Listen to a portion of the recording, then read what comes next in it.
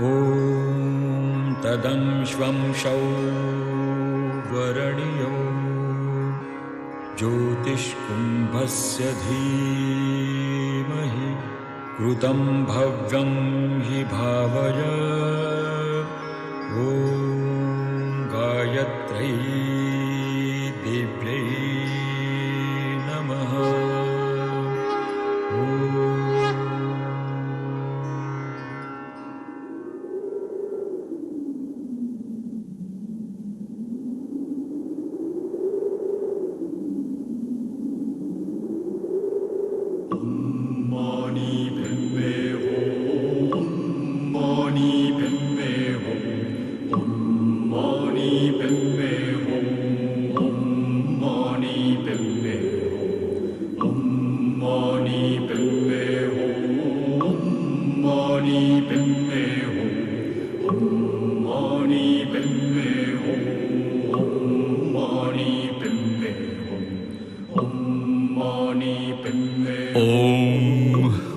Padme hum, oh the jewel in the lotus. 1. Manas Sarovar, Mount Kailash. Frayed, flapping in the high winds, prayer flags gently unravel. Homage to the day's first light. But today the dawn is not as bright, though heavy, brooding, silver grey like the lake's shimmering glass top. No one is here except for a woman staring far away, wrapped in her sanctity of continuous linen, her own sari like a prayer flag, though devoid of any colour.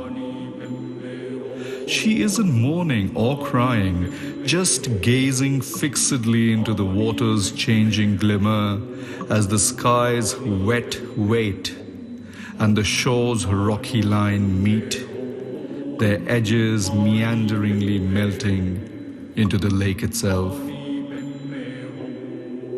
I stood far behind her, behind everything she saw.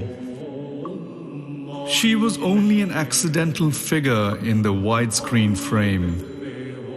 Unlike her, I was looking skywards through the prayer flag's translucent cotton, counting each thread of each piece of cloth that wove private stories whispered only to me.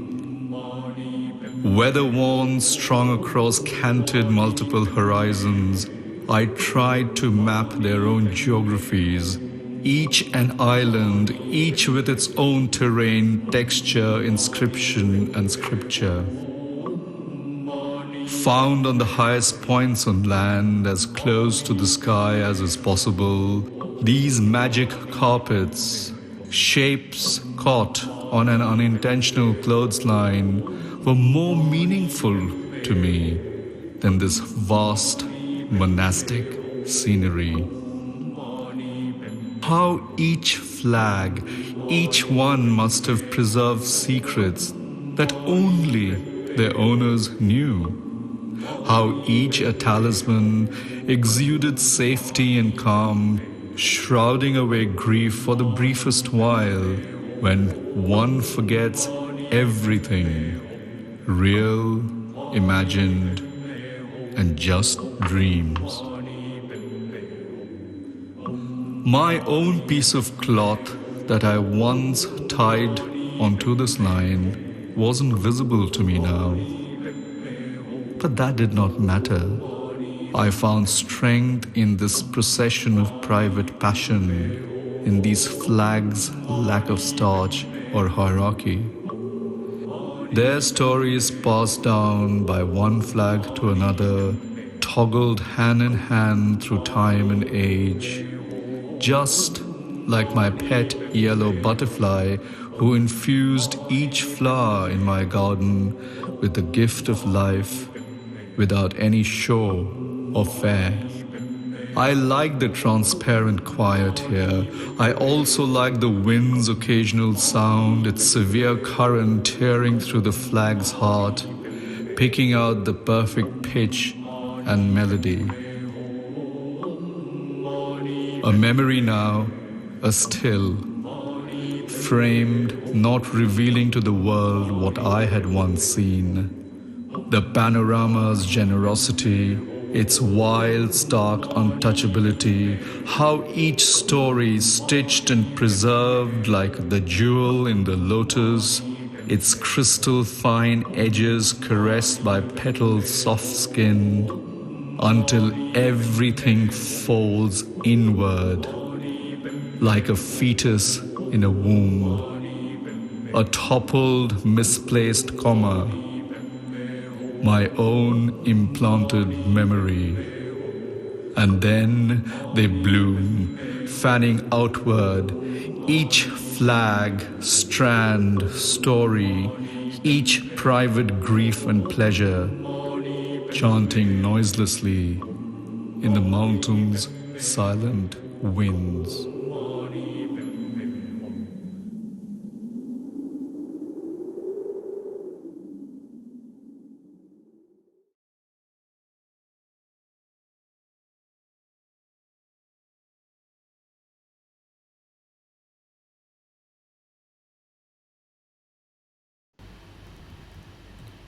सतकरतार दोस्तों, नमस्कार, वाहिगुरू जी का खालसा, वाहिगुरू जी की फतेह. Assalamu alaikum to everyone. This is Bhai Baldeep. Today is the 121st Mēlā of the YaarAnād Virtual Baithak Series, dedicated to the 550th birth anniversary of Sahib Gurū Nānak Dēv. Today I'm going to be in conversation with poet, writer, photographer, Sudeep Sen, who's based in New Delhi and also in London. He earned a degree in English literature from Hindu College, University of Delhi, and M.A.s from Columbia University's Graduate School of Journalism in English, of course. I wouldn't expect him to study Punjabi there. And Hollins University in creative writing in 1995.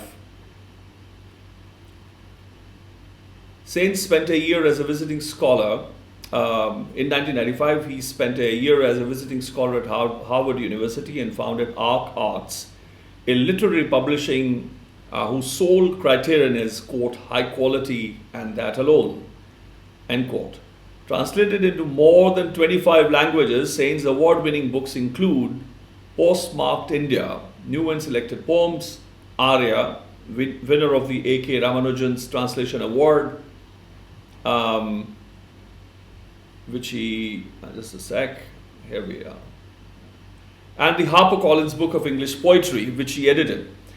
Sen's writings appear in the pages of periodicals, including the Times Literary Supplement, The Guardian, Newsweek, and India Today, as well as in broadcasts from BBC, PBS, AIR, and Doordarshan.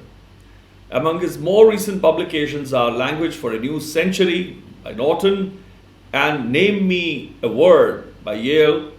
Sen was the first Asian honored to address and read at the Nobel Laureate Festival.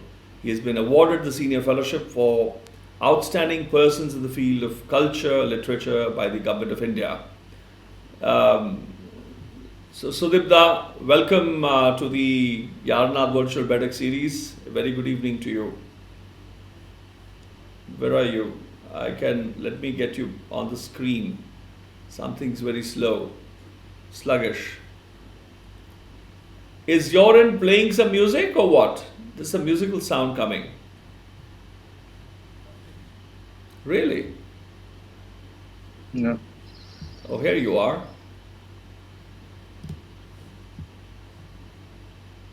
And how's the weather in Chittaranjan Park? Very different from your end of the world. Yes. Clearly. We are You're so in a different longitude, different latitude. Yes. Nizamuddin is the other side of the world, isn't it? Yeah, the other side of the world. Yes. But I tell you, the other day, the samosas or shingaras, as you would argue, were stunning. So I'm really tempted to come again, and not too far. Yeah, I think you'll be able to come faster than your broadband speed. I'm relying on Airtel today. It's really horrible. I don't know what's happening with the other provider, which is supposed to be I mean, several tens of megabytes per second. But we'll see. We'll manage. I haven't seen any complaints from our friends who are joining us today. So आस करते हैं कि बात ठीक ही होगी. So today, it's quite a thing for me that as I was teasing you, but telling you a fact that I'm actually a certified illiterate, and here I am speaking to you, who's formally educated. So this is really. I think I'm an uncertified illiterate. No. So that's one notch above yours. Well, you've at least got a certificate of you've got a certificate of illiteracy. I don't even get that. I'm uncertified. You can जैसे अब हम कहें कि हम अगर स्वर गलत लगाना भी चाहें तो लगेगा नहीं. तो आप अगर अब सर्टिफिकेट इलिटरेसी का लेना चाहें आपको मिलेगा भी नहीं. ये तो तय है. जैसे हमारा तय है कि अगर हम कहें कि श्री राग की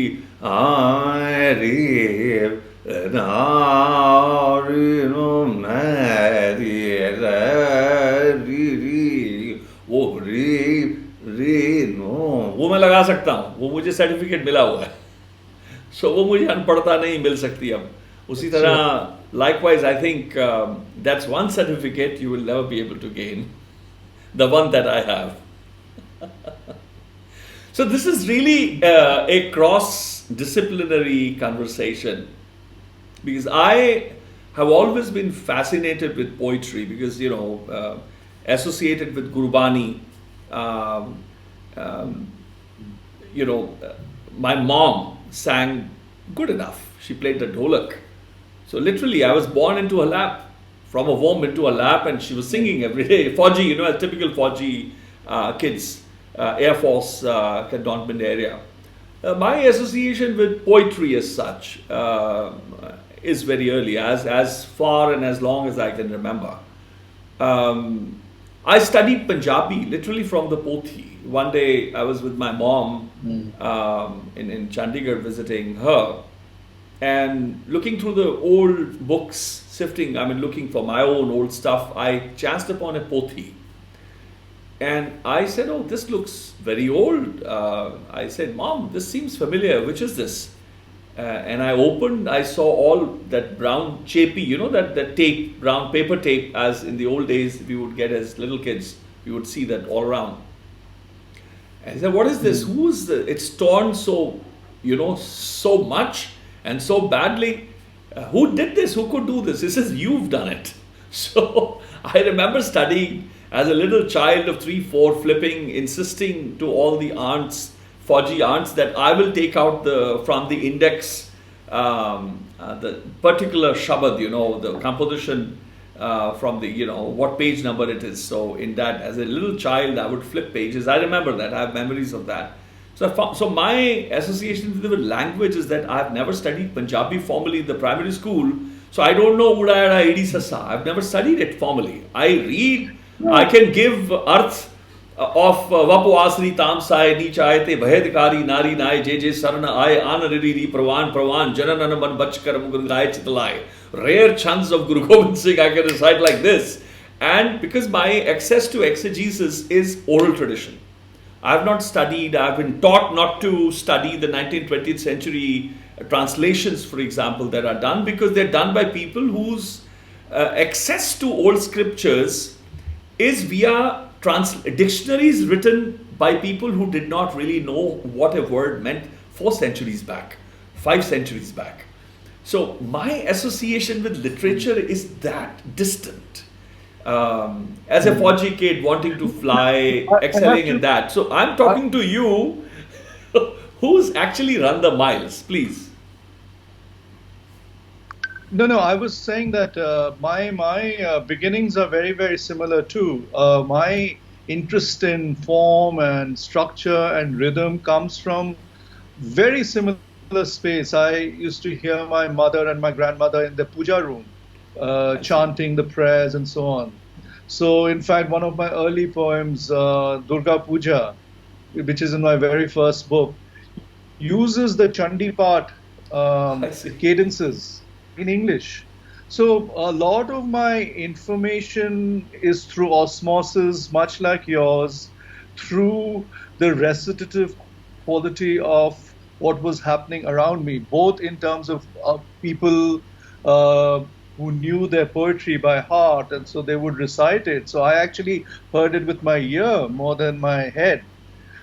And similarly with all the prayer songs and the prayer chants. And that, as you saw in the film, if it played okay, is so aligned with my sort of wombic and oral connection to language.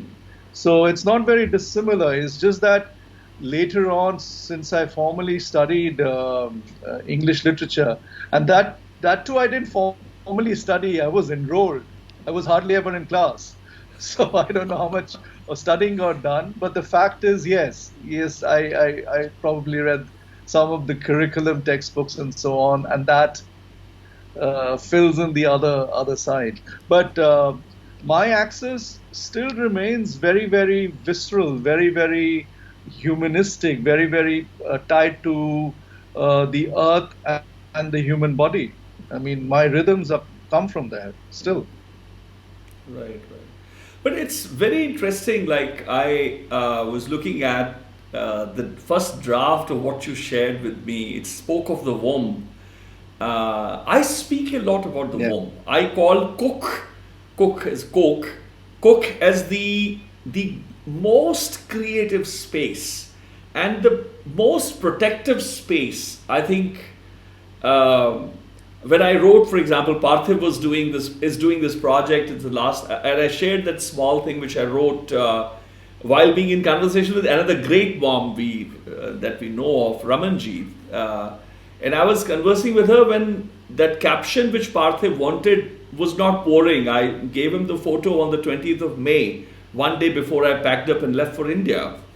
And I curated that space again with it's simulated, it's bed and I'm in my shoes as a child, books all around, all my kasheras and banyas. I just deliberately brought that because it was basically the entire flat in Rome brought into one small space. But the caption wouldn't come out. So while, talking to her, something just poured out.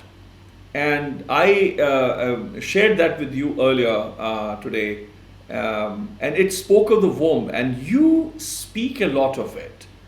And then you mentioned about your introduction to poetry, to literature, is again oral, something which is very precious because I always, I've grown up, I've learned, maybe if I may use that expression, the difference between how a word or a poem or a line was said rather than, the difference between reading a text and singing a text, or, the difference between a composed or a revealed song.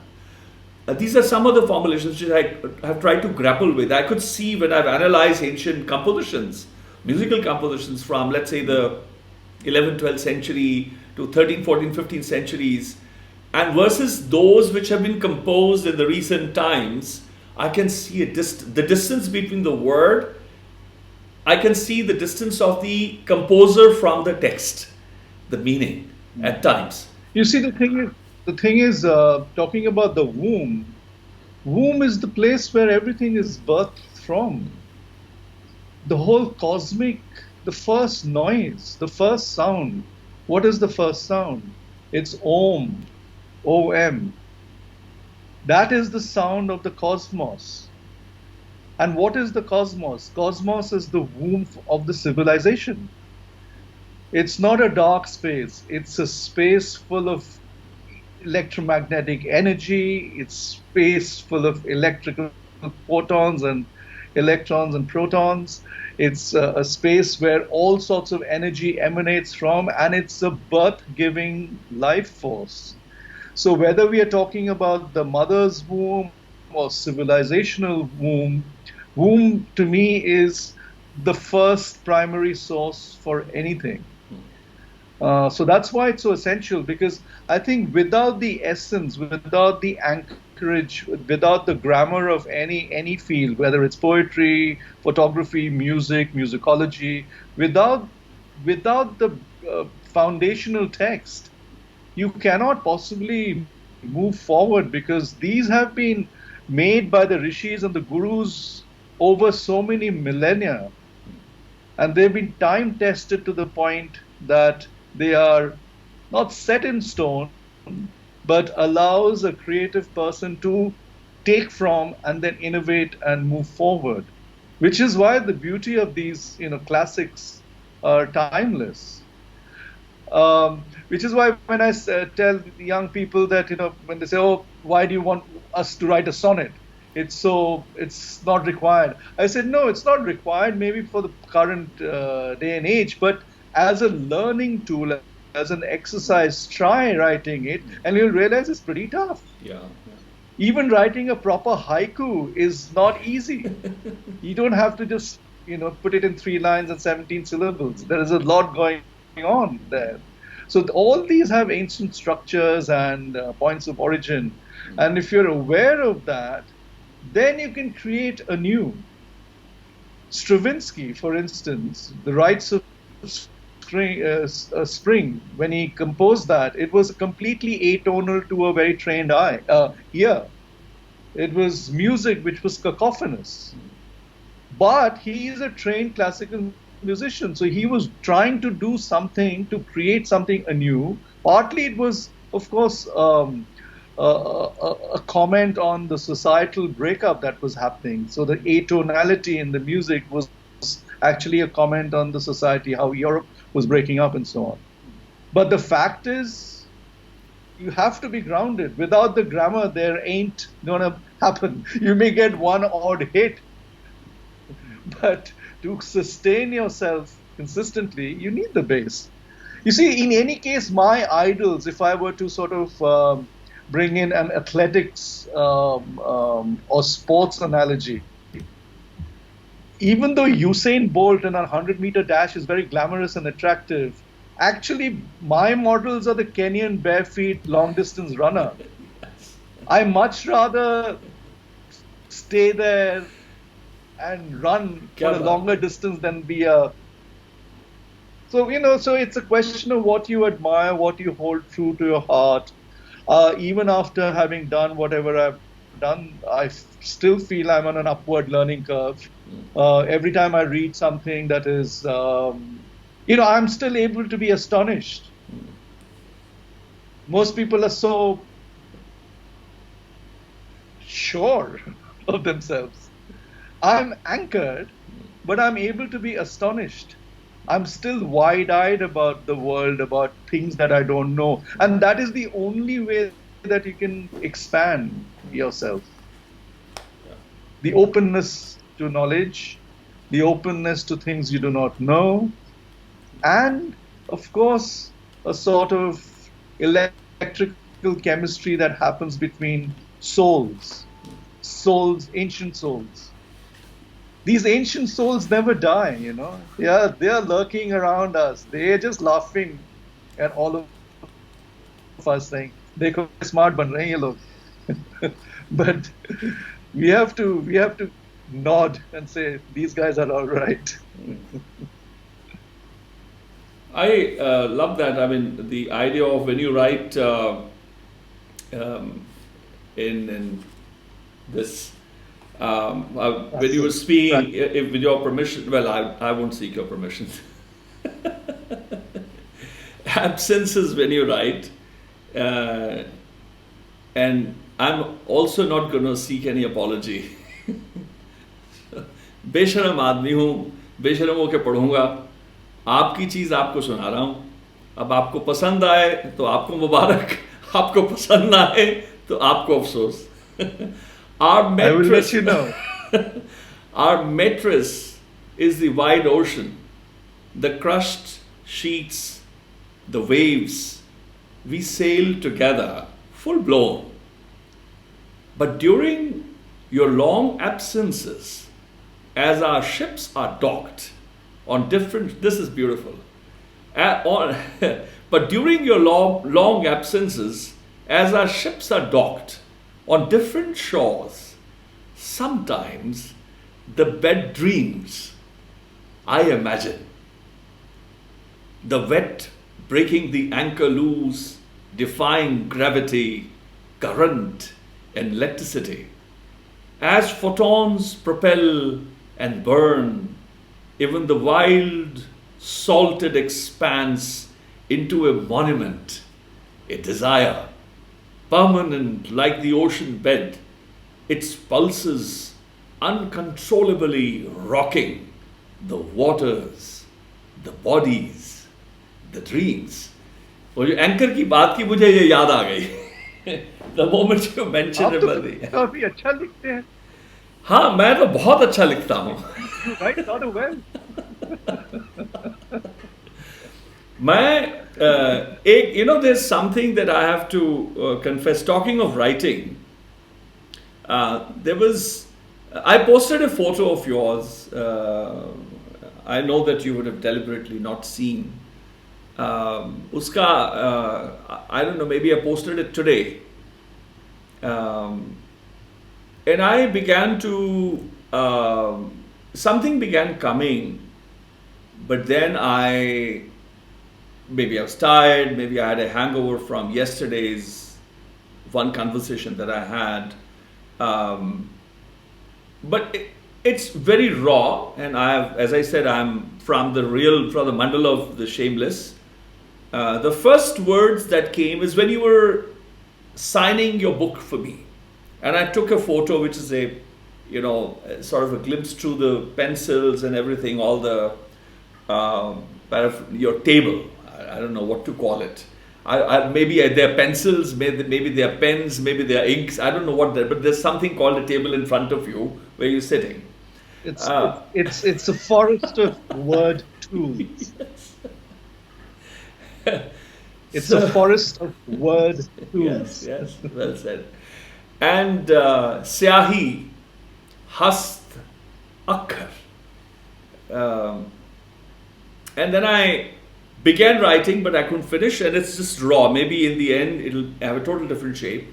But tonight I plan to be up and about, tracing the indelible, hiking up the mountains, flying to the moon, the suns, and the stars, diving deep into the depths, the footsteps with ink spilt. I did not spill it, nor did he. He had just drawn with an empty. This is, as I said, I don't know, I don't want to assume what's going to come next. The point is कि मैं लिखता हूँ, जो आपका लिखा हुआ है उसमें मैं अपनी भावनाओं से लिखता हूँ, उसका तर्जुमा करता हूँ. ये तो मैं इल्ज़ाम अपने ऊपर ले सकता हूँ. The vision that came is that, when you write a poem, the visual was when you begin, ink follows where it follows your lead. Ink is not leading the path. And वो जो रास्ता बनता है ना, अक्षरों में घड़ता हुआ, तो मैंने आखिर में मैंने कहा हस्त स्याही हस्त अक्षर, जी, तो वो फॉलो करती है. On that note, I should maybe read this poem, which partly reflects this conversation. Yes. Which is also in fractal. And this is called Offerings. And it's an offering to friendship, it's an offering to society, it's an offering to hope, that I hope things change for the better, because there's so much unpleasantness and toxicity that surrounds all of us in different ways. Offering. The kindness of libation, lyric and blood.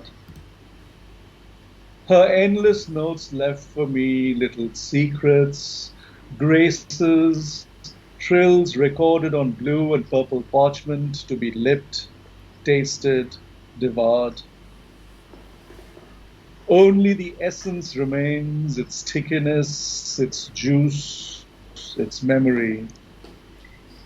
Seamless juxtaposition, the brute and the passion, dry of the bone and wet of the sea, coarseness of the page and smooth of the midst iridium.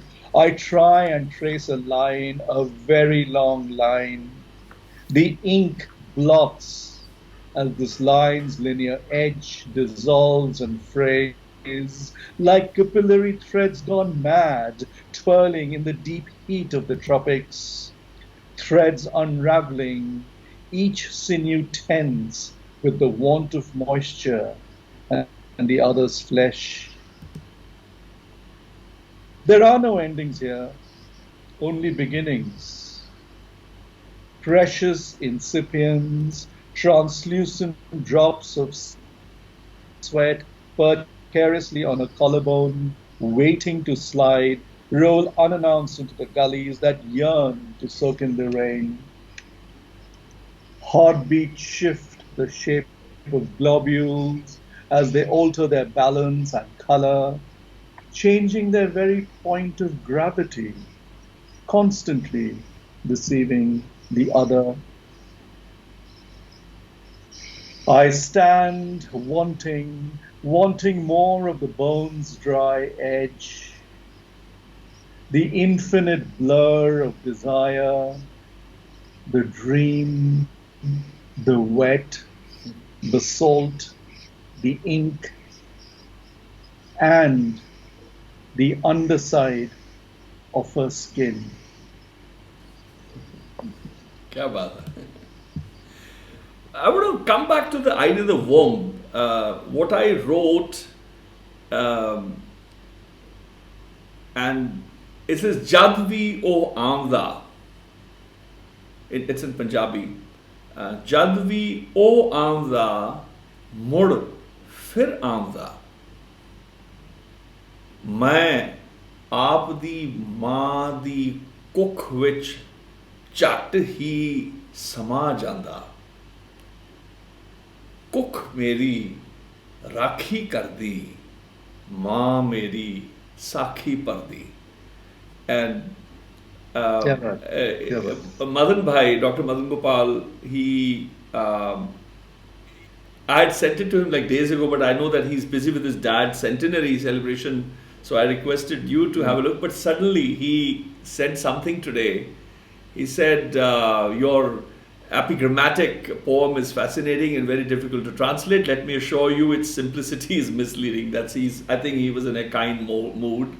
But he wrote, whenever he came back, he would come back to come again. I would recede without an effort into my mother's womb.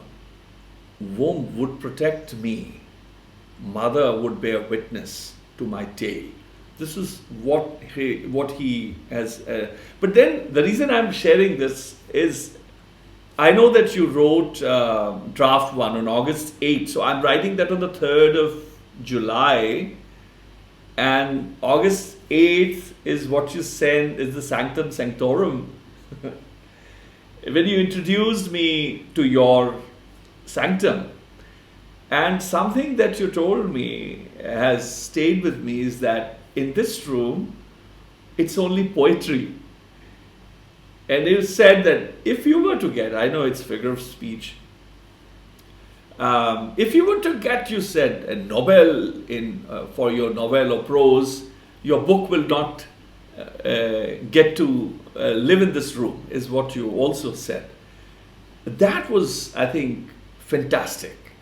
It was fascinating. It was awe. It was awesome in a way, in the literally sense, to be. And then you write in that. Would you mind reading that? I have it here, or because there's something in that about the womb. Can you share it, or you don't want to? It's still very unformed. The poem hasn't finished. I shared plenty of unformed things. तुम तो गुरु हो, गुनी हो. You are certified. I'm not certified. कैसे खिड़ा लें हमारी खिल्ली कोई नहीं, उड़ा लें हमारी खिल्ली आप। आपको हम हक देते हैं, उड़ाइए हमारा मजाक भी उड़ाइए। बिना खिल्ली उड़ा के वर्ल्ड कप थोड़ी जीत सकते हैं. You have to take 20 wickets. You can score 500 runs and not take 20 wickets. You won't win a test match. That's true. But Khildi udana is more important. Yes, but there was I'm just reading that thing I told you about this particular room, in fact, which is where I'm sitting right now, is it's only poetry. So even if a person who wins the Nobel Prize with this fiction, his book or her book won't be here. But if you've published an obscure book of poetry from some obscure place, it'll have a home here. That's how poetry is for me. It's sanctity. You see, that is the only space that gives me some center, balance. You see, मैं भी पंजाबी ढीठ हूँ. अब मैं प्रण करूँगा कि मैं कविता लिखूँगा ही नहीं. मुझे उस कमरे में आना ही नहीं है. Punjabi tea. Are you saying this publicly to save the world? You never know. ख्याल है. But there's something. The idea. They won't be able to see any of your poetry. Well, I will start singing a novel now. It's not a problem. But jokes apart, there's something about it. When I was in fact talking to Ramanji, who's accused, he says, both of you look like a picture of a beautiful love affair blooming in front of our eyes. This is Ramanji. That's her comment. Can you imagine? She's feeling jealous. She is feeling very jealous. I see a hint of jealousy there. I think there's more than a hint. But there's something talking of the womb. When for the first time I use the expression कि जब भी आਉਂਦਾ मैं अपनी माँ दी कुख विच झट ही वड़ जांदा, समा जांदा. It's not वड़ जांदा, समा जाना. In what you wrote is still that is informing, I know, but there's something that you said, the warm, one that I was, born tomorrow many decades ago, but then you say the warm birthing me long gone, it's past, imprinting a patina into the present. So the idea of the warm, that it is long gone, and the warm I'm talking about is exactly that, it's long gone.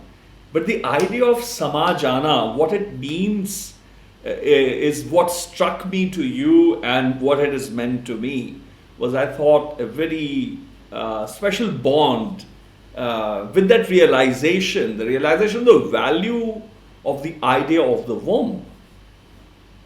Yes. Maybe I will read the unformed version of Sanctum Sanctorum, since you have such a persuasive way about yourself.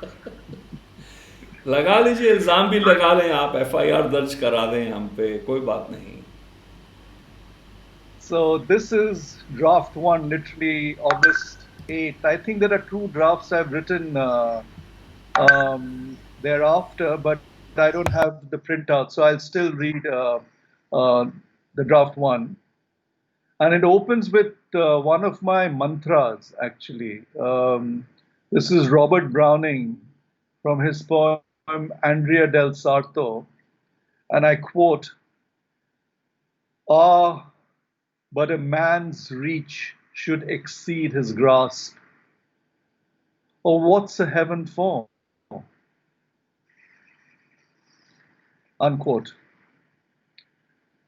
I was born tomorrow, many decades ago, the womb birthing me long gone, its past imprinting a patina onto the present.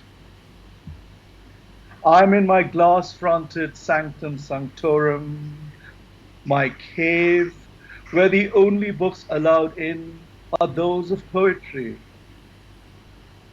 Only they can serve as an honest umbilical cord, fine-tuned cosmic notes where each rag, sur, lay are in harmony, balance. Original scriptures are foundational guides to poetry and song, where meter, form, and structure are sacrosanct. Every notation has meaning embedded in it. Every ascender and descender fuse as inseparable ligatures. Now it is up to the poet and the singer, the master, to shift the fulcrum to achieve their score. And when that translucent balance is achieved, hope rises beyond the achievable, exceeding its grasp. Or, what's a heaven for? क्या बात है. Yeah, thank you for that. इल्ज़ाम No, you're welcome. मैं जी सद के लेता हूँ.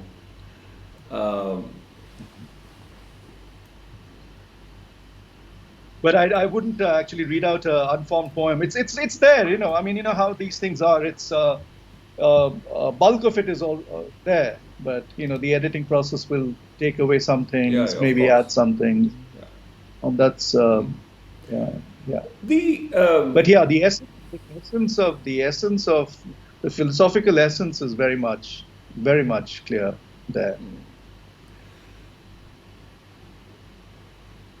poetry. Your room where you know it's all full of poetry. Why poetry?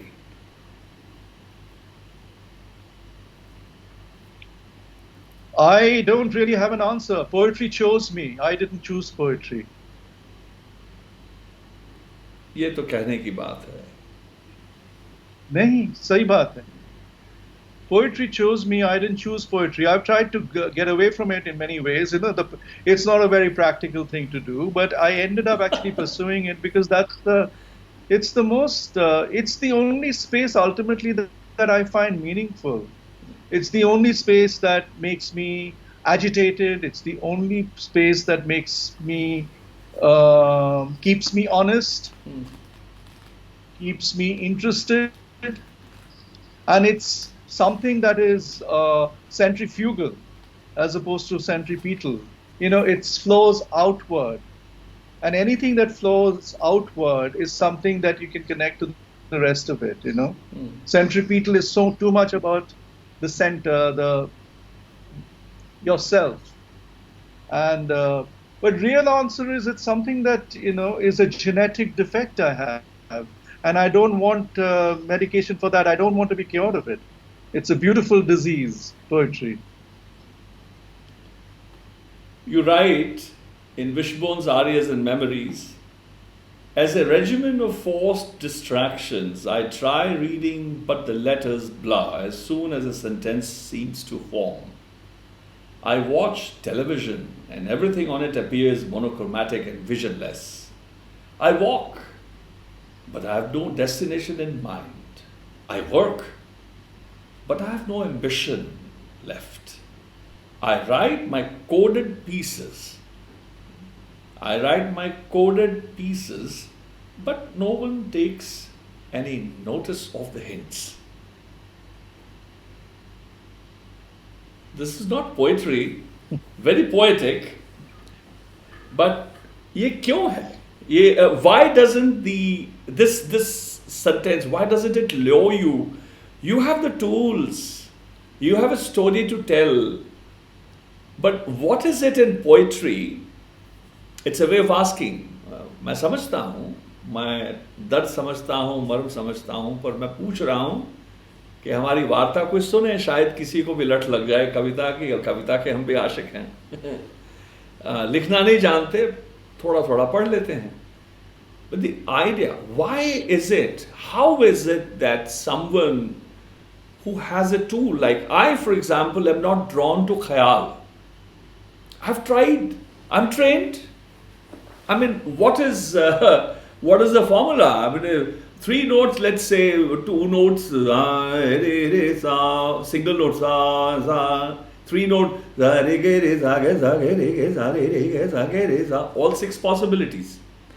4 notes. Sa re ga ma re sa ga ma sa ga re ma ga sa re ma re ga sa ma ga re sa ma sa re ma ga re sa ma ga sa ma re ga ma sa re ga re ma sa ga ma re sa ga ma re ga sa ma ga re ma sa ga re ga ma sa re ma ga sa re ga ma sa ga re ma sa re ma ga sa ma re ga sa ga ma re sa ma ga re sa.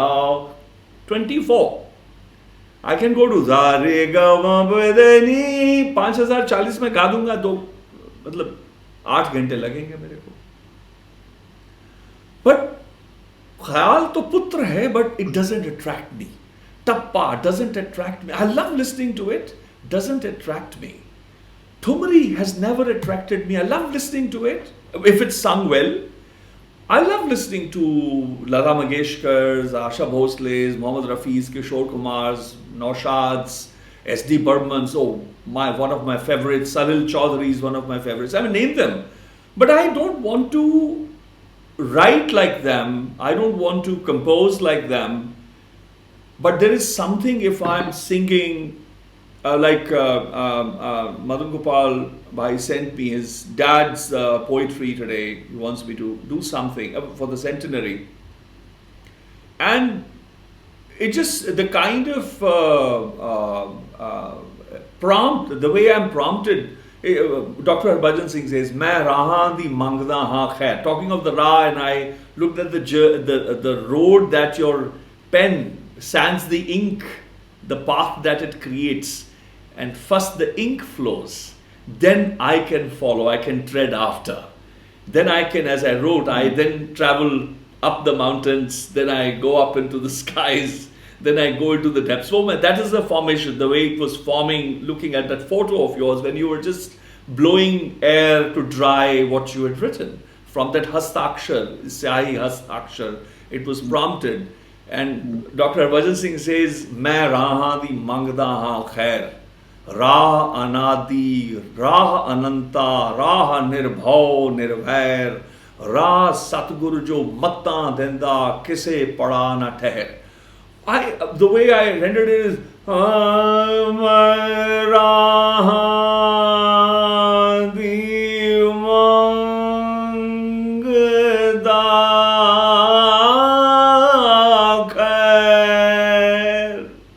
So this is how it prompts.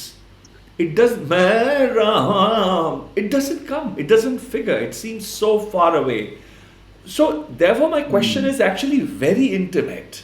Why poetry? Why not prose? Why not fiction? What is it? What is this process that you say? Yes, as I said, कहने की बात है, because it is, what else can one do? One can only say something I don't know whether one escapes the question कि मैं ऐसे ही गाता हूँ भैया, मुझे इस गाने ने चुना, मुझे पदे ने चुना, एक पदे ने, दो पदे ने, ते पदे, चौपदे, पंचपदे, अष्टपदे, 16 ने, मुझे प्रबंध ने चुना, मुझे वार ने चुना, मुझे पौड़ी चुनती है, मुझे अलानिया सद बिरहड़े चुनते हैं, मैं नहीं चुनता उन्हें, कह सकता हूँ मैं. But what is that process? So I'm just hoping that maybe you can. Maybe I'm just basically trying to steal if you've thought something about it. I'll tell you.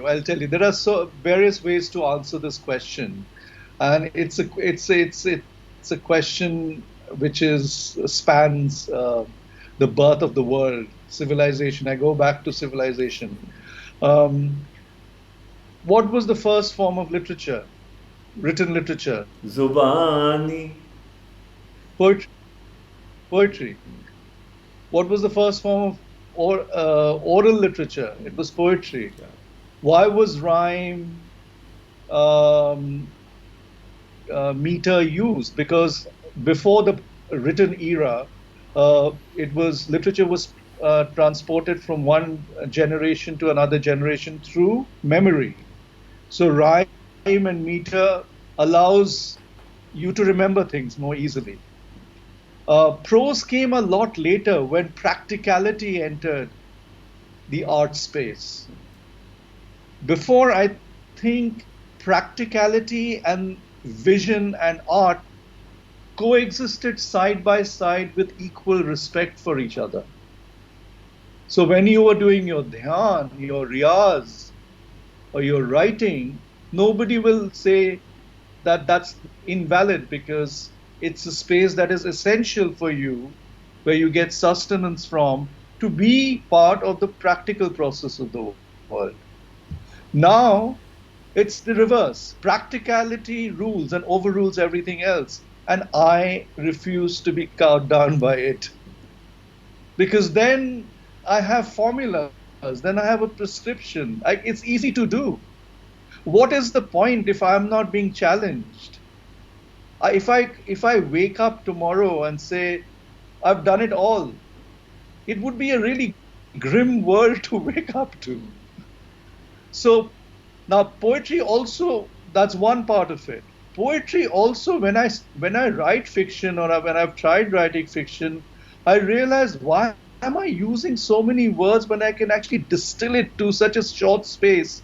And that short space has sometimes much more than an entire chapter or an entire book. You can tell a story of an entire novel in 3 lines of good poetry. So that to me is very attractive, the essence. The essence is all that matters, and the essence, I think, can only be captured in poetry. In prose, there's space to describe.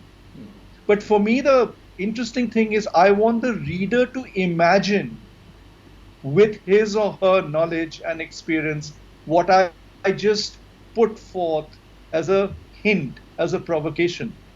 That is more exciting. Otherwise, prose becomes very prescriptive as far as I'm concerned. Of course, I read a lot of prose. I enjoy it. It's great to read a good novel on the train or the plane or wherever, or even at leisure. There are many prose writers I admire still. Pico Iyer being one who writes beautiful prose. But I end up admiring the prose writers who at the end write beautifully. Because to me also, literature is a craft. It's an art. And if you are moving away from the art and the craft, then you might as well write business manuals. So, there are so many answers to this question. So to me, it's a no-brainer. It's always poetry. Poetry always wins. So therefore, I'm attracted to it all the time. And think of it.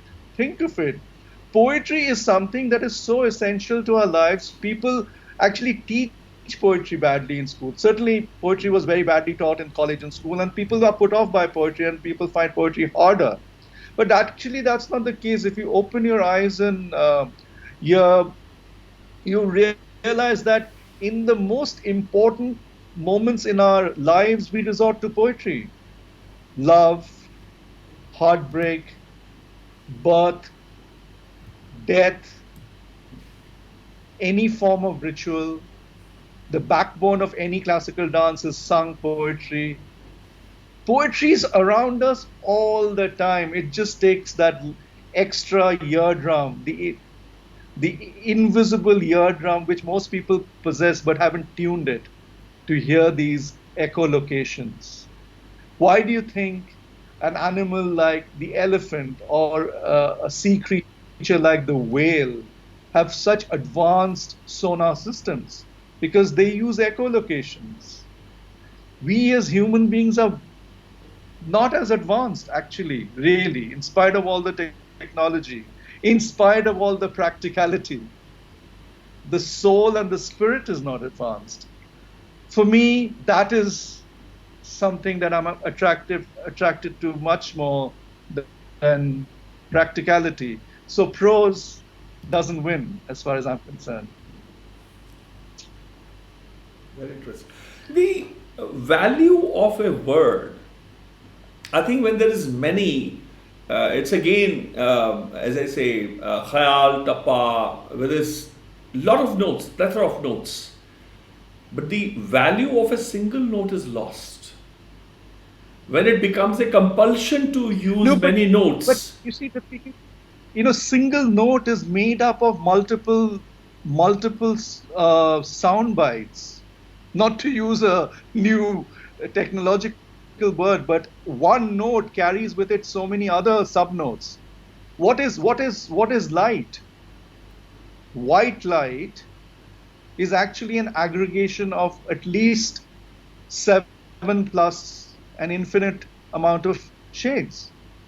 White light is 7 colors, of course, Vibgyor, rainbow, and the two infinite ends, the ultraviolet and the infrared, which is beyond the scope of a human ear or eye to see, which is why we need specialized equipment.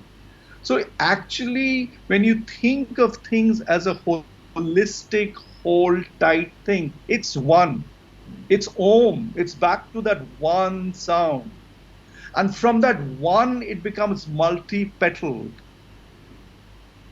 The many notes you're talking about in music is just a division, mathematical division of the one in many ways, and a variation of the one.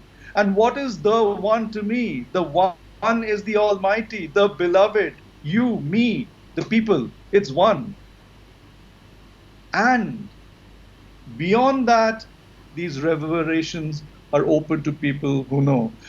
I should read out a poem on dance, just to, since we are talking about it, I'm just thinking that, this poem also talks about that.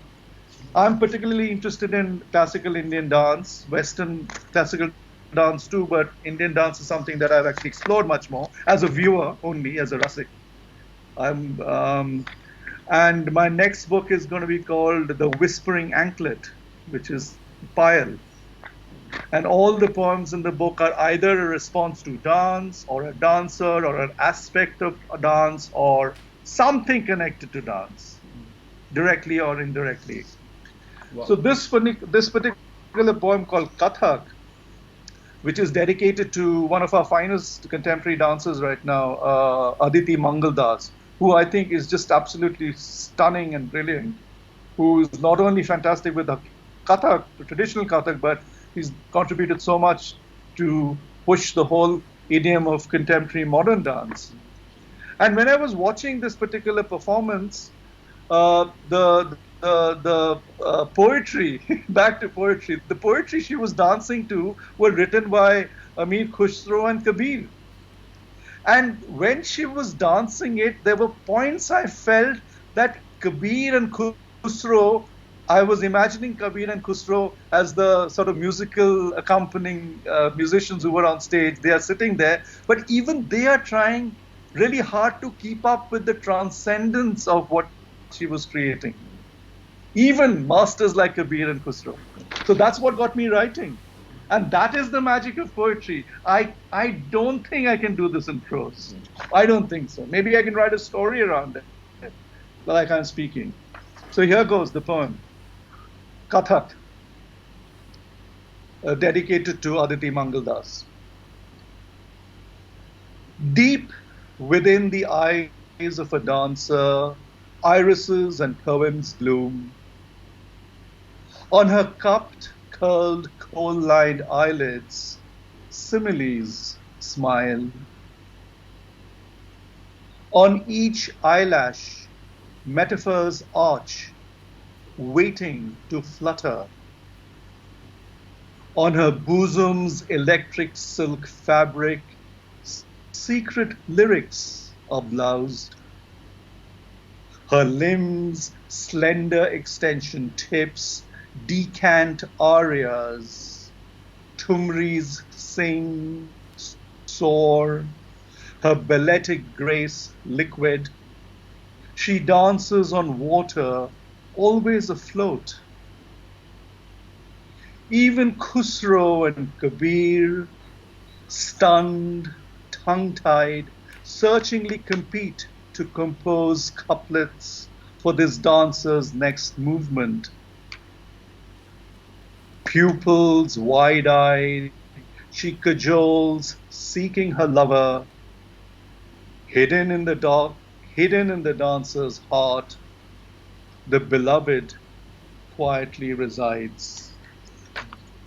Kya baat hai. I have a technical, before we go further, I have a technical request. On the left of your screen on Skype, you see left to the left of my name, there are 3 lines. If you can click on them once. Yes. Yeah. So its reflection is less now. It was Okay. darker, Okay. but it was very white reflection of that. No, that was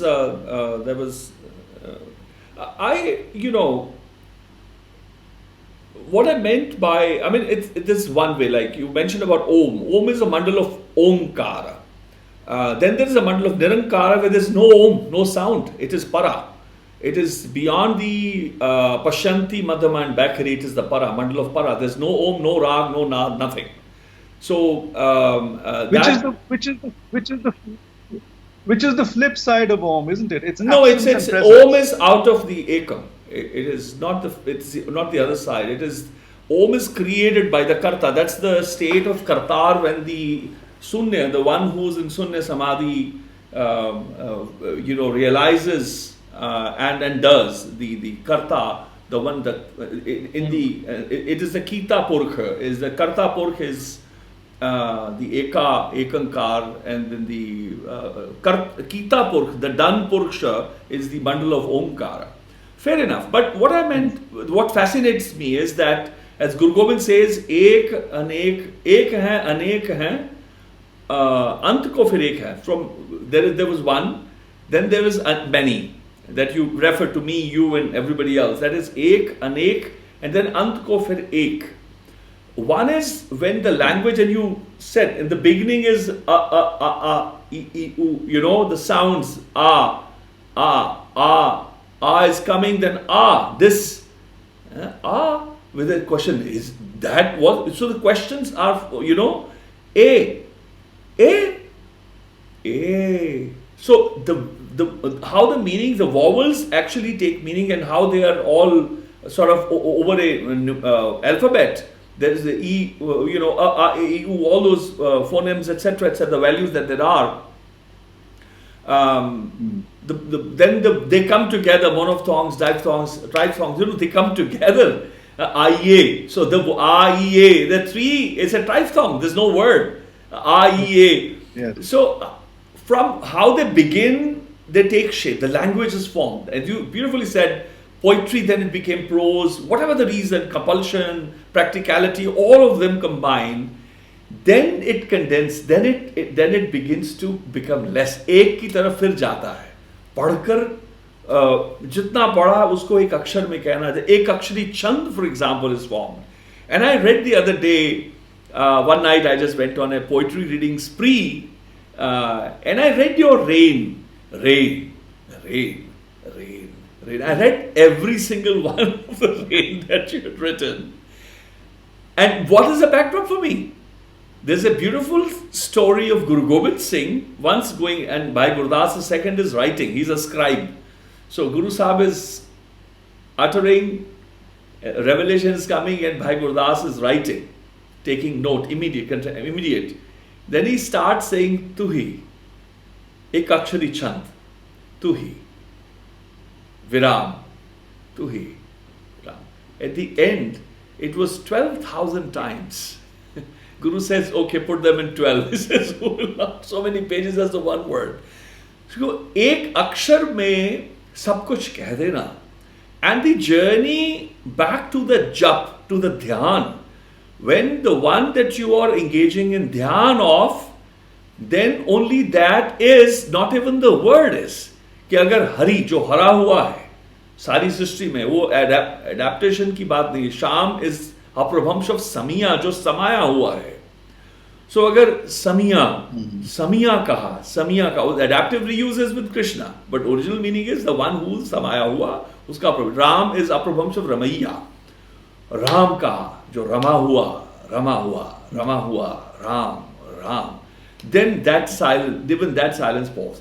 So I think it is fantastic, the process that you are not, somehow there's something, maybe a mechanism, maybe you're protected from entering into the realm of prose, etc., or you're being kept in that space where only poetry occurs.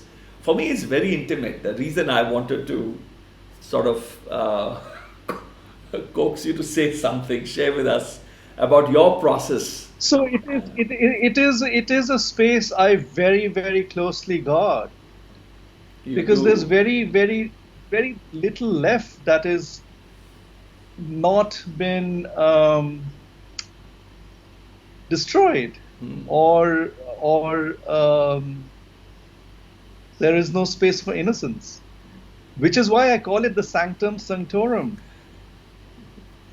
It is also the womb, and it's protected. It is very, very closely guarded. Yes, of course, and that is conscious. Of course, one has to, we are talking about prose and poetry as a metaphor right now, about the comment of how we live and what the world is like. But prose we have to deal with every day, insurance premiums have to be paid, mother dairy milk has to be brought, and all that has to be done, of course, without which poetry will not happen, unfortunately. Your basics have to be met.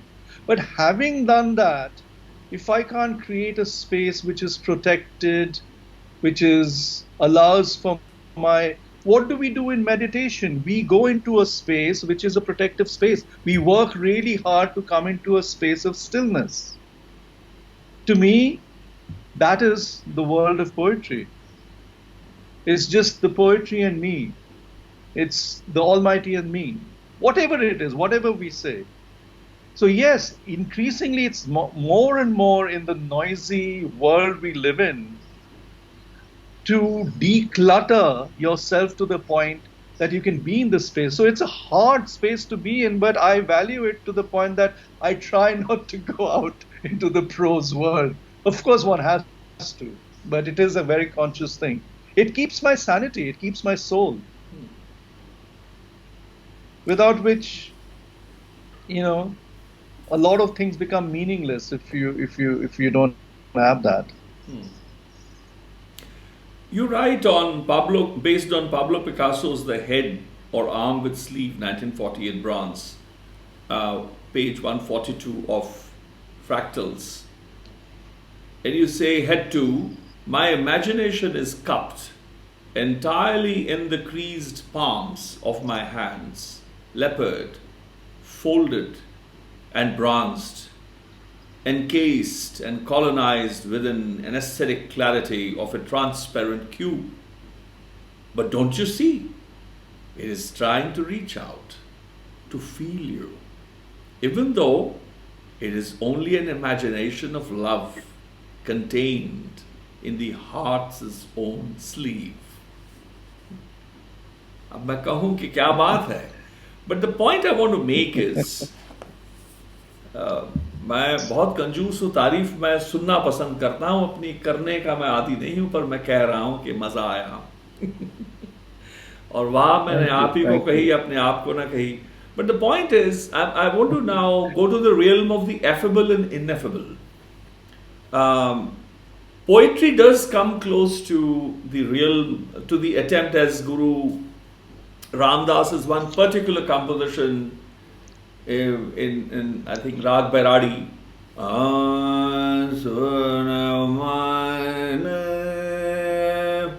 Akat Katha Hari Nam Sunamana Ke Sun Man Akat Katha Hari Nam. The idea of the tale which cannot be said.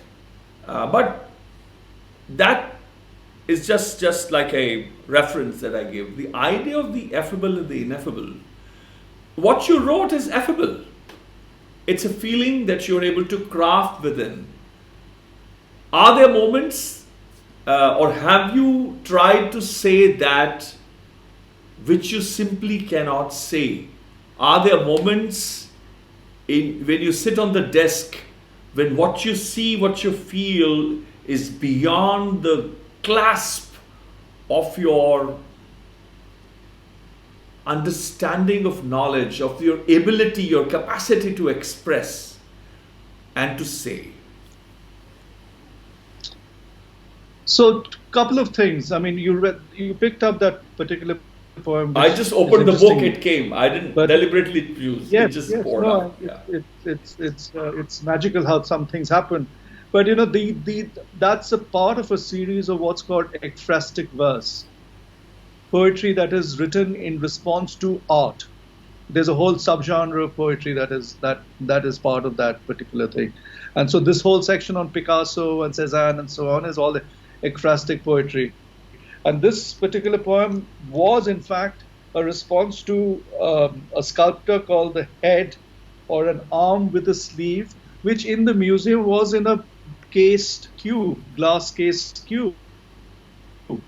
And to me, I was actually trying to communicate with Picasso that it's, your sculpture is at the moment frozen in time and it's in an exhibition, but the way you've sculpted that little hand and the fingers, it's really yearning to go out and touch other people. And it is touching other people, to the people who feel and understand and are on the same wavelength. So it's really an answer or an homage to an artist who is able to transcend, even though what you see there is the real, the temporal. So that's essentially what happens in any form of art and poetry especially. Are there moments where I cannot possibly describe things that I'm feeling? No. I will struggle until I am able to solve it. As a younger poet, as I've matured over the years, hopefully, you come to a point that you want to make sure that you can achieve what you've set out to do. So in a given poem, if there's a particular thought or a feeling I'm not able to express, I just have to work harder and harder to make that happen. And it with stamina and experience, now I don't feel nothing is impossible. Not through poetry. There's nothing that I cannot possibly convey which I'm feeling or want to convey through poetry, because otherwise the inadequacy is not to do with the writing of poetry or poetry. The inadequacy comes when your knowledge is not adequate enough about what you want to do. So the thing to do is, sometimes when it takes time, I'll have to go back and read up about whatever I'm trying to solve or talk about. And then it becomes clearer. And once you're clearer, you're able to transmit with more clarity. So the answer is actually no, you're able to do it. That's the beauty of striving and striving and striving, which is why I feel there's miles and kilometers and millennia to go where I've just about started to enjoy playing cricket.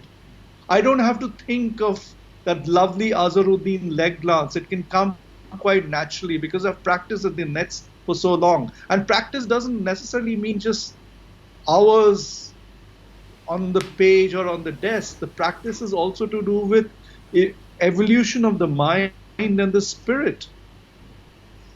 And as human beings, we are limited.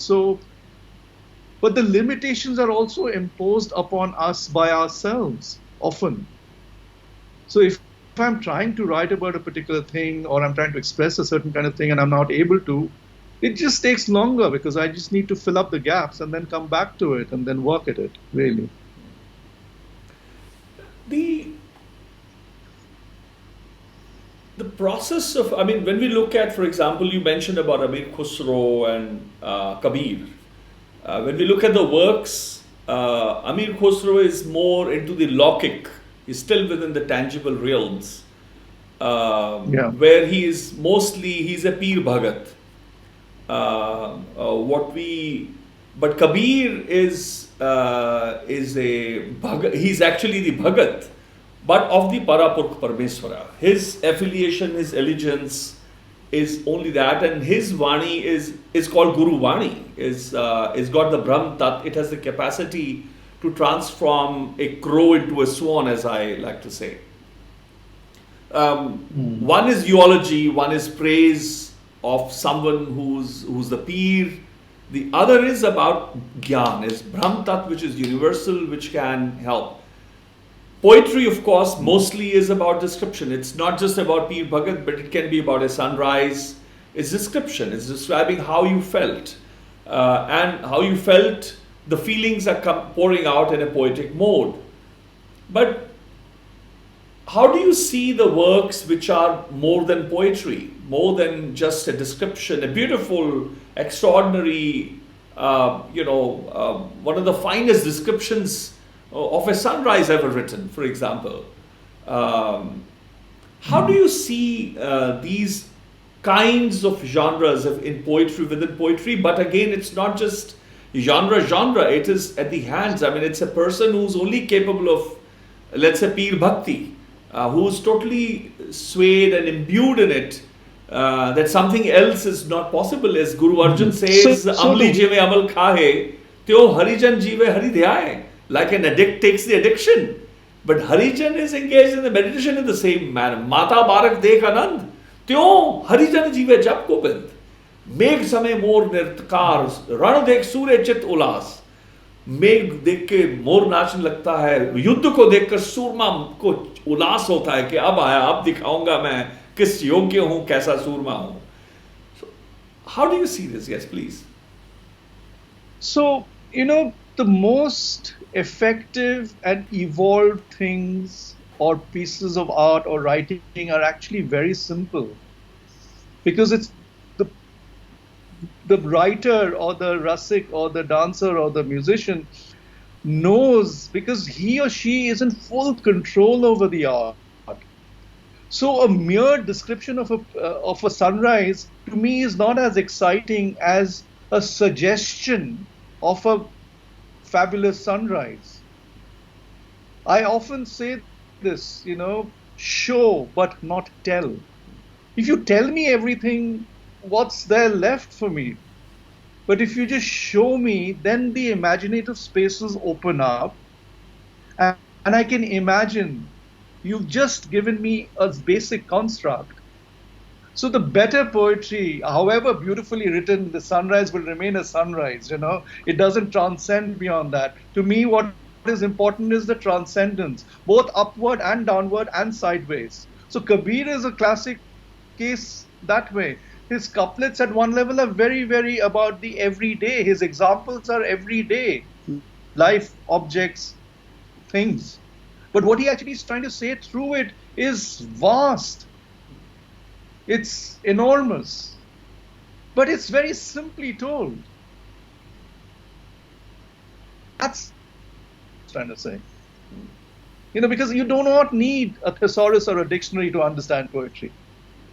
The best poetry in the world is done in a way which has the sur, the lay, the tal, the head, the soul, everything fine-tuned in a way that is relatable to anybody who wants to enter it at any level. Moment you're writing with looking down at people, you'll have a problem. Or looking up at a people or anything is a problem. But if you write with the word-like expansiveness at its core, it's a beautiful space. But it's a hard space to come to. As a younger poet, I would never be able to do it, because I was limited in terms of my ability to hone and craft things. Also, through experience, you become better. I mean, there's no question about that. As I was saying, a leg glance is, you can just do it after a lot of practice. So it's the riyaz. People forget that there's riyaz in poetry as well. I want to come to that. I think 10 poems you write. Go ahead. For every 10 successful poems you write, you probably have to throw another 30 away. And it's hard to throw those away because you as an artist have written it. So you are completely wanting to keep them because each one is meaningful to you, of course, because they've come from your body, from your soul. But does it actually make it a valid piece of crafted piece of art? I mean, to me, a poem is also a well-built art object. Has to be. For a person who doesn't know me, doesn't know my background, doesn't know where I come from, he or she from another country, another culture, another space age, enters the poem and gets something out of it, then I say that, okay, the poem's doing something that I wanted it to do. because it's not the flat plane. I don't even think three-dimensional is enough. It's dimensionless at one level, and it's also amorphous, but it's also very, very structured, so that once you get the person who likes it in, it's like a honey trap. You've got the person in, and you can almost... But the beautiful thing is, it's not prescriptive. The person goes away with an idea, with wanting to return to that piece or more. Why do we return to certain musicians or artists or writers? Because there's this energy which is transmitted. So it's that, really. There was something before I want to venture into the idea. I mean, there are two quote-unquote traditions that I'm looking at. One is your history, your association with poetry, how you began, etc. One is the history and the tradition itself. I'm someone who studied the tradition and discipline of Gurbani Sangeet from Bhagat Jayadev, the oldest author of Gurbani, and then Baba Sheikh Farid, the second oldest author in Gurbani, 3 years apart, 1773, and then Gurū Nānak with the Guru and the Sikh Parampara together. There's a whole tradition and discipline that I have, the Parampara and the Maryada, as I've tried to study since later 80s. My interest would be, as you've actually studied the form, would be great for us all to look at the idea of tradition in poetry. But before that, there was something that when you mentioned about Aditi Mangal Das, and I remembered the work that you did, you filmed, and you and Simi were sharing the whole, the idea of transformation, the structure, etc., what we were talking when I visited you. Whispering anklets, that was very, very beautiful. And I wrote, I think several Baiṭhaks ago, I shared something I wrote on Rag Bhairav. But Bhairav is Rag, yes, but also Shiva. But then there is Gurū Nānak, the idea of journey, the travel, the Udasi comes in, and then there is also the Surma with also Guru Gobind in that. So there's something about the Ghungroos that came again for the first time when I had written it. If you're not allergic to poetry, as I'm fond of asking musicians if they're allergic to singing, I can recite a few lines. That was again in Punjabi. When Ve Jad Sura Ban Jai Jogi. Sura is the Surma, the grand warrior. Ve Jad Sura Ban Jai Jogi. Jad Sura Lave Samadhi. Dhare Bhek Udasi Aakhe Har. Har. Har. Har. A Jogi Na Gang Nave. ये जो जोगी है गंगा नहीं नहाता है, उसके तो जटा से निकली है, तो वो क्यों नहाएगा? आप नहाइए। वो तो जटा से बस गंगा निकालता है, उसका काम इतना है। So it's also sort of recovering Shiva back to Punjab. It's also a very naughty poem. A jogi na gang nave, panj daryaਵਾਂ ਚ ਛਲ ਕਪਟਾਵੇ, ਆਪ ਤਰੇ ਸਭਨਾ ਤਾਰੇ, बर्फीले घुंघरू पैरी बंधावे, मचला होए कै खपदा फिरे, नचदा फिरे, छल छल छल छल छल छल छल छल छलक छलक छल छलक छलक छल। ये छन छन नहीं है, अब जल पे नाच रहा है वो। There is something which you also spoke about, Aditi dancing on water as if she's dancing on water. Look at the poem that I wrote maybe 8-10 years ago. That वो बर्फ के घुंघरू, उसका बड़ा मुश्किल तांडव है। हमारे फौजी अगर मेटल को सब जीरो टेम्परेचर्स में हाथ लगा दें, the skin gets burnt with the cold. So उसका कहता है कि बर्फीले घुंघरू पैरी बंधावे। ऐसा मुश्किल कहता है कि मेरे अब एंकलेट्स भी बर्फ के होंगे, और मचला होए के खपदा फिरे, नचदा फिरे, छल छल छल छल। छल भी है, छलक छलक छल, छल और छल का दूसरा भेद भी है, पानी का भी आवाज है। So that was one I thought was very, very moving again, but there was something I thought I'll share with you. But the idea of chal, thank you. The idea of chal and with the poetry and with the experience that you're talking about, how you would not have been able to write. And the reason why I spoke and shared was purpose not just to read or share this with you as a part that I've done. The idea of jad sura ban jaye jogi. So उसमें journey है. पहले सूरमा आप जन्मते हैं तो सूर में नहीं हो जाते हैं. You're not a grand warrior the moment you're born. मशक्कत करनी पड़ती है. It's hard work. When you become the surma, Trishul-dhari, Guru Gobind Singh is the Dhanur-dhari, the Kripan-dhari. Guru Har Gobind, the Dvi-dhar, the Khand-dhari, the Miri and the Piri, protector of both.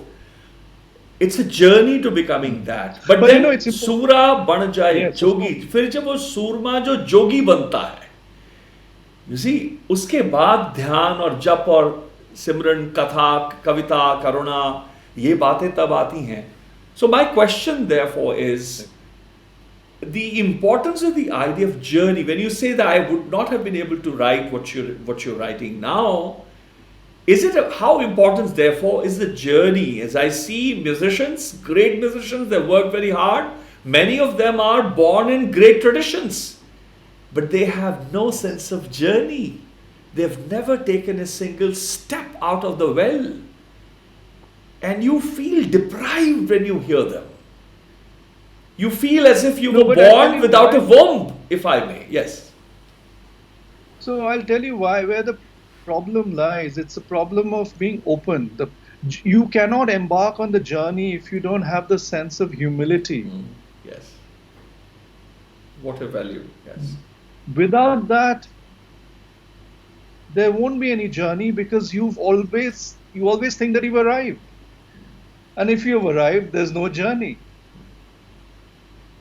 So, which is why I said that, the more you do it, the more inadequate I feel as a poet. The more I write, the more inadequate I feel. At the same time, I have to say this, very important, that it's not just hard work. To me, it's full of pleasure. It's pleasurable.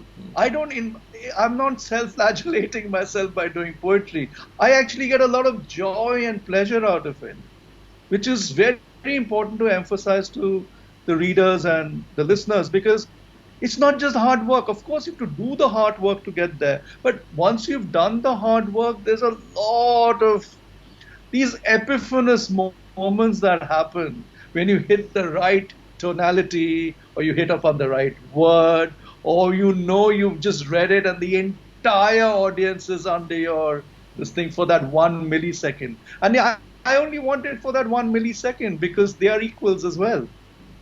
That's pleasurable, So the pleasure part of it is also important, because it's not monastic in a way, like you're sitting somewhere in a cave and you're on your own, because much of what we do is performative art as well. Without the audience, you're only, just doing it for yourself. That's fine too. You can just do it for yourself. But the moment you publish it, like you have the book in front of you, you've got it. It is your property. It is no longer my book. Yeah. So I cannot tell you which poem to open to. I would like for you to go through it in a particular way, depending on my mood, so that you understand my growth and thing. But really, do I have any control? No. You open it on any book. Sometimes you start at the back. So therefore, each poem, given the context and time it was written in, if you have the sense of integrity and humility, and you've done that at that time to your best, people see that. The honesty comes through. You cannot fool the audience ever, ever. They are more intelligent than the creator. So when you have that, then it's easy. Seekh hi rahe hain sab. And the journey becomes beautiful. The journey becomes beautiful because there's so much to explore, Our problem as human beings is we are mortal creatures.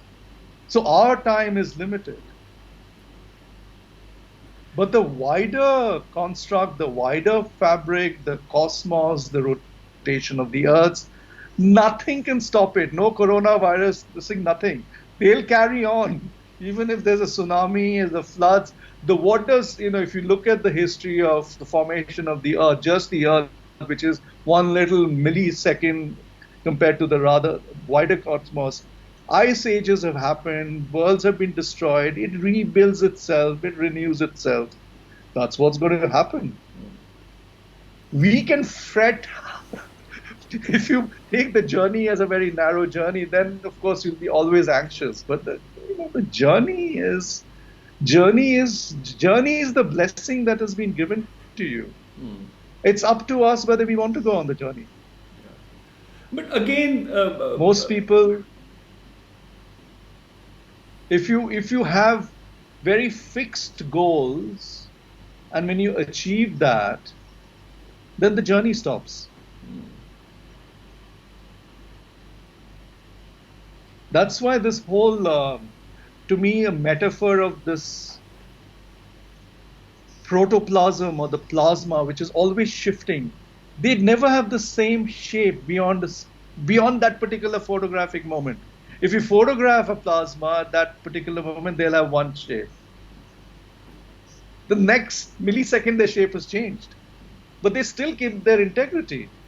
And that's a unimolecular being. It's a very, very low stage of evolution.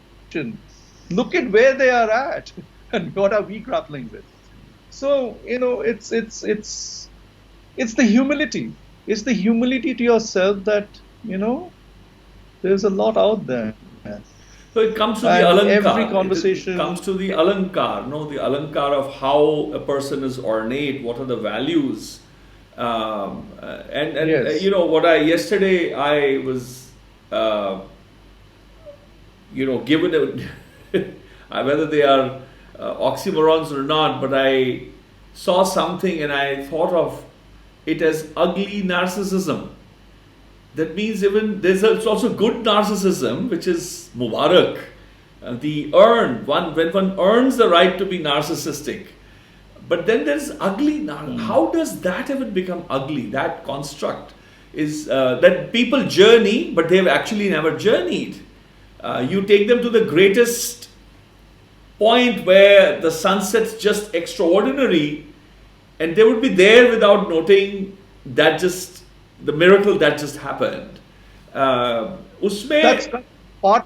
That's partly because they are looking through things through a particular lens, and I'm giving this this example of a lens as a metaphor. Often you go to a place and you see tourists are all videoing wherever they're seeing and they're photographing. So they have got everything on the video. They have been there, but they have not really seen the place. So they revisit that place when they come back home and see it on the screen. What's the point? So, if we have been given these wonderful sensory things, and we don't need anything else actually. What you store in your memory through your eyes, through your heart, through your head, is actually much, much more richer than what you can actually photograph. If you want to go into it in detail, you revisit and photograph because you don't want to forget. That's documentation, that's reportage. It's a very different kind of thing. So if someone is doing a reportage or documentation of a gharana, it's a different journey, it's pedagogic, and that ends in a full stop. But with artists, there's no full stop, there are only commas. It's naiti. There's only ellipses. Yes. There's dot.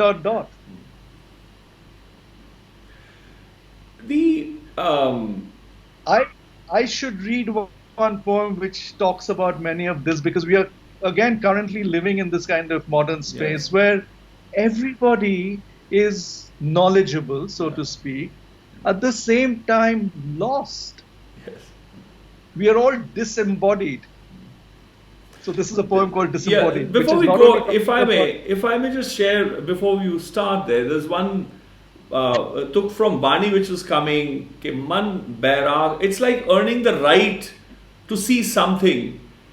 along with the halimi or vinamrata or humility, halimi as you mentioned, vairag is a very important, and then there's one Aman vairag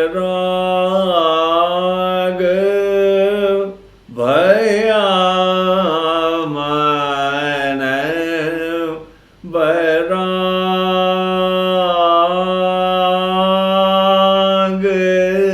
bhaya man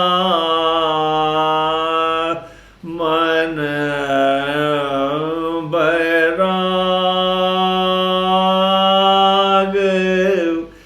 किसके लिए भैया? दर्शन देखने का चाव के चाव है. So that enthusiasm, vairag has happened, but then there is chaw. Now there is, I enthuse to see the darsana. So I think that process is I think, which is missing at times, that we see that people have not undergone that journey as well. Things are, people say pyar without knowing, abhi pyar hua nahi, wo pyar kahe. आनंद अभी हुआ नहीं, एहसास नहीं है, वो आनंद कहे या लिखे, या विरहा कभी तन पे कांटा नहीं लगा कभी, और वो बिरहे की बात करे, तो वो कवि तो नहीं हो सकता, वो कथाकार नहीं हो सकता, वो फरेब है कि नहीं? सही है, सही. So this one is called disembodied. Disembodied, क्या बात है? Disembodied. My body carved from abandoned bricks of a ruined temple, from minaret shards of an old mosque, from slate remnants of a medieval church apse, from soil tilled by my ancestors. My bones don't fit together correctly as they should. This searing ultraviolet light from aurora borealis patches and etch corrects my orientation as magnetic pulses prove potent. My flesh, sculpted from fruits of the tropics, blood from coconut water, skin colored by brown bark of Indian teak, my lungs fueled by Delhi's deep toxic air, echo asthmatic sounds, a new vinyl dub remix. Our universe, where radiation germinates from human follies, where contamination persists from mistrust, where pleasures of sex are merely a sport, where everything is ambition, everything is desire, everything is nothing, nothing and everything. White light everywhere, but no one can recognize its hue. No one knows that there is color in it, all possible colors. Body worshipped not for its blessing, but its contours, artificial shaped by nautilus. Skin moistened by L'Oreal and not by season's first rains. Skeleton strength not shaped by earthquakes or slow-molded fearless forest fires. Ice caps are rapidly melting, too fast to arrest glacial slide. In the near future, there will be no water left, or too much water that is undrinkable, excess water that will drown us all. Disembodied floats afloat like Noah's Ark. No GPS, no pole star navigation, no fossil fuel to burn away, just maps with empty grids and names of places that might exist. Already, there's too much traffic on the road, unpeopled hollow metal shells without brakes swerve about directionless, looking for an elusive compass.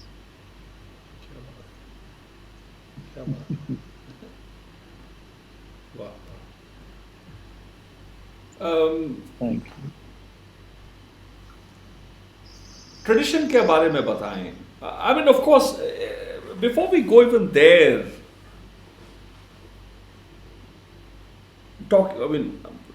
one thought that was coming about is the relevance of poetry. There's so much music that is churned out, so much of, as I was talking the other day with Devinder, photographer Devinder, and each day, how much paper is being printed, how much ink is being consumed.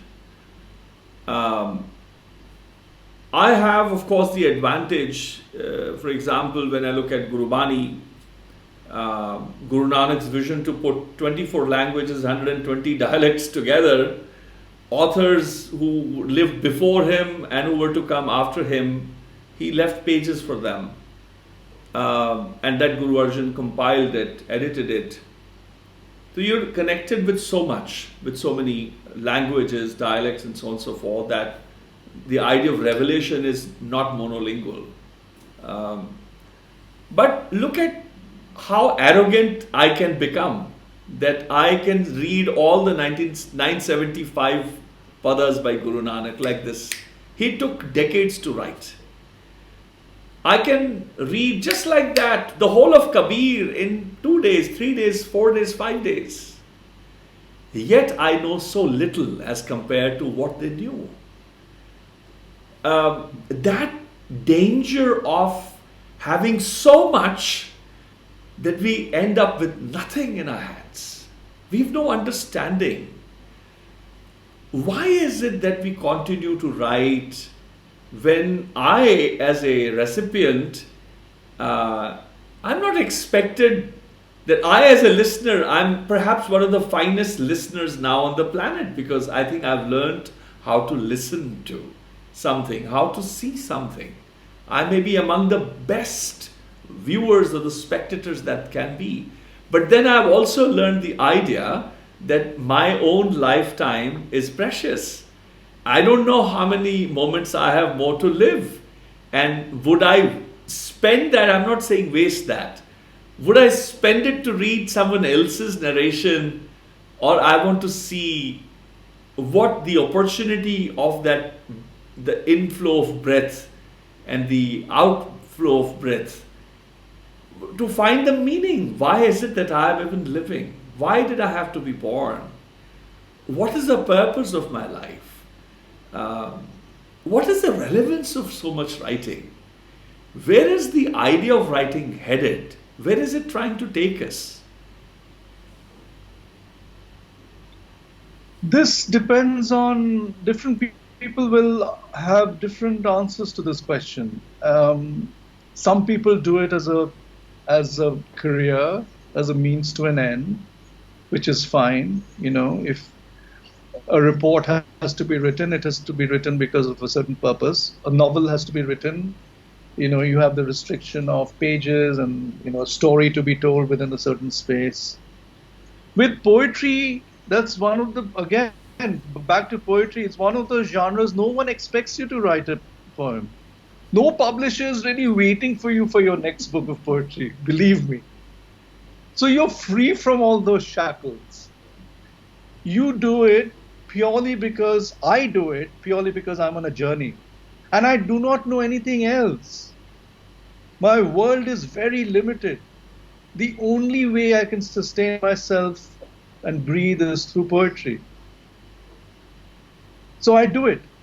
I do it to put bread on my table. I do it to love my neighbors, because I can only do it if I do poetry. With poetry, I feel whole, I feel happy, then I can do other things. And if some people, minuscule number of people, find it useful or like it, I feel pleased.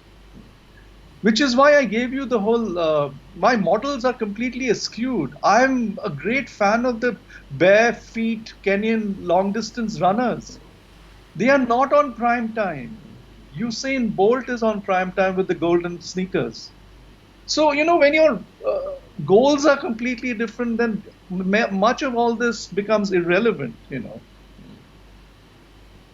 But if I can do things through poetry, and I can. I've edited anthologies of poetry. I try as much as possible to showcase India's poetry talent to the world, because fiction and fiction writers tend to be more known than poets. But I've said, for instance, in the HarperCollins Book of English Poetry, I have this paragraph, and it's a provocative paragraph. I say, the best of English language poetry by Indians is far superior than the average prose that's being churned out every day. But how many people know that?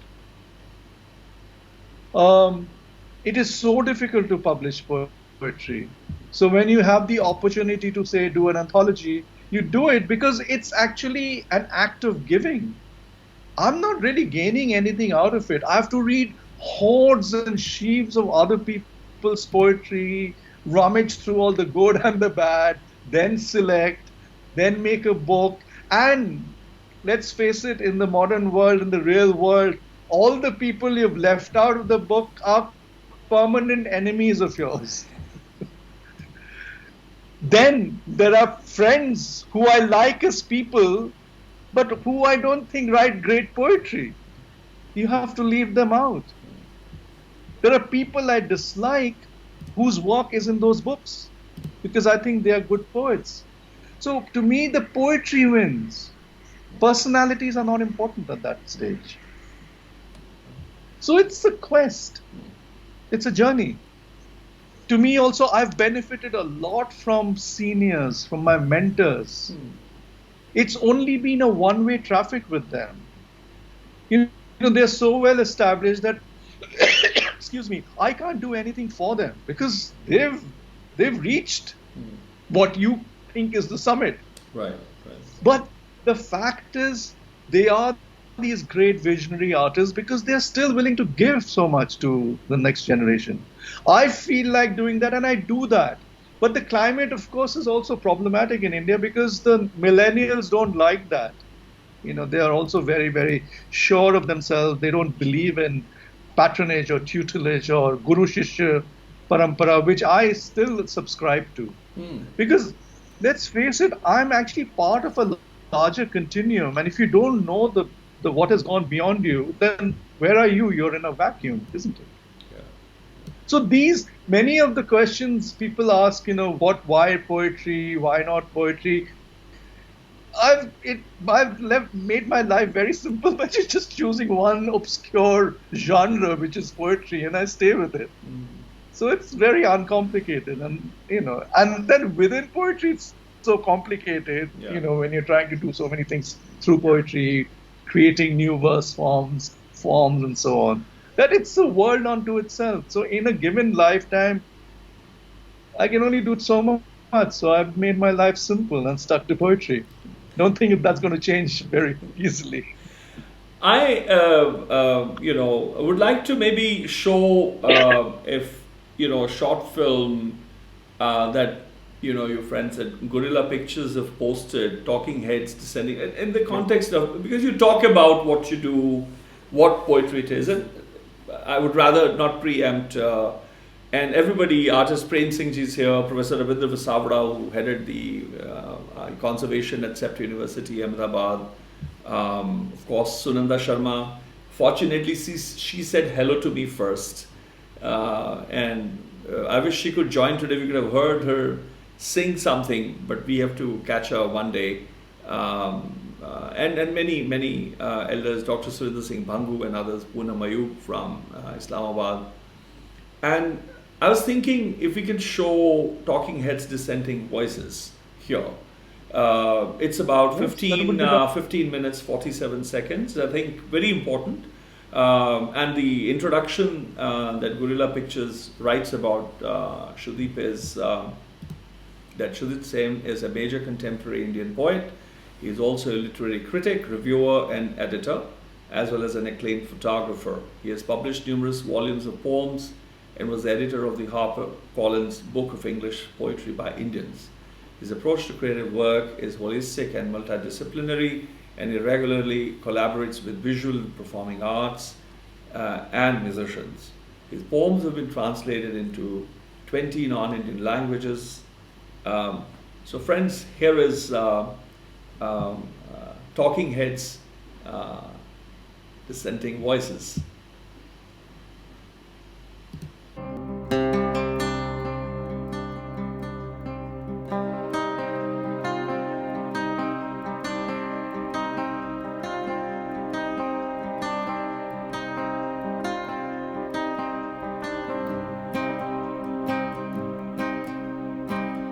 My name is Sudeep Sen. I'm a poet, editor, photographer, and designer. तेरी नाई तोर किनारा नाई रे तेरी नाई तोर किनारा नाई रे भवेर नाई रे छायरा दे हाल तुइला दे पान भवन पारेर नाइया. I'm a poet, and I wrote my first poem probably when I was in class 10. So this was way back. I read a lot of poetry, of course. I review poetry, other people's poetry. I teach poetry as part of literature courses, poetry workshops at universities in England and America and elsewhere in India. I have edited many anthologies, the last significant one being the HarperCollins Book of English Poetry by Indians. So Indians who live in India as well as the wide Indian diaspora, including places which have been unmapped before, such as Fiji and East Africa and so on and so forth. Poetry, although it's the most important part of my life, happens to be one aspect of my life. So photography, I would say, is equally important. It's a parallel strain. But I don't think of my different interests in design, teaching, photography, visual art, graphic art as separate boxed entities. I mean, they sort of feed each other, even though I may have a parallel life as a photographer. I have a gallery in Berlin called Art Embassy. I show in art fairs, I sell my prints, I sell my photographs. It's another side of poetry. I mean, it's visual poetry.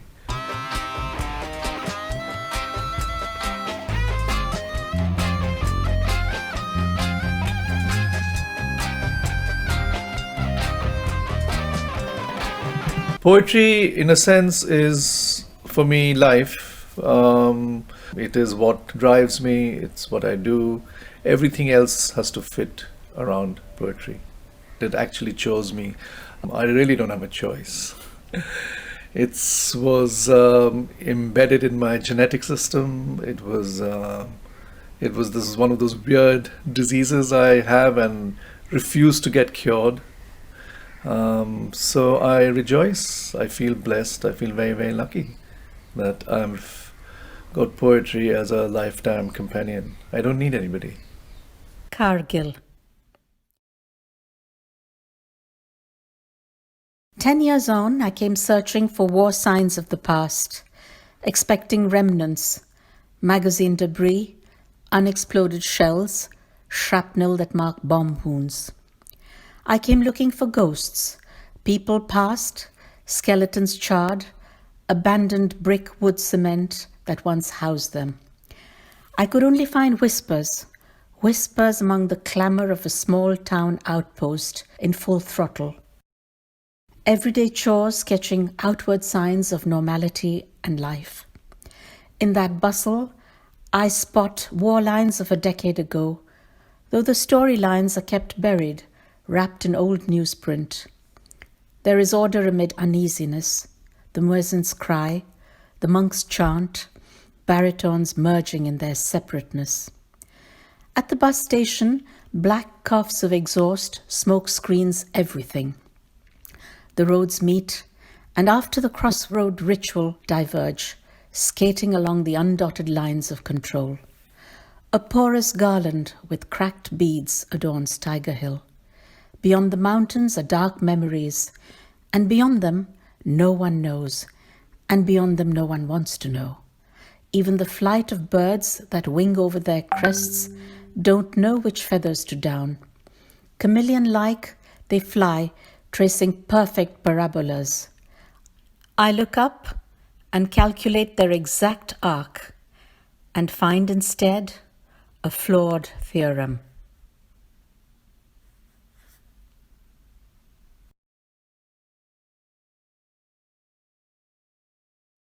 The writing of poetry is, in a sense, quite miraculous. Very often it's driven by some sort of lightning bolt, which we would call inspiration. But that's just the starting point. The germ of the poem will be there. You still have to go out and get to your desk and write it out, the first draft, the second draft, the third draft. And for me, the best poetry happens when you balance your heart as well as your craft.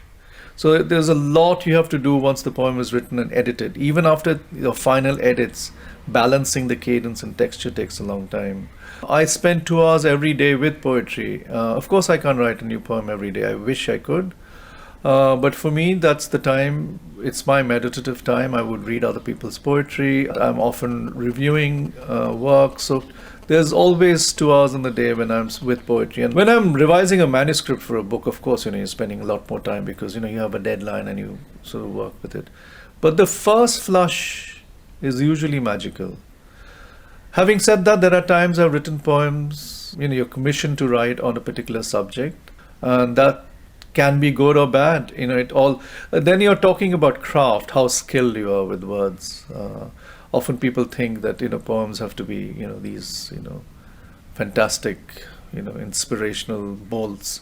And they are, but you can also construct poetry and beautiful poetry. When it comes to studied rhythms, if you're talking about English verse, these, of course, you study. And once you study, it's fun to work within those structures. You may or may not write in it eventually or publish in those forms, but I think it's quite useful, just like mathematics, just like learning your multiplication tables. I think it's very useful to have all your tools in sharp order. You have to have the knives well sharpened, otherwise, you can't do anything with blunt knives.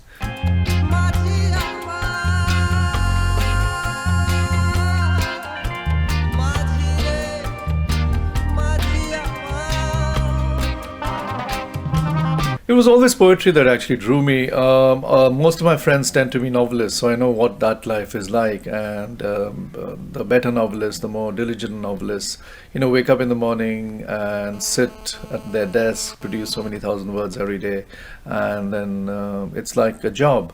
For me, it's not as though I haven't tried fiction. I just find whenever I'm actually attempting fiction, why is it that I'm wasting so many words when I can actually get it down to a precise, short, distilled space in a poetic form? However, having said that, I do like non-fiction. So I like long essays, narrative essays, which is a very different kind of writing. But poetry, I don't have any of these issues. New poems come. I enjoy working with different forms. Devising new forms, breaking old traditional forms. So for me, it's a sort of a plasmic, ever-expanding thing, and I can see myself doing it, until eternity, really.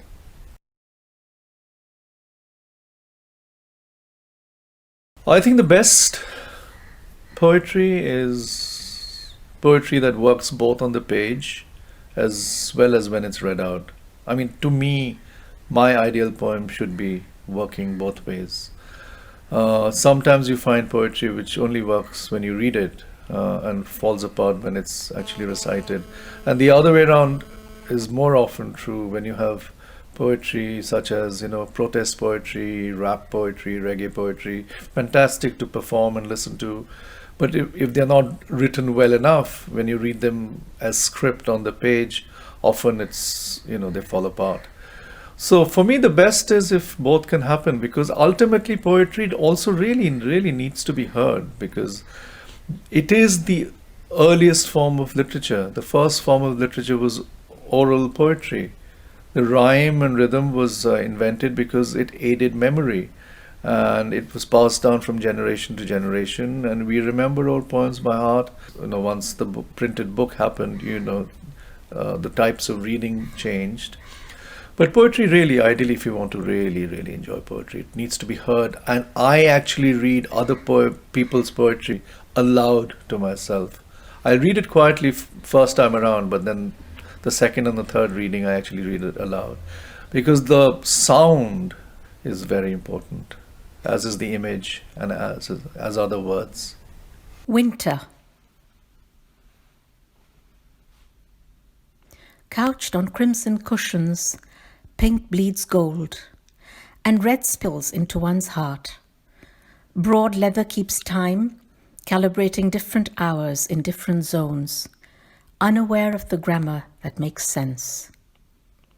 Only random woofs and snores of two distant dogs on a very cold night clears fog that is unresolved. New plants wait for new heat to grow, to mature. An old cane recliner contains poetry for peace, woven text keeping comfort in place. But it is the impatience of want that keeps equations unsolved. Heavy, translucent, vaporous, split red by mother tongues, winter's breath is pink.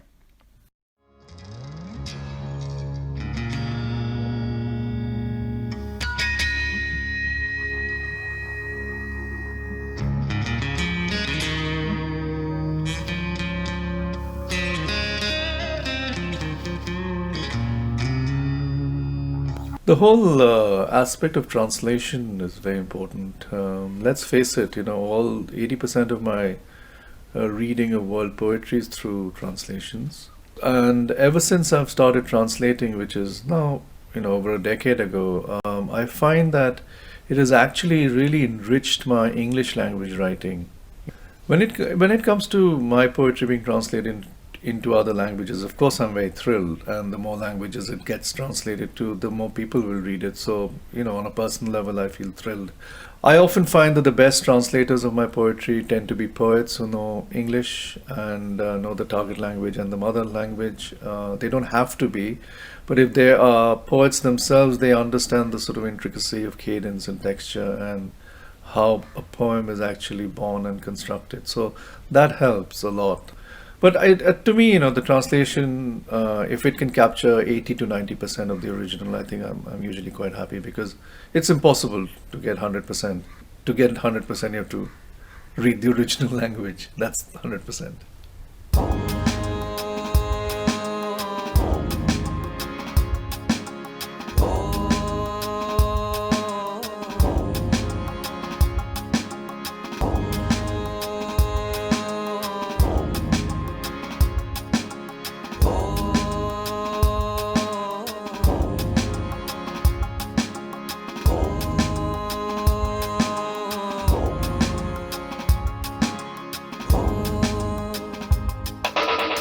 Basic skeleton of a song is a poem, not poetry in a traditional way, but it is a poem. Lots of crossovers take place. I mean, I work a lot with musicians and dancers, for instance. I love it because the other artistic genres and art forms really inspire me. And I've grown up in a very holistic kind of family. To me, because everything is really part of a larger whole, things become meaningful. Moment we freeze poetry as high art, there's a problem. The idea is to be judicious but democratic, studied, at the same time spontaneous.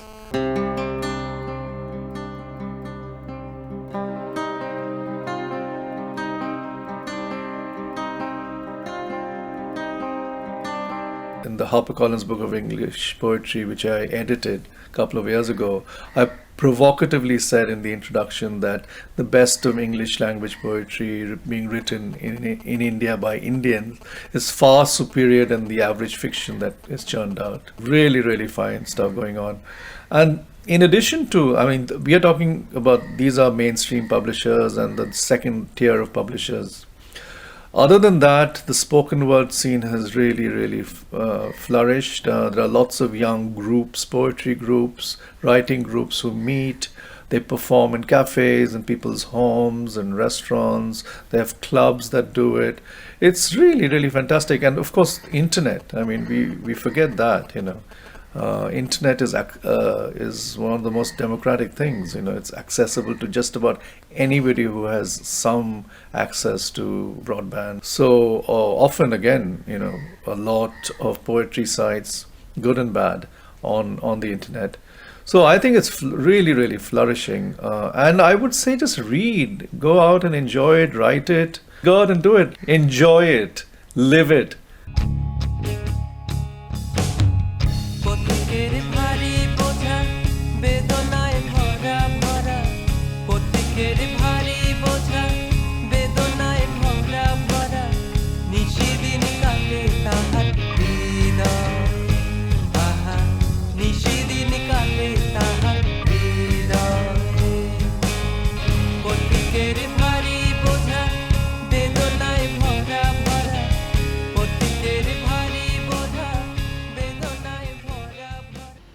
That was quite a film, actually, short film. It's almost like a master class in 15 minutes.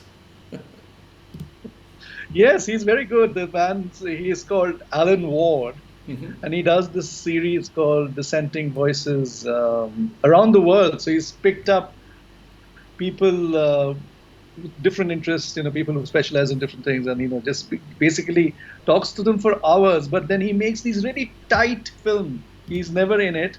These bullet questions, and he's covered an enormous amount there. You know, so it's, yes, you know, all kudos to Alan Ward, really, who lives in Brussels. I see. And I mean, he's focusing only on poetry. Tell us about him. No.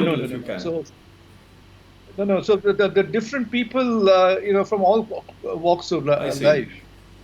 It's a part of a series from around the world. So the musicians, social activists, filmmakers, people in government, all kinds of people. But people with a particular kind of interest and passion. So I think. And the questions, is something, it was just like impromptu or was he, no, you would ask this question? Well, I mean, it was a couple of hours of footage which he cut down to 10 minutes, you know. So, and he says, I don't want to be part of the camera because, you know, I just put the lead point and then he edits all the answers which are part of that particular question. So it's a clever way of doing it. This is the format. Everybody is like this. Yeah. I think that is an important, I think both. I mean, for example, the Baiṭhak series, the conversations are encouraging the idea of discourse.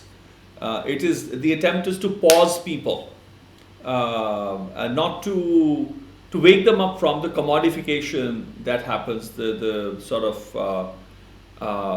window shopping, as if to wake them up. So that this is the different form. But of course, later on, when we put them together, like the post-processing, it will come down to modules. So I thought that was a beautiful example of one after the other. And the idea of reading, you talk of structures and that, I think it's quite a masterclass, I think. Quite a masterclass. Yes, she's done an amazing job. Yeah. It's quite... Tell me about this, the idea of tradition then in poetry. How do you see that? You both, I mean, you have Bengali literature, that's plenty. Like you have, that's one background that you have. Then you've, of course, you've written in English language itself has now quite a repertoire, quite a harvest of poetry. Of course, when you've studied, you would have studied people like Dante and so many Virgilios and others, all others who've written, taking you back in time. How important, I mean, when you talk of reading, you're talking of reading contemporary, of course, you're encouraging people to read more and more. But if we go vertically back in time, how important is to be versed with the journey, the evolution of poetry? Of course, so much would have been written, but only as much remains now. How do you see the importance of looking at those works? What do they teach us? Oh, it teaches us everything. It teaches us tradition. And without any tradition, there's no continuation, really. We were talking about this earlier about, if you're just existing for yourself and right now in the present, then it's just, you're a little flotsam in a wider ocean. But we need to know how the ocean churns and why it churns. Why there are certain kinds of currents. Why do the hot currents and the cold currents meet? And those are the most productive places where fish is spawned and born. So the larger tradition, the larger construct is always very, very important to know. Without which, you're without any framework, then there's, you're really kind of like a loose cannon. And there are so many loose cannons floating around nowadays. That's why there's chaos. For that, you have to invent the chaos theory. To put it in mathematical terms. But tradition is very important to me. And we are privileged. I mean, I've been privileged to have the Bengali tradition, the Hindi tradition, the Urdu tradition. These are languages I understand well, and I can access them directly without the via media of English. And so in a sense, I'm very blessed. But the fact is, there are so many parallel traditions too, the European tradition, the South American tradition, the African tradition. I mean, we are generalizing right now. So all these silos coexist parallelly, and they need to be also, there should be conversation between each other.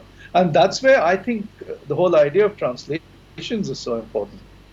Let's face it, 90% of whatever world literature I've read, or films or whatever, is through translation. Translations is such an important phenomenon for transmission of knowledge, art, and everything. So if you just only think of English as the sort of dominant monolingual thing, then we as people, as artists, as writers, will be a lot poorer. We happen to be lucky that we can speak and write in English so that we have the world. It's almost the world language right now. But the fact is, so much of my poetry is informed by the Indian tradition. That's what makes it richer. And I always say this, I'm a better poet in the English language because I translate from other Indian languages. But this translation is something which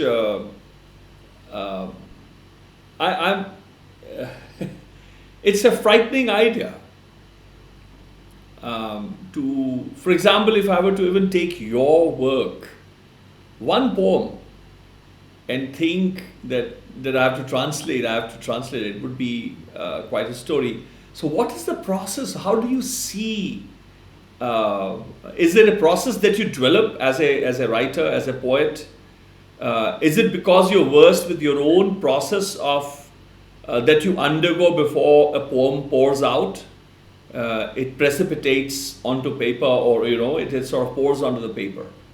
Or there are times when you are faced with poets whom you do not translate, but there are others whom you feel some affinity, even without having met them, but you just met their work, and that you choose to translate. You say that poetry has chosen you, but how do you choose to fit a certain format? I'm maybe asking many questions, or is it someone's work, or is it an author who chooses you too? So with the translation, it happens in different ways. Often the first time I've translated was simply because I loved the poem in the original so much that I wanted more readers to read it. It was simply just that. That's how I, for instance, did the iconic poem of Jibanananda Das's Bonalata Shen. There is almost a kind of a spurious joke that it's the most translated piece of text after the Bible. There are so many versions of Bonalata Sen that have been done. But whenever I've read the English translations which existed before mine, I felt frustrated because 90% of the people have told the story of the poem correctly. Many have got, some of them even have got the rhythm. But to me, as a Bengali who understands the original, I found that none of them had the rosh, the ras. And without the ras, the basic corpuscles, the white and the red blood corpuscles and the blood, the poem becomes limp because such an essential part of the poem, of any poem, is the internal gravitational forces and the ras that exists. So that's what prompted me to translate that particular poem. I'll read it for you at some point later. Then there are other times I've translated other poets because sometimes they've asked me to translate their work, and if I like their work, I will do it. If I don't, I'll find an excuse not to do it. Because you also have to really like the work at some level to do justice. Because it's a big responsibility, because you're actually transmitting that poem from one language to another, and if you do it incorrectly, then you're doing an injustice to the original author. Sometimes there are commissions. The Kafi Azmi book happened because it was the 100th centenary year of Kafi Azmi, and various things were happening, including my book that came out. So that was more something which was dated and connected to events, which was, again, a wonderful process. I wouldn't have got into it had it not been for my mother when I was very young. It was a typical Bengali situation where all the men were having their chai and whiskey and watching cricket, and we were just talking about scores, and my mother was just sick and tired of it, and she just stormed into the room reciting Aurat. And I was completely stunned, she just knew it by heart. So my first access to Kafi Azmi was through my mother. It's just later that, it happened that I was doing it, so I had that sense of affinity and so on. So it happens in various ways, And I have to say the translator's hat is very, very, for me, very separate from my creative hat. Even though both things are very creative, but when I'm writing, I'm actually creating original material. Yes, yeah. When I'm translating, I have the material and I'm transmitting. So it requires very different tools and very different sort of mindset. And I'm very, very careful about the fact that the translator's ego or the translator's voice should never overpower the original. Yeah. Because sometimes I find the translator's voice more overbearing. Because then you're not, doing, you're not really paying a homage. Yeah. Because the original poet will still be the beacon of light. Yeah. So that's a very interesting thing where you have to calibrate. So there's it's not an easy thing. Nothing in the world is easy, actually. Let's face it. But everything is, if you like it, everything is pleasurable. So it's a lot of fun. So I find when I'm not able to write new poetry, translation is a great space to occupy because I'm still with poetry. Mm-hmm. And we're talking about Sanctum Sanctorum. I actually, sit with poetry for 2 hours every day. Every day, it's like my riyaz. Since as a Bengali, I'm not very trained to go to a gym. My gym is poetry. I use my mental, cerebral gym. So those 2 hours is my workout. Right. And of course, you can't write a poem every day. That would be fabulous if you can. So in those 2 hours, I'm either reading someone else's poetry or critiquing poetry or translating poetry or simply reading someone else's work. I mean, to me, it's really pleasurable for me to read other people's work. So it's all part of that process. wrote to you something about just to not to underscore it, but just to elaborate my fear when I look at translations. Also because I'm once bitten twice shy kind of a thing. The kind of translations I've seen of Gurbani, for example, are frightening, are pathetic at times, and people have they just know a language, but they have not even journeyed a cent out of a million that the authors like Kabir and Ravidas and others, the kind of ambit they have, and the people with just a literary understanding of language are attempting to translate them. And at times, for example, in poetry, in the traditional poetry, when we try to, when we are taught the idea of exegesis, there is the shabdarth of it, the arth bodh, when the word combines with other words to form a line, the context of it, when it occurred, why, to whom was it being said, or what was the situation, what was, all that is contained within that. Literally, each individual verse of line. So, shabdarth, arth bodh, etc. Then we come to the drishtant. Most people are caught in the drishtant of hawala you're giving, your reference you're giving, an analogy which is being used, etc. But there's one forgotten real message, which is da drishtant. What is the purpose of it all? That people forget. Raghupati,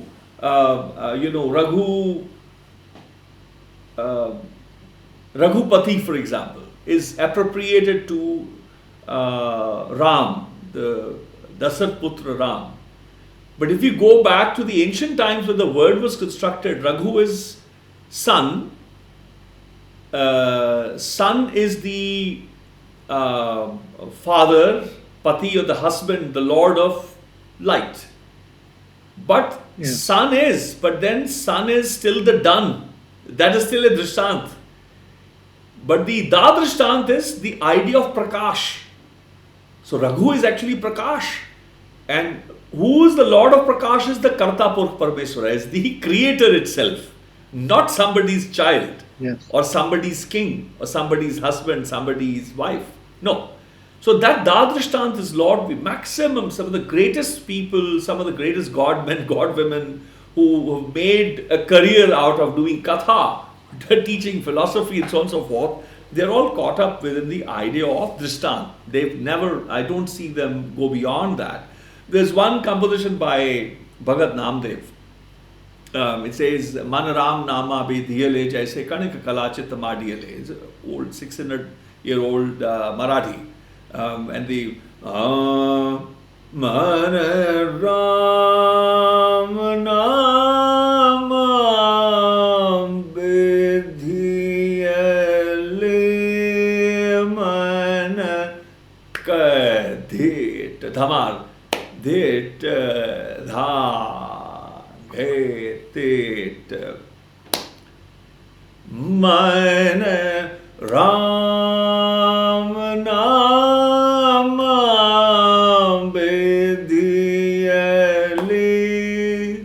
jaise kanak kala chit mandiyale Man anile kagad katile gudi akas madhe bharmiyale. Says anile kagad katile gudi akas madhe bharmiyale panch jana se baat batauva chitta sadori rakhiyale. Now, most translations, what would they do? There's a guy who's brought a paper, cut and pasted a kite, and is flying the kite up in the skies, and he's chatting with 5 friends, but his attention is on the thread. This is the greatest of the Gurbani translators have read that. but they've never ventured to the idea that वो आनीले कागज, वो कागज जो था वो कौन सा कागज है? वो 5 तत्व का बना है. Who created the idea of 5 elements? Kabir, there's a Pandit who fights with Kabir once. He says, oh, this life is, this world is clear 5 elements. But Kabir says, but ये 5 तत्व कहाँ से आए? But where from did you bring the 5 tattvas? It's a fantastic, the only time I think such a question was actually asked is Kabir. So the idea of Anile Kagad, Anile is bring, that I brought a paper. Anile Kagad, Katile Gudi, Akas Bade Bharmiyale. Now Gudi is 4 corners and the 5th is the space in between the 4 corners. It's again 5. So Katile Gudi, Patang Kat ke banali, Akas Madhe Bharmiyale, I am now flying up in the skies. Now, this earth is also, that Gudi is a kite which is flying up in the sky. This life is too. And Panch Janyaso Baat Batauwa is all the Kam Krodh Lobh Ahankar. You're not to shun them, but you Baat Batauwa. You're engaging with them. Okay, you were born as a human, you will have the Kamna, you will have Krodh, Lobh, Ahankar. You will be smitten by these in different proportions. But Chitta so dori rakhile. Where from? You are the kite. Not that you are flying the kite.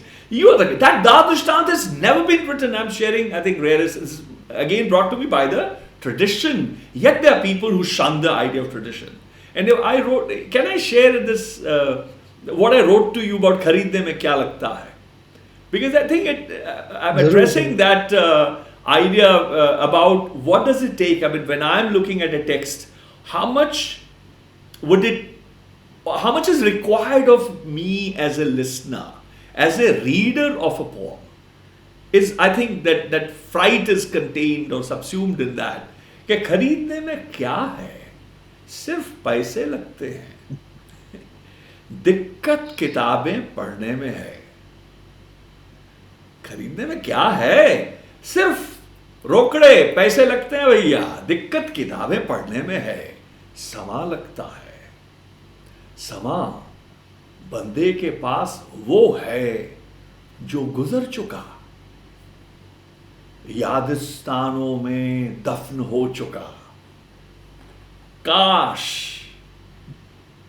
कि बीते समय को परत कर मैं कोई किताब पढ़ सकता.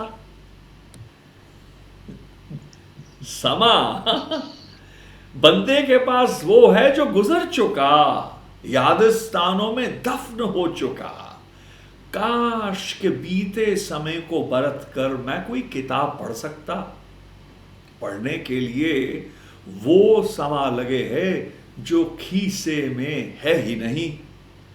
आने वाला समा, आने वाला समा तो बंदे की नाजुक सांसों की डोरी से पिरोया होता है. डोरी की लंबाई का कम से कम मुझे तो पता नहीं. किसी कहानी से या छंद पदे कविता से वादा कर कैसे सुहाग चढ़ाऊंगा कि तुम्हें पढ़ूंगा. मजा आया तो बार बार पढ़ूंगा. कि तुम्हें पढ़ूंगा. मजा आया तो बार बार भी पढ़ूंगा. किसी अक्षर से कि तुम्हें कि तुम में, किसी अक्षर से कि तुम में लंबी डुबकी लगाऊंगा. गोते खूब खाऊंगा. तुमरी हर तह तलक जाऊंगा. तुमरे हर भाव से यारी डाल निभाऊंगा. तो वादा टूटने का डर है, मगर किसी लेखक से नहीं, शायद लिखे से. पर जब अब सोच ही रहा हूं तो लिखे से भी नहीं, शायद लिख सकने की काबिलियत से है, या लिखे की पढ़कर समझ सकने की ताकत से है. नहीं नहीं, अमल अमल.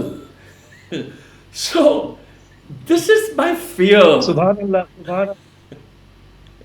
You're only kind, Sudeep bhai. I No, we are talking about time, space, continuum, the invisible thread. That is the magic. Poetry, there is something magical about poetry. Any good, beautiful poetry, that magic is, you can't wait. It's intangible at one level. But so much goes into making that invisible and intangible. You were talking about the Fauji Bhai and your background is Fauji. I want to actually read a poem which is dedicated to the Fauji Bhais of our country. Oh, really? May Oh, I? that's fantastic. Yes. So, it's actually in the book you like, Ladakh. And Yes. one of the poems is called Kargil.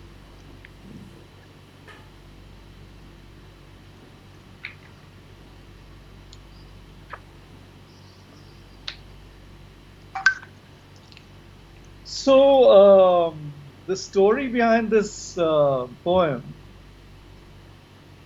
is Devising new forms. that. So, can you hear me? Yes, yes.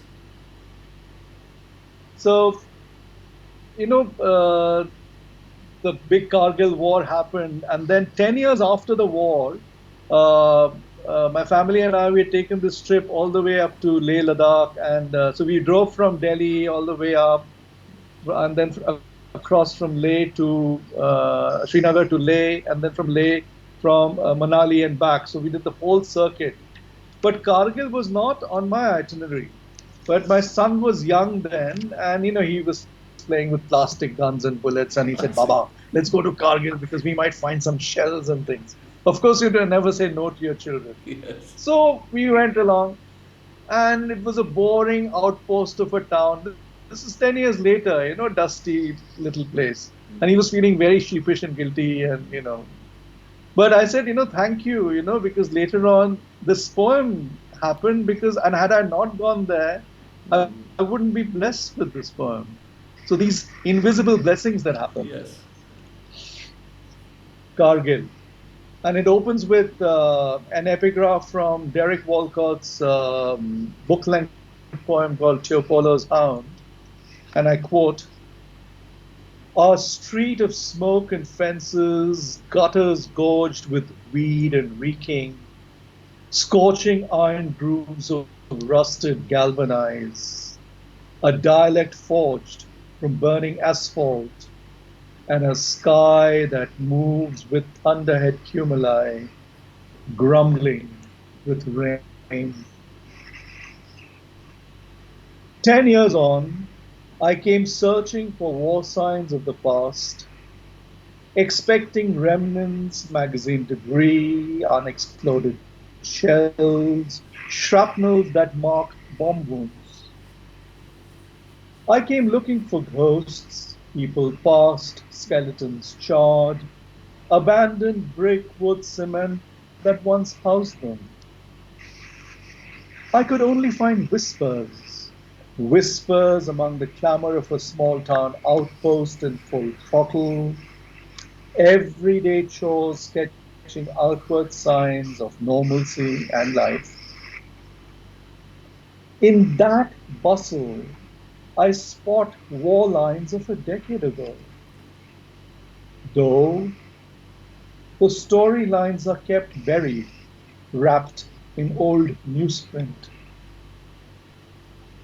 There's order amid uneasiness, the muezzins cry, the monks chant, baritones merging in their separateness. At the bus station, black coughs of exhaust smokescreen everything. The roads meet, and after the crossroad ritual, diverge, skating along the undotted lines of control. A porous garland with cracked beads adorns Tiger Hill. Beyond the mountains are dark memories, and beyond them no one knows. And beyond them no one wants to know. Even the flight of birds that wing over their crests don't know which feathers to down. chameleon-like, they fly, tracing perfect parabolas. I look up and calculate their exact arc and find instead a flawed theorem. Kya baat. Kya baat. Wonderful. I'm, talking of translation, one is to translate that which is tangible, which can be seen, which can be read. Then there is the idea of silence. How do you translate the silence? I'm reminded that you have written on silence, and perhaps a film has been made by someone you hate and I hate. Oh, yes. Yes. It's a good time to bring in the film. Shall we? We shall. Yeah. Shall indeed. It'll be great. I don't know if Ramanjit is list. Say that again. No. We shall. This is a good time. This is a good time to bring in the silence. Yes. Yeah. Shall we get Raman to introduce what she did first, or shall we show the film first and then speak on it? I'm easy. Easy. So if Raman, you're hearing, if you can call me, or I'm going to try and add her. And meantime, if I can do a little tech thing, can you move the computer a little away? जैसे पंजाबी में कहते हैं ना, दूर हो जाओ मेरी नजरों से. This is good. Yes, it's better than before. Yeah. And yes. We can, let's see. Oops.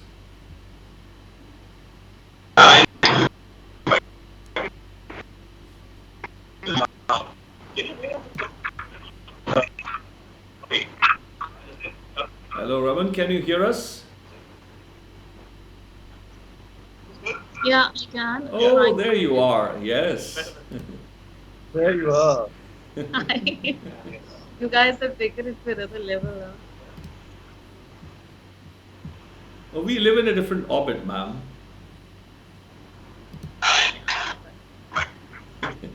So we were talking of the idea of silence, and I heard a rumor that you actually did a film on silence.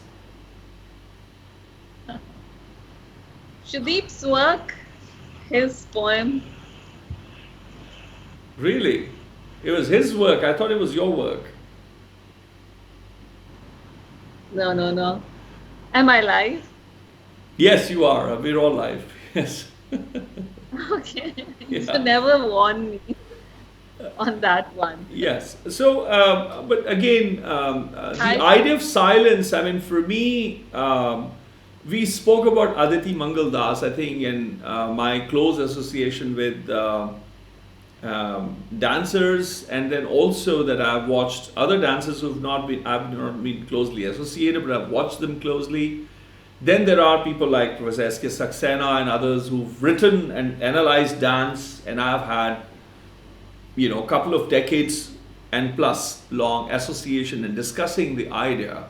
You do theater, and you also translate that which is written and that which is not written. And I've been amazed because I'm sort of slowly meandering towards looking at Sudeep's translations of Kafi Azmi, just speaking about him as well. And I would love to have him read some of the originals and the translations and so on and so forth. You also have to negotiate this idea of doing the abhinay or rendering that which is written, and then there is that which is not written.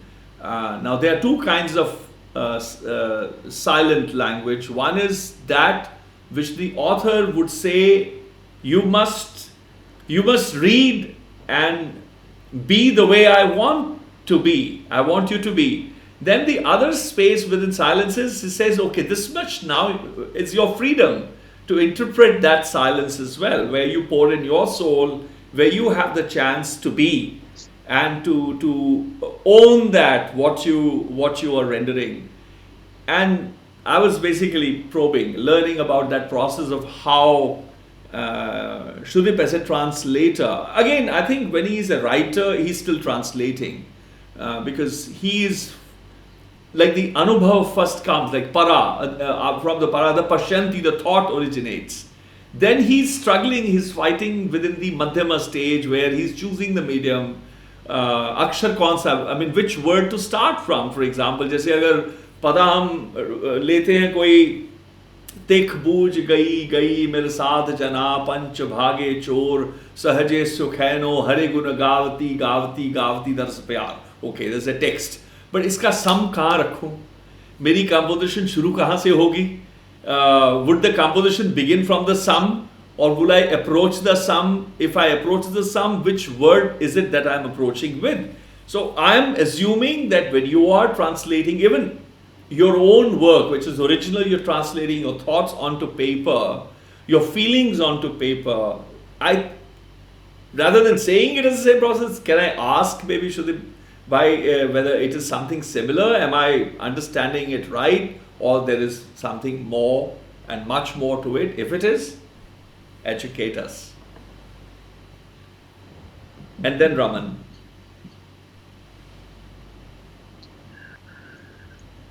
There is more contained in silence than you imagine. Kya baat? I keep saying that, the white spaces on the page, which are not inked by the letters that are printed on it, in this case, the poetry, is equally important and eloquent as the inked part of the page.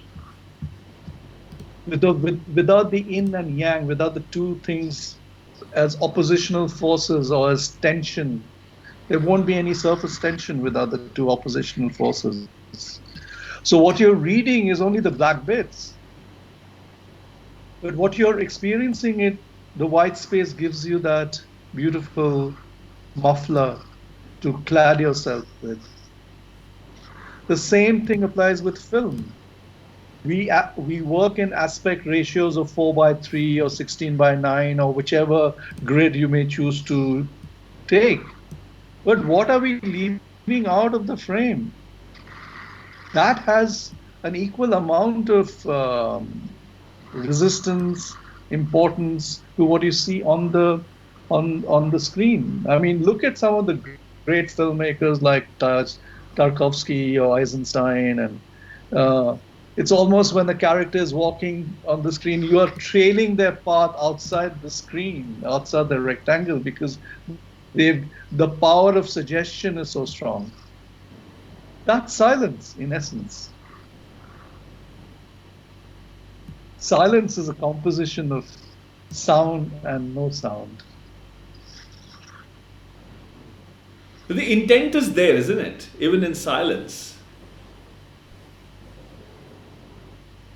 The intentionality of anything has to be there. Without the intent, there is no consequence. But less is more. When you come to a stage, less is always more. That's why, in many ways, you'll see a lot of my poems have become so minimalist or minimalistic that actually you can convey a lot of energy through very little. And in a sense, silence embodies that. I mean, I've written so much about silence that I don't have to write. Now it's wonderful that it's being taken on to another medium, Raman's film, which you'll see soon, explores that. I worked with musicians, who've used the text as a song that enters another dimension. What if a painter uses my poem as a tipping off point, as a point of inspiration, and paints a canvas? The best canvas would be a white canvas. That would be the best gift in a way, because they've really understood it. It doesn't require any lines. If you've understood it, the purity of white has everything in it. As Guru Arjan also says, "Sarv rang ek rang ma hai." Absolutely. The other is that the silence, is that also a space where, or a Rāñgalī Satth, that this forum is, the YaarAnād poetry space, Rāñgalī Satth is a space where the conversation of the writer and the reader occurs. Yes. That is exactly the space it occurs. The thin razor edge is actually a space of silence because the reader is left alone with the space of silence and the writer is left alone. The writer has already done the work by then. And I keep telling you this, I've said this before, that we underestimate our readers, the viewers. I always think that they are much more intelligent than the creators. Always. So the more you leave out, the less we go gab, gab, gab and be super erudite, the more we will achieve, because there is enough there already for the person to take in from what you've created. That is, if you've created it with heart and soul and with some sense of integrity and honesty and with passion and with the craft, then there's a lot there. There's a lot there. The writer doesn't have to speak. We don't even have to talk about it, which is why sometimes the worst question an interlocutor can ask me is, can you tell me what the poem is about? Then I will really go into silence. So yes, it is the interface. It is the philosophical space. It's also that beautiful, magical Lakshman ray. You can transcend over it, but you can never cross, because each space has its own sanctity. And if you value the sanctity, it's magical. Yes. Artist Prem Singh saying artist Robert Rauschenberg's first exhibited white paintings in mid-20th century. He's writing that. Yeah. And friends, I know that there are many questions that are pouring in, but if you can prefix, because there are comments as well, it will help me, because I'm not seeing on Facebook, I'm seeing on the comments box. Whatever is written until now is okay, but from here on, if I may request, if you can prefix with the Q, with the capital Q dot, and then write if you're actually asking a question, so that I can then go straight to that. Silence, Ramanji, when you were choosing, I mean, and you called the film Silence, how do you see silence? And as I said, the question was again for you, as I don't want to add to that, but if you can kindly share your thoughts on that. So first of all, a warm hello to both of you. It's a very beautiful moment for me to have three of us together here, and the evening has been quite transcendental. I'm very, very happy that both of you met, because you've given us one of the most तारीफ हो रही है अभी दोनों की, which is difficult for me also. But you both have taken, I mean, this is one of the most sublime Baiṭhaks that we are having. One of the most, I mean, not the most. Why is one of the most? Are you? That would be unfair to some others. But it is very special to me. It is one of the more, no, it is the most special to me, or maybe one of the most. I don't know. So bringing in a bit of humor, you both have been very philosophical and spiritual and so eloquent, and all the comments are also saying that. Bringing in a bit of humor, my and Sudeep's meeting was not very silent at all. So it was quite chatpata in a very Punjabi style. I'm sure a bit of Bengali thrown in, who is from Delhi. And I won't tell you how the meeting was. It was at a literary festival, but if he wants to share it, he'll share. I'll just say it was chatpata, full of lot of drama. And talking about when he says that we underestimate the reader. So I was reading his book, sitting at a Meera Nair's session which was going on, and I was reading Erotext, a beautiful book which you all must pick up because it has disease, pain, erotica, a lot of beautiful chapters and some amazing poems. So he looks at me and he says, "You're actually reading it." So he even doubted that I was reading it in a real way. So I said, "Yeah, I am." And I continued reading, and then while in the session, I read some excerpts from another book. So that was a beautiful beginning. But coming to your question, and then we can take some, experiences later on. Coming to straight to the question of silence, I quite agree. It's like, the beautiful part about Sudeep's books are that it's also the way they are written. He takes a lot of care in terms of it's not just straight. It's not just that you write two lines and two lines. It's almost like a painting. So the white and the black has a very creatively planned juxtaposition. So if at the on the black word or the word you take an entry, it's the white space where you dwell. And there's enough of it on the pages of his books where you can really dwell and you can really be silent and dwell on what is written. So I think Anād has also been one of my favorite spaces or realms. I may always come across to my friends, family, all of you as a very yep person.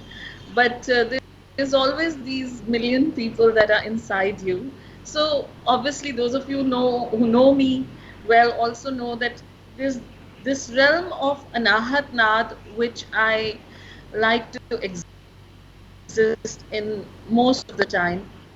And the word silence holds a lot of meaning in my life, or I'm very deeply connected to it. So when I read his poems, they reminded me of the silence and the complete serenity or the quietness or the heavy intensity that you feel in Gabriel Garcia Marquez's work or Lorca's, Federico Garcia Lorca's work. So it's like 100 Years of Solitude, Love in the Time of Cholera, where the time just stands still and you can feel the sweat, you can feel the breath, you can smell everything around. So that's the kind of feel I got from his poems, and especially when I came across the poem which was also called Silence. And finally, when I selected, because I kept on saying, there was a sequence that happened when I said that, okay, I'll make a film and all that, which we can share later. But I think the name Silence came from the way I react to things, the way I exist, and also the way his poetry spoke to me. I think that's where, and it's also a triptych, which we will share later on, that why we're calling it a triptych. Okay. Shall we, Sudeep, would you like to say anything before we show? I think we should see the film. Yes. All right. Yes. Okay. Here we go.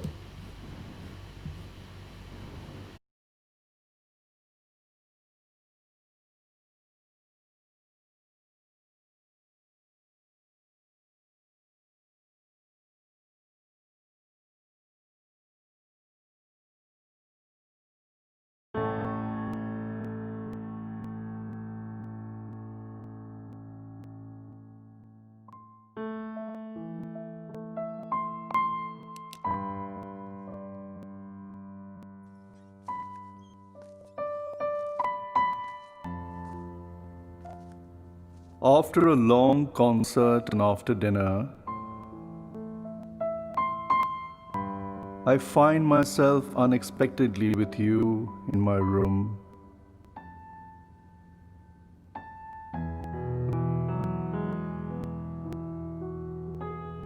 In this new space, finding oneself is wonderful.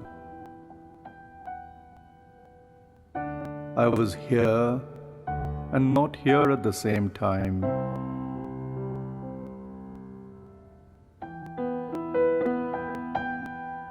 Later, I felt as if I had entered a story of an old familiar novel, a character I knew but had not met in flesh until now.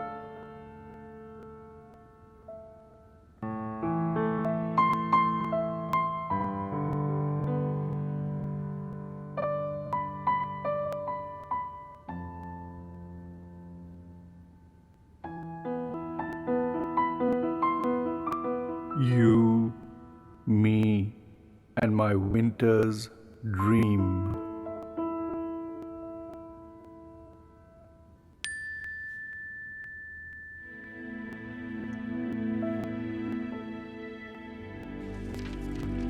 Our mattress is the wide ocean, the crushed sheets, the waves.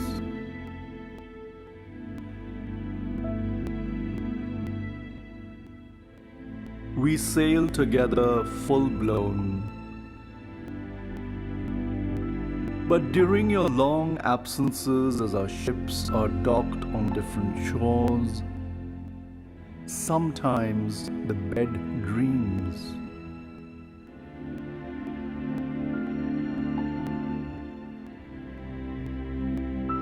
I imagine the wet breaking the anchor loose,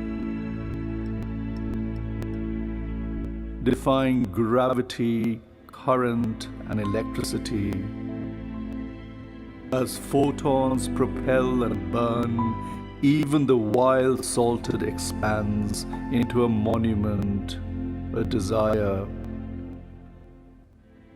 permanent like the ocean bed, its pulses uncontrollably rocking.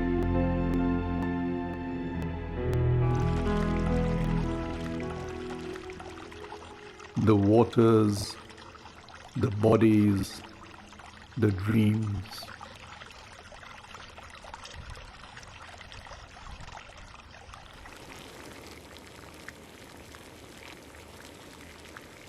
Silence has its own subtle color. Between each breath pause, heat simmers latent saliva, tongue entwined lisp. Here and there, errant clouds wait, yearning for rain, desire melting even silence to words. Words color bleed incarnadine as your lips whisper softly the secrets of your silence.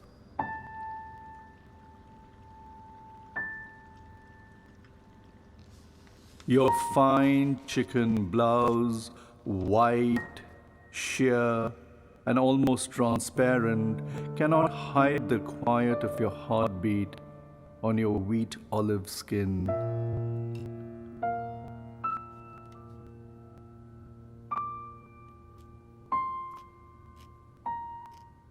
The milk-white flower adorning your hair sheds a solitary petal, just one.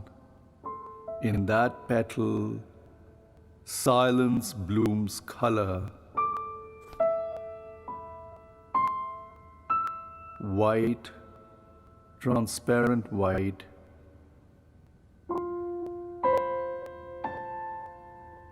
pure white silence.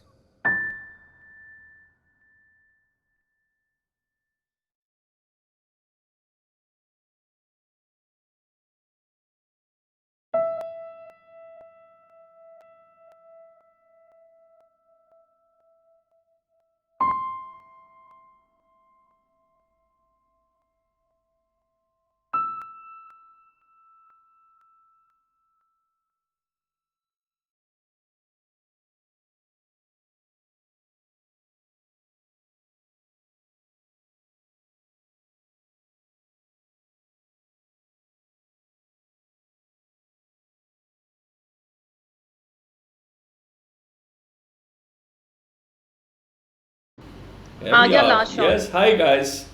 That was very nice, But let me- Raman. Thank you very much for that film, sharing that with us. Thank you. Yeah, very well done. Very well done. I love those pan shots that you did. The reflection and the shots from I'm so happy. from writing, Well- filling the that ink. I mean, he's got a collection of inks. That's quite a formidable selection. It was quite fascinating visiting his heaven. The sanctum, And I've as had he the calls honor to stay there so many times. He's very kind to me. it. Is he? So let's talk about the film. So you want to share some things about it? You covered 3 poems in it, no? Yeah. So it's a triptych. It's three poems. Silence, absence, and Delhi.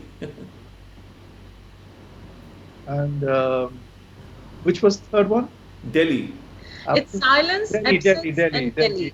Delhi. And the reason is Delhi is because I thought of the triptych as really part of a larger triptych, which is 3 into 3. Yeah, that's the main thing. So this was based in Delhi, which is where I'm born and brought up in, and I live. One I thought should be Chandigarh because there's a lot of Chandigarh commonality between various. We don't have to go into personal details, but there's lots of Chandigarh commonality. So I wanted one to be set in Chandigarh with 3 poems, and then the third one I wanted to set in Kolkata. There's plenty of Kolkata poems, rain, all sorts of things. So that's the larger plan. So please donate to Ramanji's Please Creative donate. Art so that she can fund those films. Yes. You know, Rabindranath And Tagore said if you want the best Anād species, Creative Arts co-production. Sorry? It could be an Anād, it could be a Baldeep Ramanjit co-production.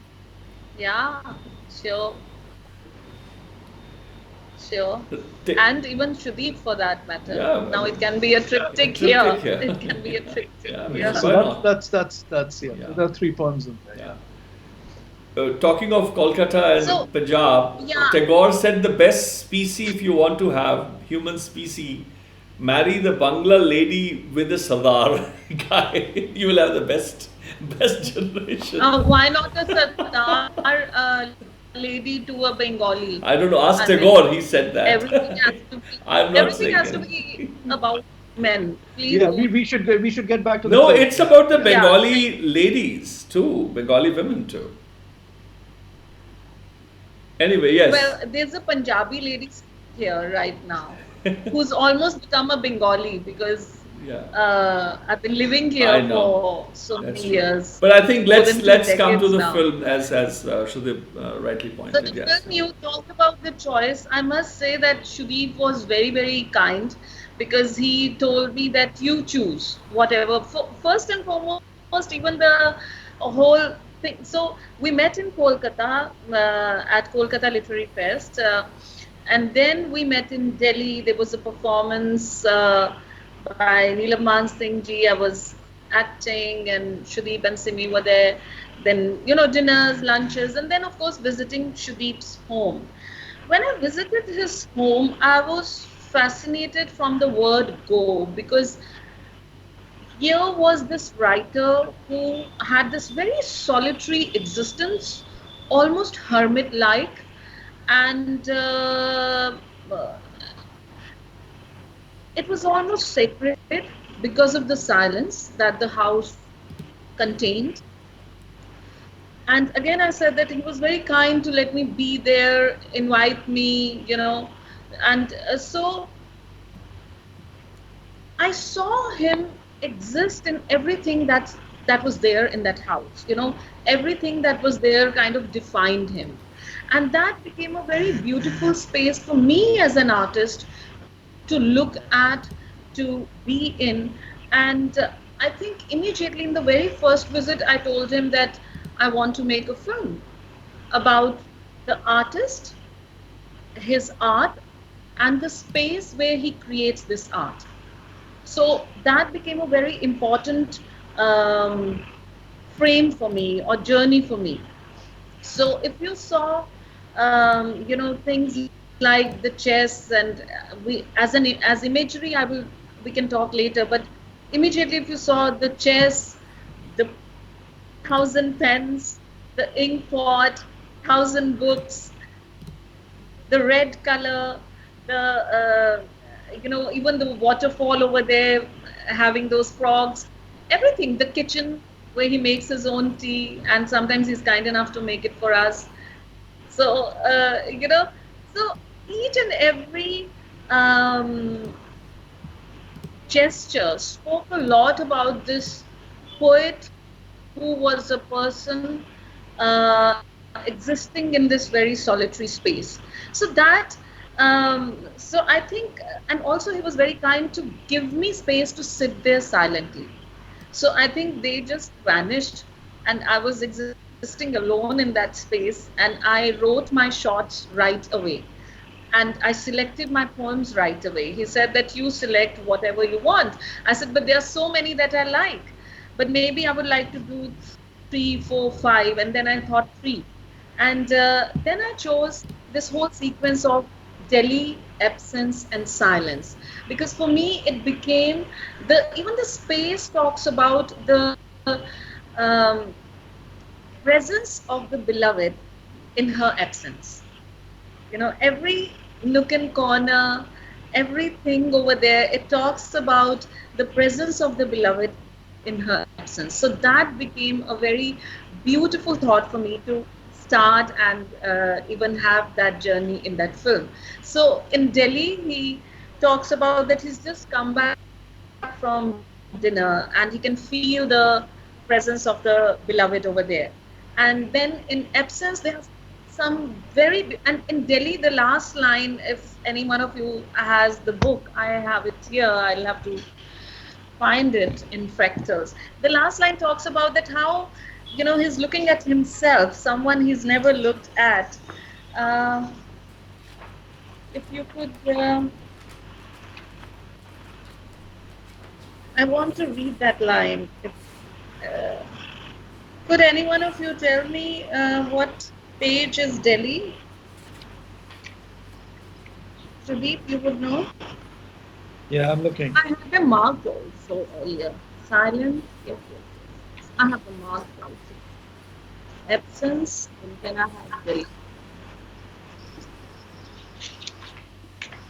Okay, so the last line says, later I felt as if I had entered a story of an old familiar novel, a character I knew but had not met in flesh until now.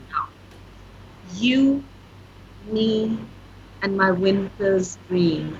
It's like, as if in this silence you kind of meet yourself, and maybe the new you knew because you have someone in your life or you're missing someone in your life. So it's like you meet someone. So for me, that shot of the reflection where you're looking at yourself became very important. And I almost had a riff-raff with my cinematographer who thought she's making it for the first time.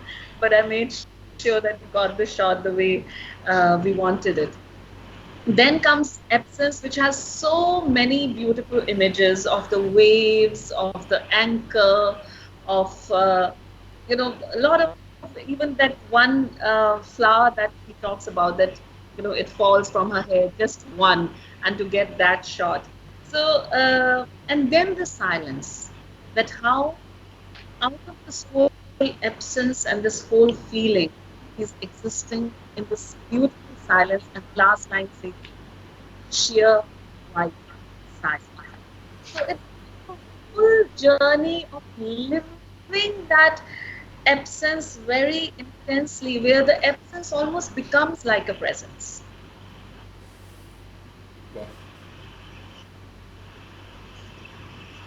Yeah, I have to say that she's done a really good job with because if I didn't want to interfere at all, because filmmaking is something that I've done myself. I've made 9 films myself, and I have a very there, and you continue, Sudeep. He told me on the day of the shoot that he's made 9 documentary films. And I went like this. I said, oh my God, what am I going to do? This is my first day of shoot and he's going to kill me. But I must say, and I really thank him with hands folded, he was such a beautiful collaborator, friend. He did not utter a single word about shooting throughout the shoot. He just let me be, let me have my space and let me, falter, get up. He did come to my aid many times whenever I asked for help. But so sorry, Sudeep, you were expressing this. No, so I said, I have such a strong sense of aesthetics, framing, visual bits, and so on. And then also I can, because it's my work, I'm biased and I choose certain things. But then I said, it's not my film. The prompt has come from another person. It's her film. All the decisions has to be made by her. If she's going wrong drastically in some place, that's fine, I can alert it. But otherwise, everything should be really hers, because I'll become too strong a presence. And I also must say there's something that she got her way, which I wasn't actually supportive of at all. I didn't want to be in the film at all. I said, I use my voice, that's fine, but then get an actor if you have to have a human being, or do it in an abstract way, whatever. But I don't want to be in the film. So somehow I got coerced into it, and then she started doing her directorial bits about aise dekho, pehle to makeup, ye wo light. I said, I'm not an actor, and I feel very, very stiff in front of a camera. Not when I'm conversing naturally like this, but shot, how long it takes to set up a shot, and it gets hot with all those lights and so on. So I said, what am I getting into?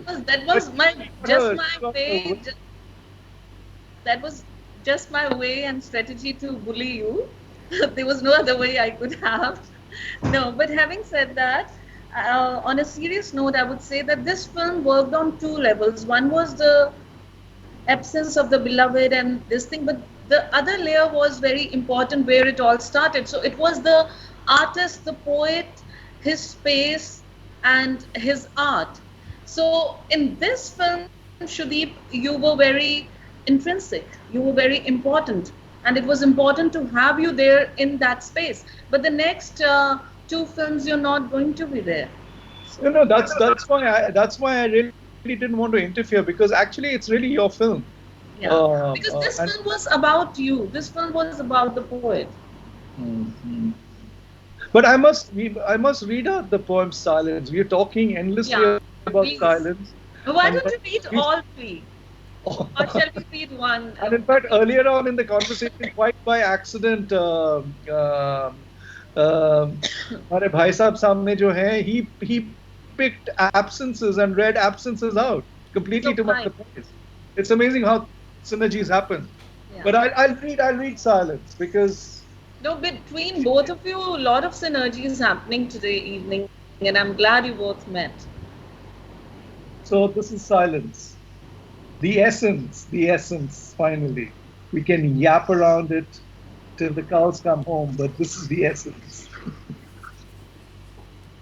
Silence. Silence has its own subtle color.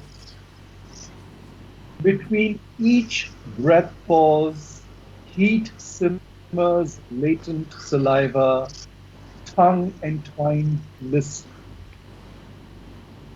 Here and there, errant clouds wait, yearning for rain.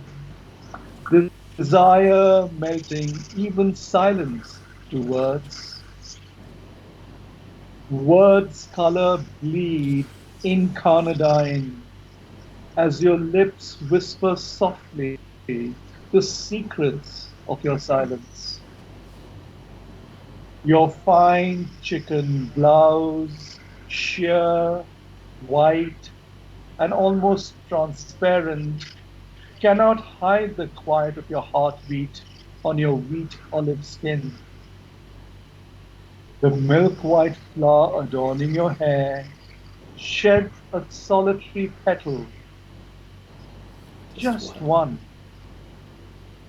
In that petal, silence looms color, white, transparent white, pure white silence. How about that? Pure white silence. So is And it I is have the to black? say that Yeah. that one of my favorite shots in the film, which is Raman's idea, is she wanted me to sharpen the pencil, and the shavings that were falling. We took a lot of photographs, and finally, it's that one shaving that fell. That's the flower petal. But we were trying to tie it up with all these instruments I have around me, excessive number of pencils and pens and ink and graphite and white paper. Also, the act of writing itself became a crucial part of the film. So when I'm reading it, you'll see me writing with my favorite fountain pen in one of my favorite ink colors, which is sort of sepia purplish in color. So there's a lot of things, Yeah, so she inhabited the space really well and got a lot out of the space. I have to say, well done about that, because I let her be here without telling her what to do, and these are things that she picked up, and it's beautiful. It's very moving. It's very moving. And it won a few awards as well, some honors. It's been recognized, no, in some of the poetry. Yeah, it won the Berlin Flash Film Festival Award, and then Sudeep has been very kind to show it all across the world in all the literary festivals where he goes. He can tell you what the response has been. And then we premiered it at India Habitat Center Short Film Festival, and also we recently premiered it to Over Houseful in Kolkata, which was just before the pandemic, in fact. And Sudeep can share the response that he has had during the literary festivals. No, I just thought it's one of those things, a film or music. If I'm given a reading slot, or if I'm on a panel in a literary festivals, this is so much part of the poetry fabric. So whenever I've felt appropriate, actually I've shown the film as part of the panel I'm on. And it really brings alive, in many ways wakes up the audience, because they're also tired at some level of words and more words, because literary festivals are all about words. So when you punctuate your reading and your conversation with a film, that sort of brings in another dimension. And it's also the fact that she's made it. I wanted it as many people to see it, so that was part of it. And an extremely diverse set of people. Romania, Croatia, Ireland, all kinds of places. Chandigarh Lit Fest also, we showed it. So yes. Thank you for sharing. So we'll I'm looking forward to. It has been, what Sudeep said, that inhabiting the space, the imagery became, because my work in theatre is also, a lot of images. But I did not want to make this film very heavy or intense the way my work in theatre is as an actor or director. But so I wanted to make this film very gentle, the way the atmosphere was, or way things were in his house or his space. So we did create imagery, but I think it was very, very gentle. So just from the unlocking of the door, and where we're looking at him from a hole, and the chess, which is very much a part of him. If you see, he has a whole collection of different kinds of chess, and so definitely they play a part over there. And then, as I said, that looking in the glass, when he looks into the glass, where he's looking at his own reflection, and in fact I almost had a tiff with my cinematographer Anshul Unyal, who's done an amazing job, and I really admire his work. But in that shot, he took Sudeep, and then he took the glass. So you never saw the transition, that this is the person looking, reflecting at himself. So that almost became my, a shot that is dear to my heart. But apart from that, it's the books, they became the waves, and the whole, these pencils, if you look like this, they are like the waves of the sea, and then that horse literally being there made the anchor become alive, the word anchor. And then, as very rightly Sudeep said, this where he talks about in silence, he talks about this solitary flower falling. What is this line, Sudeep? Petal, petal.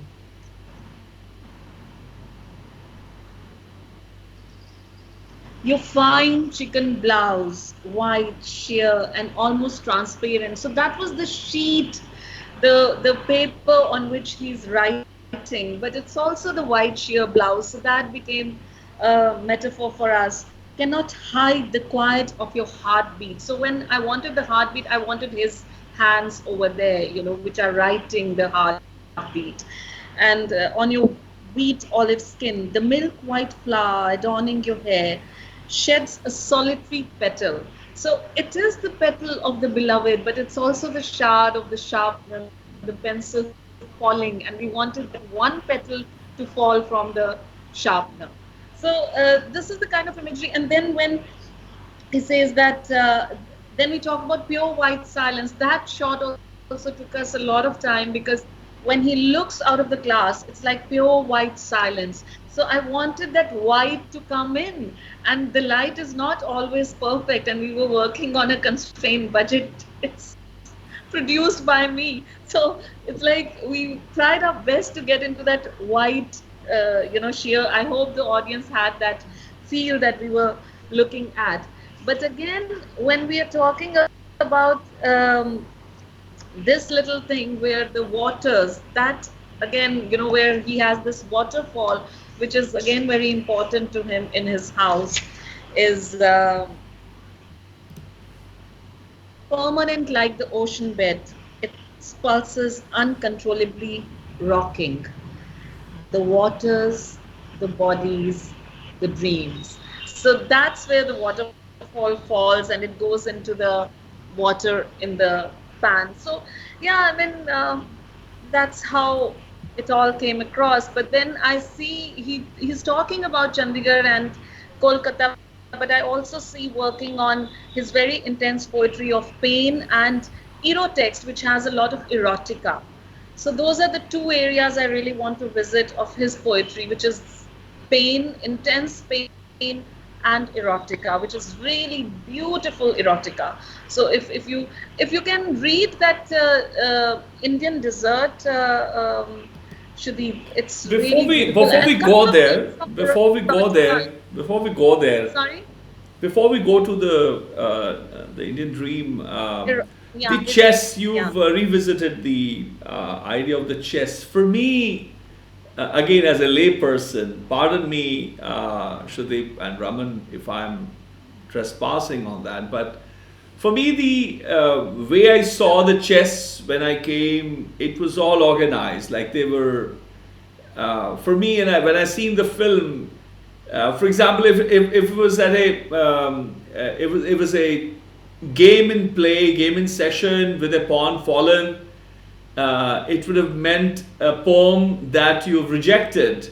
If it was perfectly placed, let's say stalemate, it would have, for me, would have meant a finished poem.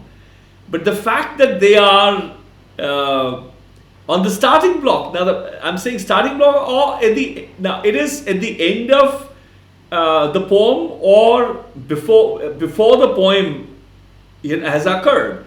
It is as if for me they are the words of a language, the entire gamut of language there, either after it has been written or waiting for it to be written, for a language waiting to be used, or a language after it has been used. It's taking a pause, taking a rest. For me, I thought the metaphor for me was again associated with his writing, is how I saw the chessboard.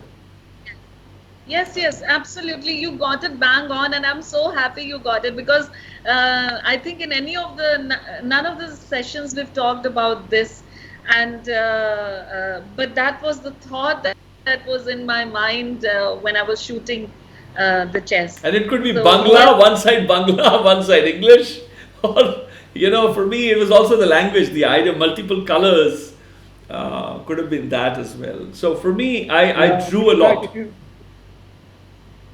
If you see the close-up of one of the lamps, I don't know whether it's in the film or whether it got cut out at the editing table, but the handwritten Bangla script is also there on the earthen Yes. lampshade. Yes. No, it is there. It is there. I remember it. Yeah. It's right there when the horse and the Bangla, and it Yes. comes at a very beautiful line. Yeah. I have kept the book away. So it comes at a very beautiful line next to the anchor in absences.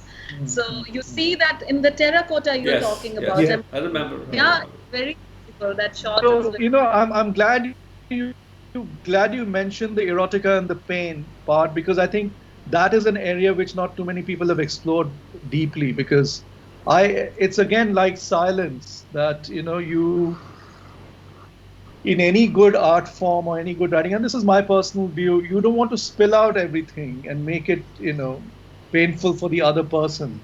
So I want the reader to enter the painful space through a lens of beauty. And so there's a lot that can be done in that in the pieces of writing I've done, which is under pain and erotica. And you see, erotica is a tricky thing, because again you're skating on a thin razor blade. If you push it too much, you get into the P space, the pornographic space. yes. If you undercoat, it's like the sloppy, bad love poems we've written in our school and colleges. But how do you just skate on that thin line is, again, less is more. The more you reveal, the magic of nudity is gone. So all those elements, these are all to do with silence. But talking about chess set, that as a metaphor would be great, because if you visit different parts of my house, you'll encounter various kinds of chess sets from various parts of the world, of various shapes and sizes. We have about 3 in this one, I think. So there are, I don't know, maybe 12 or 15 chess sets around. They're all scattered around in strategic places. So you start the game in one, and you continue the game in the next one. And who knows where you finish. That is a very, very good film idea. I think it'd be great interspersed with poetry, but you're moving from one chess set to the other. But the moves are being made. You make 3 moves in one chess set so that you establish it's one chess set. But the 4th move gets made on a second chess set, and so on and so forth. So ideas for the future. Yes. So Baldeepji, can he share some of the poems from erotica? Yeah. That's. I'm slowly headed towards his reading session now, and I have to, request him. I have a few farmaishes. Kafi asked me his work. You have to read them for us. And Sure. I think your son Aria, no, you've there. I have a few farmaishes. So, but before that, you wanted maybe I'll read Raman one had to requested, no, you first. So we start with that, and then we'll go to. So let me read the one Raman just wanted Yes. to hear, which is called Indian Dessert. This was partly constructed out of fun, to tell you very honestly. So I call it my recipe poem. So all the bachelors who don't know how to cook, if they follow this poem very, very carefully, they'll get a cracking bowl of gajar ka halwa. If you just follow the poem, it's the recipe. This is how to make a gajar ka halwa. There we go. Be careful, don't get distracted. Indian dessert. Clumps of wet smoke simmer in the pan and slowly lift to caress the outline of your breasts as you cook, stirring spices and carrot, milk and cream. Ingredients that conjure recipes of hunger and passion. As you melt sugar and butter and gently stroke flakes of grated almond shaving, more clumps of perfume smoke permeate to the silk of your shirt, now transparent in heat, painting the outer circle of the nipples to an hardened edge, tasting the sweet skin, the surface of the crinkled base, to a creamed mouthful of untampered delicacy. क्या बात है. Beautiful. I And love this lying bare as well. मैं भी पढ़ दूँ एक तुम्हारी कविता, तुम्हें दिक्कत तो ना होगी. why From this Lying this bare, your Right. bare stomach is my pillow. When I turn my head on one side, warm air rises from the valley to lull me.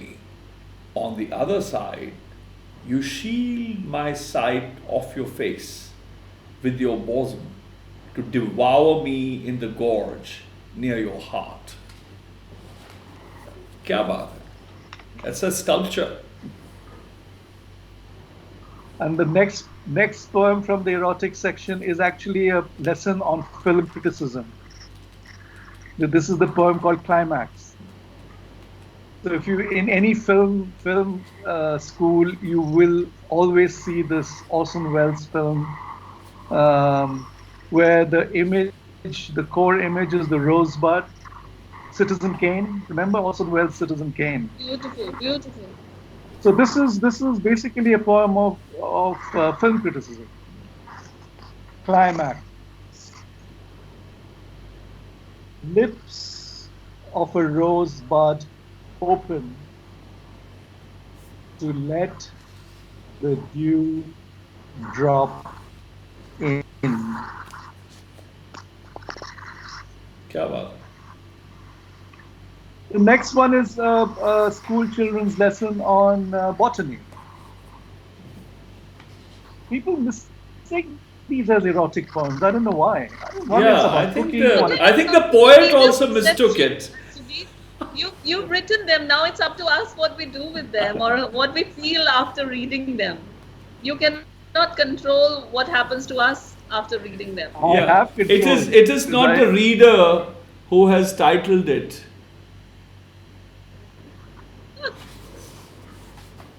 That's right. That's right. But yes, the release. Oh, the release, yes.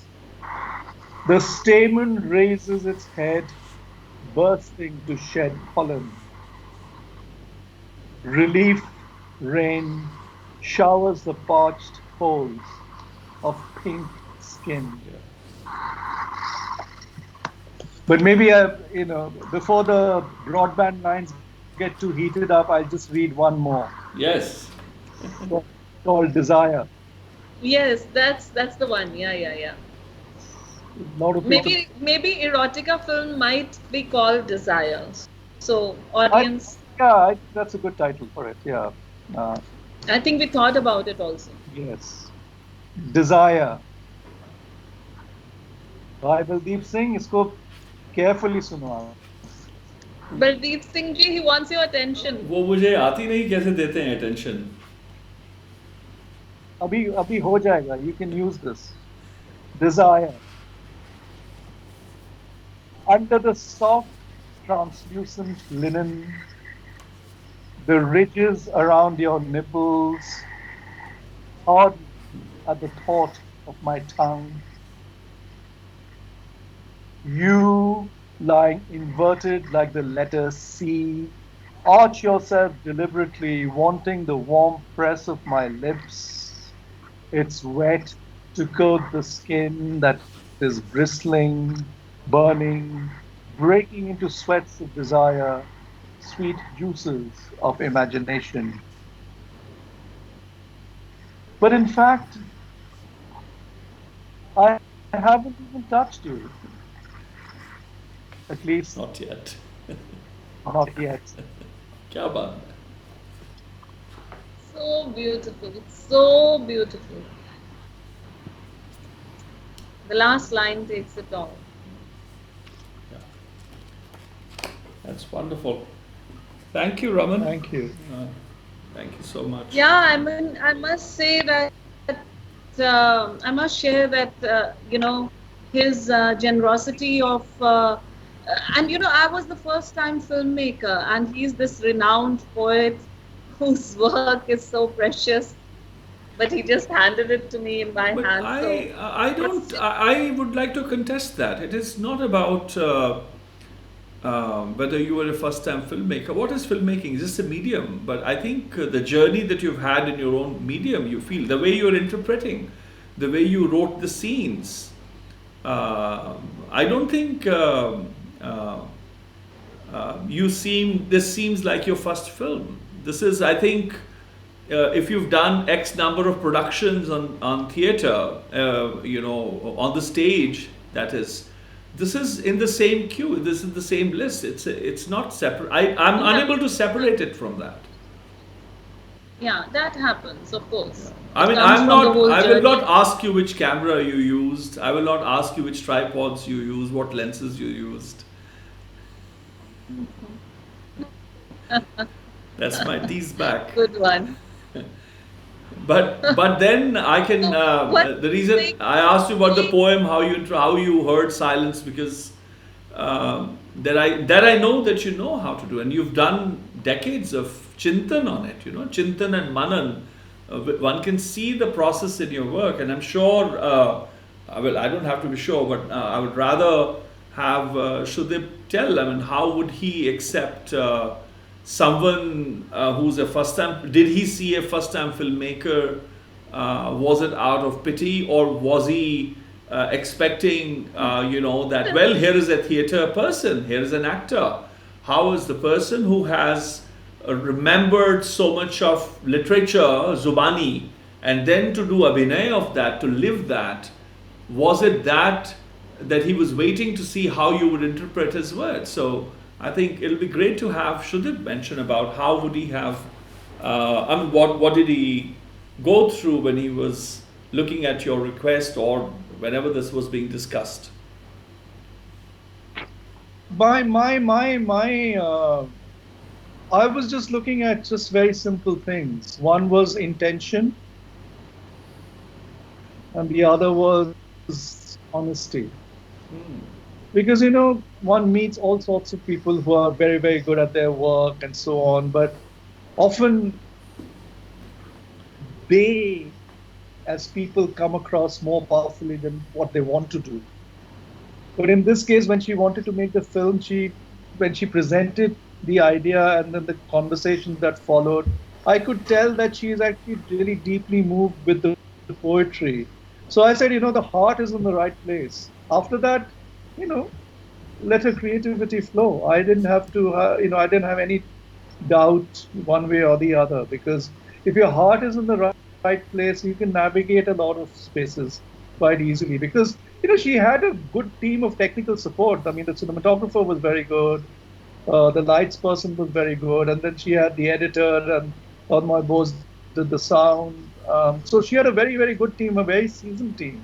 So I didn't have to worry about that. And also she put her, what they say, showed the seriousness by getting a budget together and everything. So, when you know that someone's actually deeply serious about it, my thing was just simple. And, I said, yeah, go with it. So, and that comes across, that sense of passion and urgency and intimacy. And I liked what you were saying before. You wanted the audience to dwell. Dwelling is so important because you dwell in silence. It's a space you inhabit. First you look, first you see, then you experience. Once having done all those three, you are able to dwell. Yeah. And if the intentionality is about dwelling, you can't go wrong. And in a short space, if you can suck the viewer in with such power and force, then things have to work. it's also, part of it is also about the connectivity. Things have to connect in the right way. Yeah. And because then you can move any creative project forward, because if you essentially connect in the right way. Because so much, because everybody as an artist has an ego. Ego is a very important part of an artist, of course. A good ego, bad ego is a different conversation altogether. But when you put different people with egos, it's bound to create a lot of firework and spark. I wanted the sparks to be positive. And if there were any negative, this can be, fine-tuned if there's understanding. So that was important. If the connection is honest and human, the rest can follow. Yeah, I mean, to put it in a humorous way, it's been very chatpata meeting and a lot of fireworks over there, and then yet connectivity was there, so the work happened. So I was a very hard taskmaster. I said no joking, no cracking silly jokes during the shoot, nothing. When you're in the zone of doing it, it has to be like, proper. Before that and after that, you can crack your silly jokes. I don't remember that. But it's just not, so that was important. I think on the day of the shoot, I was the boss. No, but jokes apart, he's very right about the connectivity and the right, right giving of space to each other. So that became very important for it to happen. I mean, I gave her the entire space. I didn't even intrude. I mean, to the point that, I was thrown into the deep end as to be the actor, and she was doing my makeup and whatnot. It's not something I'd signed on to. Because he was sweating so much, so we had to take away the sweat from his face. Sure, and we didn't have assistants doing them. So maybe he wanted to show कि कविता लिखने के वक्त कितना पसीना आता है. ये भी तो दिखाना होता है ना. वो शॉट तो है ही नहीं. It looks very cosmetically correct. नहीं वो तो है. तो वो गलती हो गई बलदीप जी. Next time उसको ठीक करते हैं. अभी आप you're the critic, so you critiqued it. We will try to rectify it next time. Keep the sweat. He is sweating in a couple of shots, actually, if you see. Yeah. I mean, I was in the heat of the thing. There were these shots where I'm making tea, and it was shot so many times, from different angles. So I was dripping, but that was okay because that was natural because you're on top of a fire. So that is I don't want it to be photoshopped. Yeah, that is another point that why I brought in that tea thing was also the mundanity of his life. Where he has this ritual of tea and serving food to everyone. So it's like also the mundane tasks that become almost poetic, in a routine day. So that's why those shots have been. Also the fact that tea is such an important part of my life. I drink so many cups of tea. So on the day of the shoot, I made 1,000 cups of tea because I was the spot boy and everything. But of course, when you're talking about film, you have to get into other elements. So we had to get this transparent, tea kettle, so that when you're shooting, you can see the colors of the tea change. Because if I were to use the real teapot, which I use every day, it won't work on the film as dramatically because you don't see the changing of colors. So all those little. I'm glad you're bringing out the points that I almost forgot. Yeah, so for me that glass kettle became very important because I wanted the color to change, and so we went and bought it. So yeah, I mean we wanted it just like that. I was only coming up with the teas because when I went, he only served me an ordinary cup of tea. There was no what is ordinary dramatic cup of tea? kettle. No dramatic kettle. It was just a simple cup with it. What is the ordinary cup of tea? For a Bengali to serve Shinghara is already romantic. How can it be ordinary? And if it was masala chai, it's even more romantic. So that's you missed the essence over there. We are talking about cups and ceramics and glass and so on. I want to read you this poem called Kintsukuroi or Kintsugi. It's such a beautiful Japanese thought. Yeah. And the thought is that if a thing, a pot or whatever it is more beautiful to repair an old pot, and the beauty of it enhances With because of gold.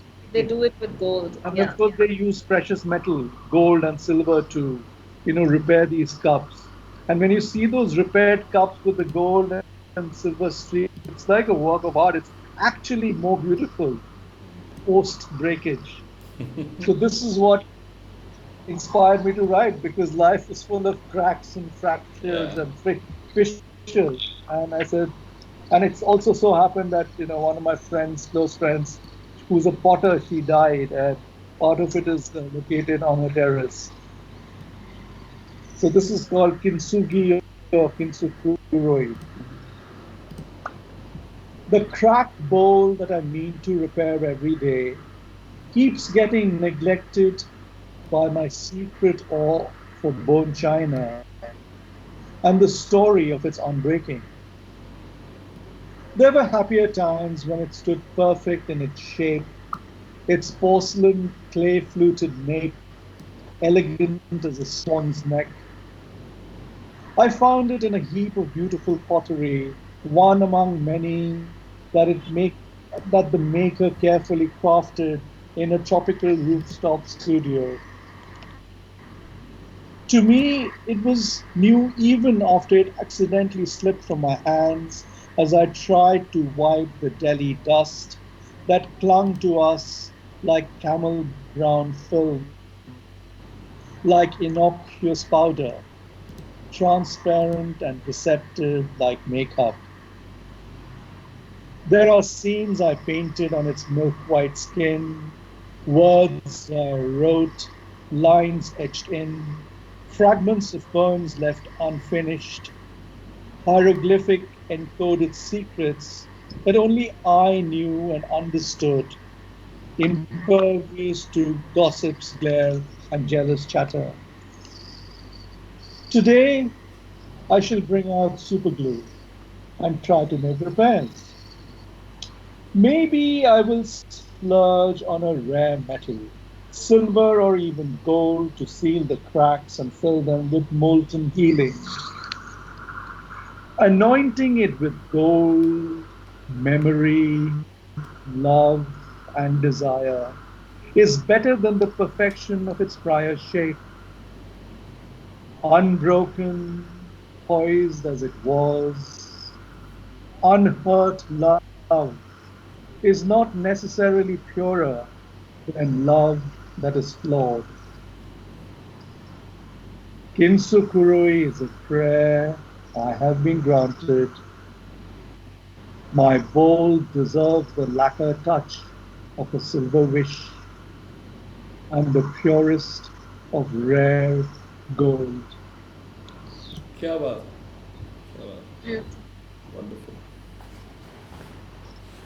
I'll quickly go back to what Sudeep pointed out earlier without mentioning that it won't be complete, is that the team was really amazing. So I really thank you, Anshul Unyal, Rajdeep Mitra, my friend Kedar, Gaikwar, who's been helping me from Mumbai. He's a brilliant cinematographer and director. Then Manas Bhattacharya, who was helping us with coloring, and Pandit Tanmoy Bose, my very dear friend and the music designer of the film. And the beauty about collaboration with Tanmoy is that he, he will listen to you. He will not, it becomes a real collaboration that if I wanted, like we wanted silence towards the end. So if you saw in the last piece, the notes are just tung, tung, tung. So even the music is creating the silence that we wanted. And when there's water, it's that kind of sound. So, I'm really grateful to, how he understood what I wanted in the film and translated it musically. So that also became the strength, because the team also became a very big strength. Thank you for pointing that out, Sudeep. I, had missed it entirely. My pleasure, my pleasure.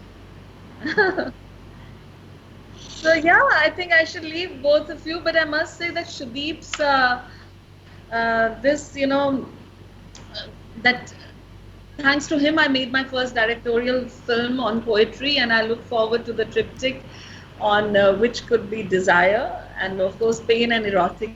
That's the thing that we are looking for. And Sudeep wants locations as Chandigarh and Kolkata or something to do with that. So maybe combination of all this. And we look forward to collaborating with the Anād Foundation if we may. Why and we not? look forward to all of you to donating us some little tiny money, and we'll be able to do these lovely films which are made based on this amazing poetry that Sudeep writes. And also, Baldeep, I would like to share with you that I am already, in the middle of writing I have written the treatment for Taranjeet Kaur's 2 poems, and we'll be shooting them in the lockdown. She in Mumbai, I in Chandigarh. Perfect. And Dr. Neil Hall, whose poem Blood in Our Hands, which I think Sudeep has seen the play Beyond Borders. I've used it extensively in my play. So that is another poetry film that I'll be making very Wonderful. soon. My best So yeah, I wishes. mean, it's an exciting project. Yeah. And Wonderful. I always thank Sudeep for embarking me on this journey, for inspiring me to embark on this journey. So thank you so much, guys, for letting me come into this space. But it's so beautiful to listen to both of you. I'm going to buzz off and listen to you from another space. All right. Thank you for It joining in. was- Thank you, Raman, for sharing the film. Congratulations again for the film and the success that it has had, and I wish you many more. Look forward to your next ventures, your next adventures with the cameras, and in whichever film I'm associated, people. When you're sending in the pennies, send in more, because I'm an expensive fellow to have along. I'm kidding. All right, Raman. And also, as you know, I already have a proposal for you, Baldeep ji. So the day you take me seriously, we'll be on to Come that on. project too. Nobody takes you not so seriously. Everybody knows you're a very serious, protagonist within your field, and I think it's With a big grin fixed on her face. Also. Sorry? No, it's everybody acknowledges that, and I acknowledge it, and I'm looking forward to that. Yeah, thank you. Thank you once again. Yeah. No, both of you have been very kind to me this evening, and I will remember this evening for that. Yeah. Thank you for your It's kindness. just that we are public. You're welcome. I know. Thank you. Thank you You're so welcome. much. Warmest wishes. Sudeep has And not even this- afforded his grin, a full smile. He's like so formal in front of the camera. He's, got that mudra, yeah, it's okay, with a smile, like that, yeah. No, Enjoying that mudra. it's when you have a long distance run, then you need an anchor. Yes, that's true. But Baldeep ji, you have to agree. While I was here, he smiled enough. So you have to give that credit to me. Because before I go, I need to take some credit for some things. All So right, you can you have know some. my habit. You can have some. After you're gone, then I'll say I never gave any. अब इससे पहले मैं कुछ और चुराऊं मैं भागती हूँ यहाँ से. Okay. Bye guys. Bye. Thank you so much. Raman. Thank you so much. Compliments to you again. Yeah. Thank you Yeah. so much. Thank you, Sudeep. Pleasure. That was. We should. Yes. Yes, you were saying something. I want to. No, go ahead. I want to look at the. Of course, I wanted to look at forms and classics. Again, talking of tradition. For me, it's very important because many people speak about somehow as if the tradition is a baggage of sorts. That tradition is, in a way, not necessary. It somehow is somehow a fossil. It doesn't represent the idea of creativity, of freshness. It's as if some sort of a prison. My contention has been that if I remember, let's say 100 beautiful compositions in a single raga. Now those 100 different compositions, they're all different. They're not repetitions in different tal structures. Different texts, different compositional structures. What do they give me? They actually make me more saksha, more literate. So that when my composition will come, it will be the 101st composition. It would have drawn and learnt all, it would embody or subsume all the lessons that I've learned. And I call it, a space which is much more fertile, a soil which is much more fertile. But I have very dear friends and top scholars who somehow are allergic to the idea of tradition. And I'm so glad to hear that within the field of poetry and prose, that you value, and I had in fact in one of my conversations, I had asked them that why in literature such respect for the tradition, but in music people expect that we mustn't talk of tradition. So I was so glad to hear that. That same sort of thing also exists within literature. It depends on who you're talking to. But certainly I, for one, tradition is just crucial. It's the bedrock of what we do and what we can, the foundational thing. But I think we should, maybe you should read some of the Kafi Azmi poems. Yes, that and would I'll be read great. the translation. Yes. Yes. And I'm so glad that, Anamika You can start off with Which one? No, Kafi Azmi. Yes. Maybe Ek Bosa, which Yes. is on one page, 165. Yeah.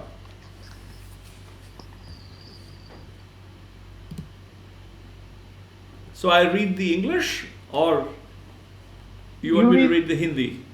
The Devanagari. I read the Okay. English. Ek Bosa. Shall I read first, or you would read the translation first? You read first. Okay. Because that's how it would have sounded. एक बोसा, जब भी चूम लेता हूं इन हंसी आंखों को, जब भी चूम लेता हूं इन हसीन आंखों को, 100 चिराग अंधेरे में झिलमिलाने लगते हैं, फूल क्या, शगुफे क्या, चांद क्या, सितारे क्या, सब रकीब कदमों पर सर झुकाने लगते हैं, रक्स करने लगती हैं मूरतें अजंता की, मुद्दतों के लबस्ता गार गाने लगते हैं, फूल खिलने लगते हैं उजड़े उजड़े गुलशन में, प्यासी प्यासी धरती पर अब्र छाने लगते हैं। और आखिरी फिक्रा कहते हैं आज़मी साहब के, लम्हे भर को ये दुनिया जुल्म छोड़ देती है, लम्हे भर को ये दुनिया जुल्म छोड़ देती है, लम्हे भर को सब पत्थर मुस्कुराने लगते हैं। क्या बात है। So of course, when I was translating, I had to keep to the rhythm of the original and keep the couplets and the rhyme scheme and so on. So I won't talk about all the technicalities, but let me just read out my translation. One kiss. The moment I kiss these beautiful eyes, 100 lamps in the darkness glow, glitter. What flowers, what buds, what moon, what stars, all my rivals bow at your feet, head lowered. They begin their dance, the idols of Ajanta. as the long, close-lipped caves start to sing. Flowers bloom in unkempt, wilted garden on the thirst-wrenched earth. Clouds collect, hover. Momentarily, the world relinquishes cruelty. Momentarily, old stones start to smile. क्या बात है, क्या बात है. You know, the problem with the translations, like words like Jil Milana, it's got so much in it. So you can translate that as glow, or you can translate it as glitter. But how do you kind of, put it all together? So there were all these compound phrases I had to kind of innovate on to get these one word into two words. And ja, ga, I wanted that also. So I wanted glow, glitter. Yeah. But that's my, No, that's very important. I mean, that's the mind. That is the mind of a translator. That's a process, and that's very precious to me. Very important. एक पढ़े, one moment. Ek Yes. lamha. Yeah. It's a beautiful term. एक लम्हा. आज़मी साहब का है एक लम्हा. हम गुस्ताखी कर रहे हैं पढ़ने की. एक लम्हा, जिंदगी नाम है कुछ लम्हों का. क्या बात है. गुरु नानक कहते हैं, हम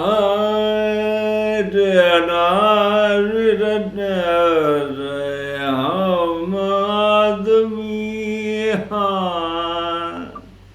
एक दमी, हम आदमी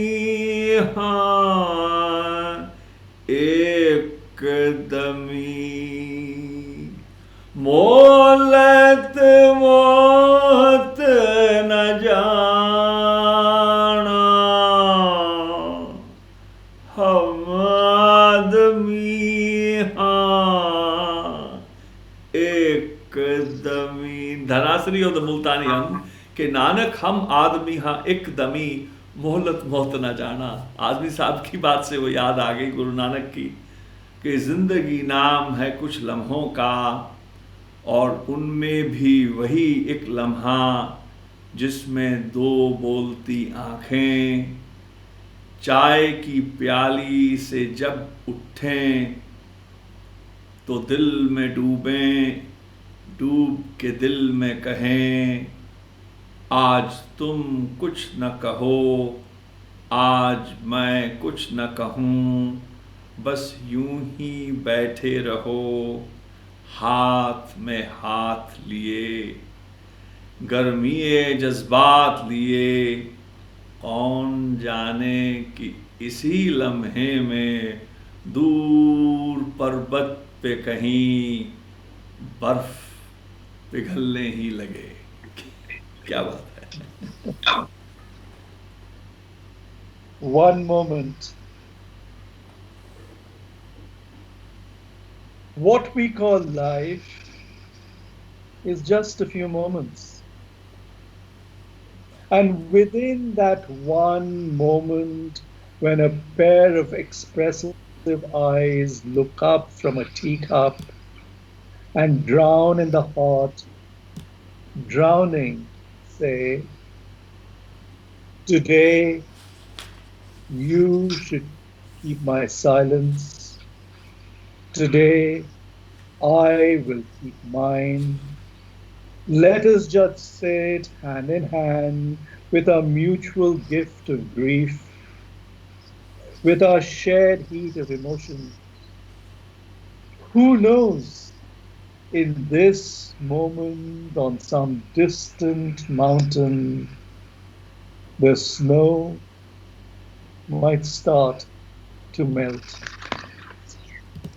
एक और है इसके आगे, हौसला. I think it's very important. Courage. Which page? It's Which page just after 169. Azmi साहब का ये हौसला, वो बहुत जरूरी है। मैं चाहता हूँ कि हौसला ना टूटे, ये समा भी ऐसा है, वैसे वातावरण भी बड़ी देर से ऐसा ही है। I think it's important. तू खुर्शीद है बादलों में न छुप, तू खुर्शीद है, तू खुर्शीद है बादलों में न छुप, तू महताब है जगमगाना न छोड़, तू शोखी है शोखी रियायत न कर, तू बिजली है बिजली जलाना न छोड़, अभी इश्क ने हार मानी नहीं, अभी इश्क को आजमाना ना छोड़। क्या बात है, वाह वाह। क्या बात है। Courage. You are the sun, don't hide behind clouds. You are the moon, don't stop shining. You are a coquette, don't subdue your desire. Your lightning, don't stop striking. As yet, love hasn't conceded defeat. As yet, don't give up on love. 173 ये क्या बात है, पुरसुकून समंदर, your काम ocean. ऐ थके हारे समंदर तू मचलता क्यों नहीं,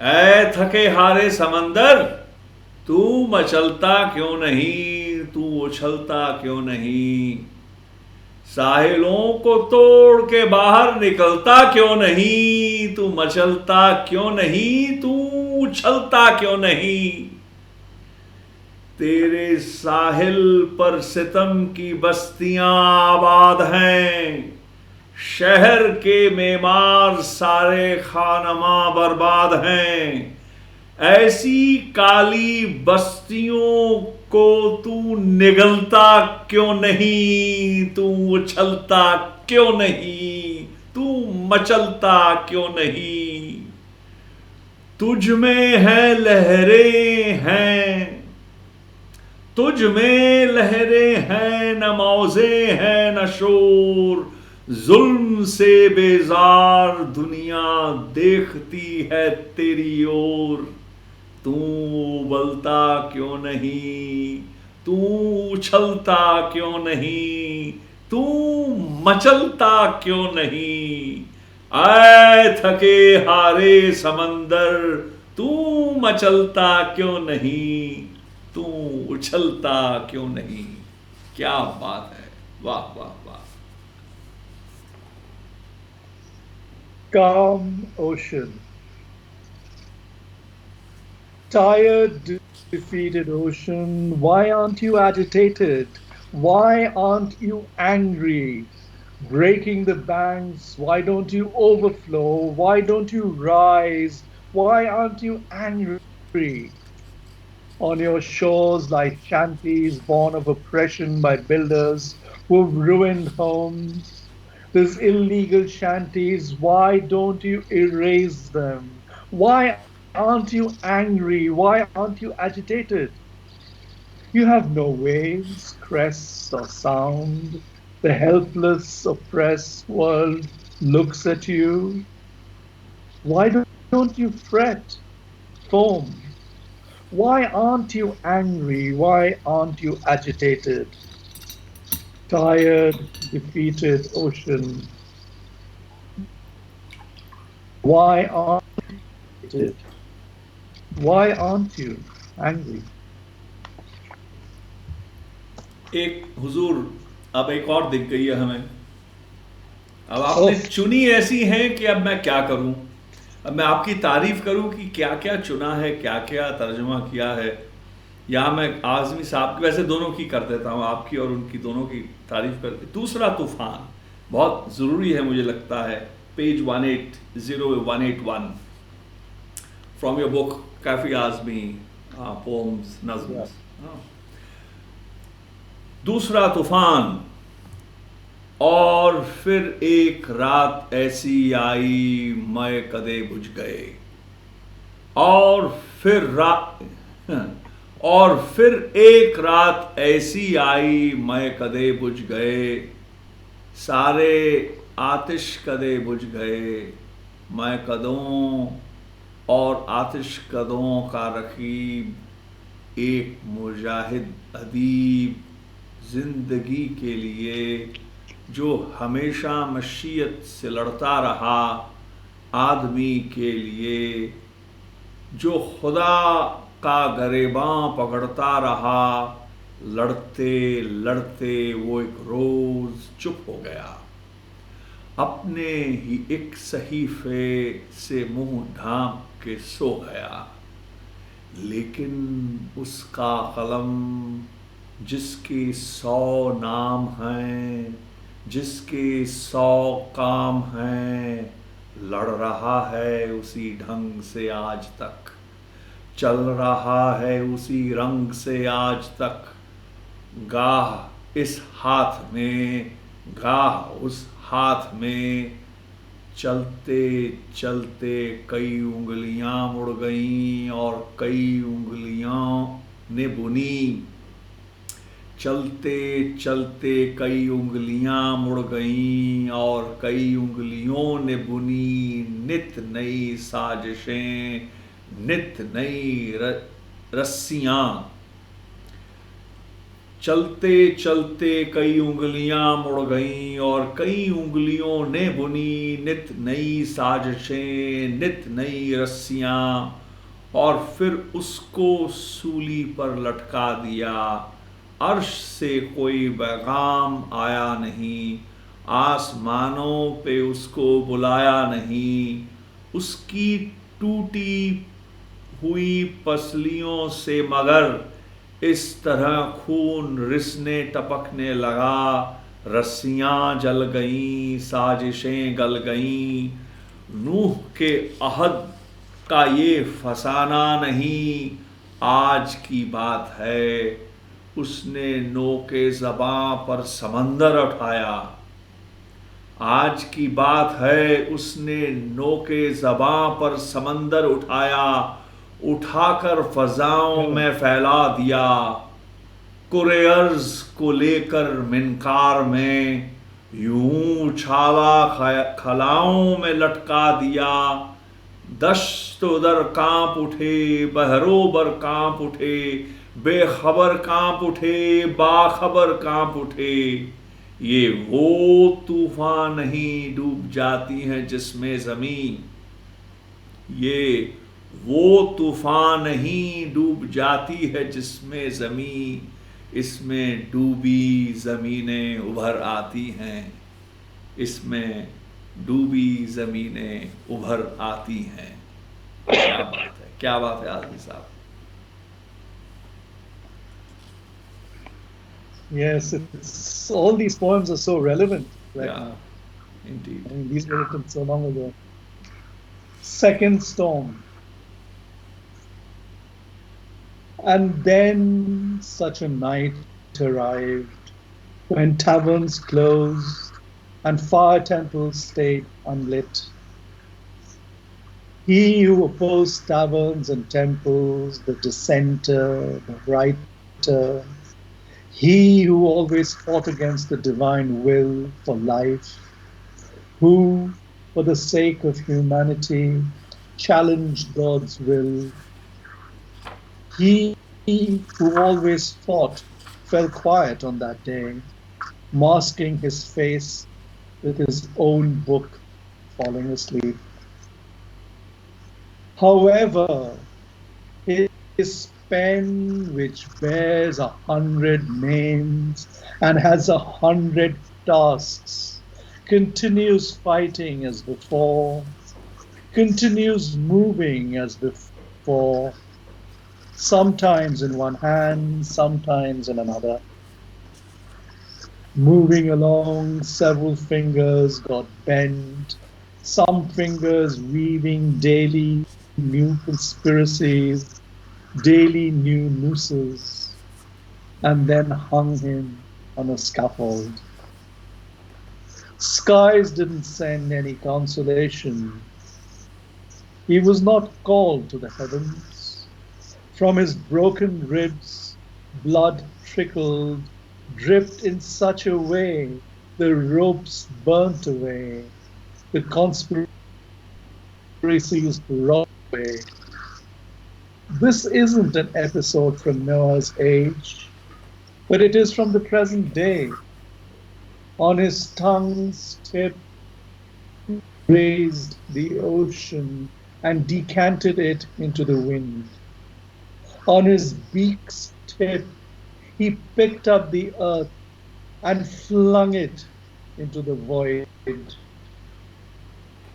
Jungles and villages trembled, the oceans trembled, unintelligent people trembled, intelligent people trembled. This is not a storm that drowns the earth. Instead, the submerged emerges. That was interesting where you use the term the submerged and not just the land. How you make these choices, no? And it could be anything. I think there's a more space for imagination. It is not just the land, it could be किसी के सांस भी तो दफन होते हैं सिर्फ मिट्टी ही नहीं. That's why I wanted a word which encompasses both nature as well as man. Yeah. Both the politics as well as the situation. So, all of that is being submerged. If I just use land, then it becomes, one-sided, one-dimensional. And then the whole play in English, submerge emerges. The reversal of submerging is emergence. So there's that as well. There was a question from artist Prem Singh, who's such an amazing elder. He was, I'm trying to go back in the comments. He was asking, I think, about if you wrote, do you write poetry in your mother tongue? If yes, would love to hear, one, two or more that Sudeepji would like, can share. Can we have some Bangla? So I have to say that I do write in my mother tongue, which is what you are hearing it in. Yes. I happen to have 3 mother tongues, but I write in one of them. Yes. It takes a lifetime to get one mother tongue right. So I've actually just stuck to English for the moment. And my love for the other 2 languages, Hindi and Bangla, I translate from them. But yes, I am writing in my mother tongue. Yes, and I'm reading course. out in my mother tongue. Yeah. Yes. But talking of Bangla, so you've been translated in Bangla. It's been translations from English, is it? Yes. Okay. Two of my books have been translated from English into Bangla, which was very funny because when my mother was alive, I gave her the Bangla books, and she sort of sighed a sort of sense of relief. Though her English is impeccable, she says, now I understand the poems. Really? That is so I think sweet. partly she was being facetious, but partly, because she's a Bangla speaker, was a Bangla speaker, it is closer to her skin than English is, for instance. So, but maybe I should read out a Bangla poem, one of my favorite Bengali poems. Yes, that would be great. Which is none other than Jibanananda Das's Bonalata Sen. I see. Is that from Everybody Aria? knows. That's from Aria, is it? It's in Aria, it's also in Fractals, Oh, but okay. it's in Aria. It came out in Aria first, yes. So in fact, as a Bengali, you are growing up, everybody asks you about this questions about Tagore. But when I was growing up, Tagore was emanating out of every orifice that I took an intense dislike to Tagore as a child. I can see the photo at the back. I do have the photo at the back, and I have to say, as a mature reader, as I was growing up, I really developed a lot of respect for the man because I understood him better. Having said that, I like his short stories and his plays and his paintings much more than his poetry.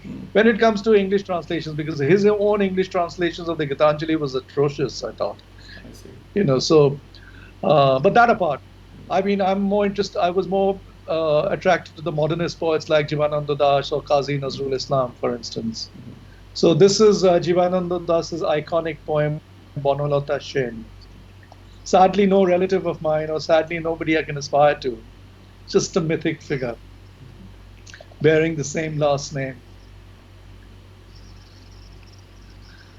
Bonolata Shen. For 1,000 years I walked this earth's passage by day and night. From Lanka shores to Malay's vast seas, I've traveled much, been a guest at Bimbishar and at Ashok's courts, stayed in the distant nights in the town of Vidarbha. I'm long worn out. Around me, waters of sea and life have endlessly swirled. My only peace, a fleeting moment snatched with her, Natorer Bonolata Shen. Chultar Kobekar Andhokar Vidishar Nisha, like the dense ink night of Vidisha, her hair black, deep black, her face like the delicate weave of Shrabosti's filigree frieze. Just as a lost boatman, rudderless, tossing in the far seas, chances upon a lush green island, I too caught a sight, saw her, a mere glimpse in the dark.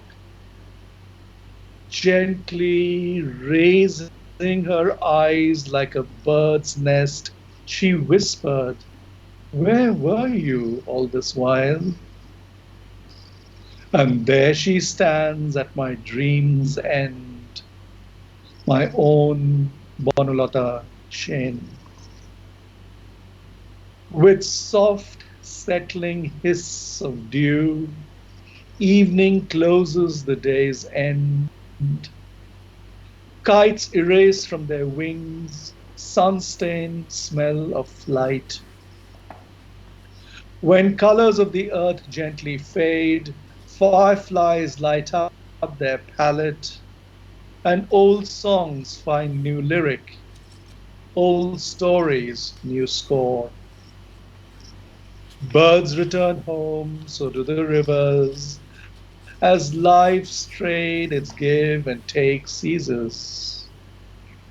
Only the dark stays, and just as it remains, so does, sitting by my side, face to face, my own Bonolata Shen. Kya baat. Do you want to read? We don't have the Urdu here. There's Gulzar's, this beautiful poem called Sketch. It is, page 84. Page in 84. 84 Yes. in Aria. Yeah, this is only English. So maybe if you can read it yourself, then. Yeah, I just read this little poem. It's a beautiful, beautiful little poem. This is Gulzar Saab, and it's called Sketch. Do you recall that day when you sat at my table on a cigarette pack, a small sapling sketch you had made? Come here. See. On that plant now, flowers appear. Kya baat hai. Kya baat. I see that, when you talk of, there's so much to do with form, classics, about contemporaneity, but then you're an architect, isn't it? You're trained as an architect. Am I right? No, I no no no. I wanted to be an architect. Oh, you Had it not wanted to been, be one. I I see. wanted to be an architect, and I had 4 years of architectural drawing in school. We I had that see. So you option. did that. I see. So you have that. I had that So I did, somewhere in my and I head also that you were in architecture or somehow. I sat for the. No, also sat for the School of Planning and Architecture, got in, but instead opted for English literature to the shock of everybody around me. "Ab karega kya ye?" But the thing is, the elements of architecture, drawing, film, science all permeate into my poetry. I mean, when you're talking about structure, form, all that comes into my poetry. And because of my, the other side as a photographer, as a person who likes the art, I'm innately drawn to designing spaces. So, the house you visited, my house where I'm sitting, has been designed by me. I've done a couple for a couple of other friends.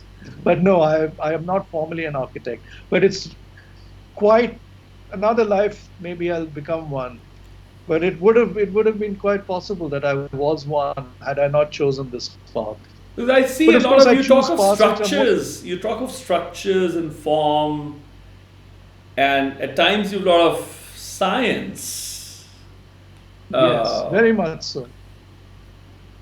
Does it So there's seep a in lot through of your science reading? around Through your that, reading that you've read, all the journey that you've had of reading, that it seeps in? Yeah, very much so.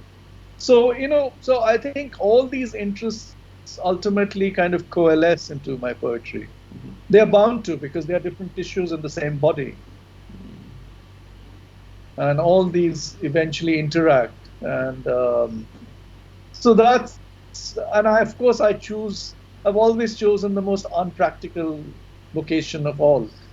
One could have been an architect and built all these buildings and malls, but what do I choose? I choose the most obscure genre in literature, which is poetry. There you are, But my poetry is infinitely richer, partly, as I said before, because I translate from other languages, and partly because science and architecture, design, photography, dance has a lot of bearing on my poetry. So the space becomes a lot more personally meaningful for me, but certainly much more textured and richer. And when you look at how important is, I mean, for example, go ahead. For instance, just to give you an example, I won't read that poem out now, but there's a poem called Bharatanatyam Dancer. And it's part of the series. It's in fractals, but it's going to be part of my Whispering Anklet book. And the structure of the poem, when I was watching the dancer dance on stage, she was dancing to the tal and bowl of ta dhin ta tai tai ta, ta dhin ta tai tai ta, ta dhin ta tai tai ta. So by the time I came to my 11th or 13th draft of the poem, I was telling myself, why can't I incorporate that structure into my poem? But of course, English prosody doesn't afford you that structure because it's so innate to classical Hindustani music or, this form of culture. So I said, I will invent a rhyme scheme. ABACCA, ABACCA, ta den ta, tai tai ta, ta den ta, tai tai ta. So the entire poem is written with that rhyme scheme, ABACCA, ABACCA. And the thing is, when you look at the poem, you won't see it, but when you deconstruct it closely, you'll see all those patternings come. I see. So, at one level, it's a very complicated piece of writing, but of course, people won't see it. And if I don't tell you, you won't know. But it's such a thrill to introduce new forms into the English language. And I've not just done it with Indian-oriented poems. There's a early poem of mine, which is New York Times, I'd written. And there, too, I invented a new form because each stanza of New York Times kind of inaccurately maps the shape of Manhattan. And when you turn the stanza 90 degrees and you draw a mirror line through the center of the stanza, the top reflects the bottom. So, because of the ocean and the river around the island, you always see the reflection of these tall buildings in the water. So what I did was that I invented a rhyme scheme which was ABXBC. So the third line, the X line, was the mirror line, and the two lines on top mirrored the lines at the bottom, the rhyme scheme. And why 5 lines in each stanza? Because there are 5 boroughs in New York City: Brooklyn, Bronx, Manhattan, etc. Yeah. So there's a lot of complex things that are going on. It's moment to delve deep into this, you sort of see all these wonderful things. But these are personal thrills, Yes. You want more than just what appears on the surface. Yeah. So all this interest in science and architecture comes in very handy, I have to say. Yes. Because of my obsessions with these things. I was talking to Luca Lobar, the composer from Italy, who's created a new scale. And it doesn't end with it doesn't. It goes his octave. It goes into the tar saptak. There's no sa to sa, and everything that he composes, he creates in that scale. And then like Bach and others also, and he himself and other composers that I know, they take the musical notes from their name, and it's like a signature that exists within their composition. That's the kind of a thrill they take too. Like many of Bach's work, Sure. his name is there, and others who've composed for them, honored them, they honor. But even in a ghazal, you sign off with your name. Yes. But they just use with the notes, so the name is not there, but it's just the name, the notes that cross the combination of notes. They have sets of these notes. Another thing I wanted to look at is that we both are belonging to regions. Both live in Delhi, just a few light years apart. I'm from Punjab. And I actually belong also, represent the uncolonized Sikh, the one who was always sovereign, who always, until the British left, we fought with the British. We never shook hands with them. My ancestors lost everything, sacrificed everything. But the idea of partition is seeped in. When I've analyzed, left my career in flying, looked at why is it that the intangible wealth just died, when I speak about that the integration of the political space of Punjab into the Union of States was done, but the integration of the intangible and the tangible wealth, literature, music, and so on and so forth, exegesis, traditions that were extraordinary and ancient, thousands of years. We talk of thousands of years legacy, that's Punjab. Vedas are written in Punjab. All of this was just shoved, flushed out. They were like babies, babies that were centuries and thousands of years old, just flushed away with dirty water. Some was even good water. Bengal has had its share of tragedy of enormous proportions, but Punjab impacted, for example, not Christianity was affected by the partition of Bengal, nor was quote unquote Vaishnav Sakat or Shaiv Mathas in totality, neither Islam, neither any other religion, but Punjab impacted directly the Gursikh, the Gurū Nānak Marg. It is totally gone. It's like the walks of Gurū Nānak, the second most traveled person in history, the way he bound us, the way he taught us acceptance of diversity. Where Kabir in that Pothi says, Ved Kateb kaho ho mat jhoothe, jhootha jo na bichare. But we are both born post-partition. How has the partition of Bengal, when you look at Tagore, Anjana Mangaladaya Jaya He Bharat Bhagya Vidhatao Punjab Sindh. Now this, you look at the India 1911, his idea of India, the British India, was very large. He died before partition happened. So when we look at these elders, the way Faz, for example, and so many others who wrote, Iqbal and so on and so forth, their writings before partition are celebrating the idea of India or our civilization in a different way.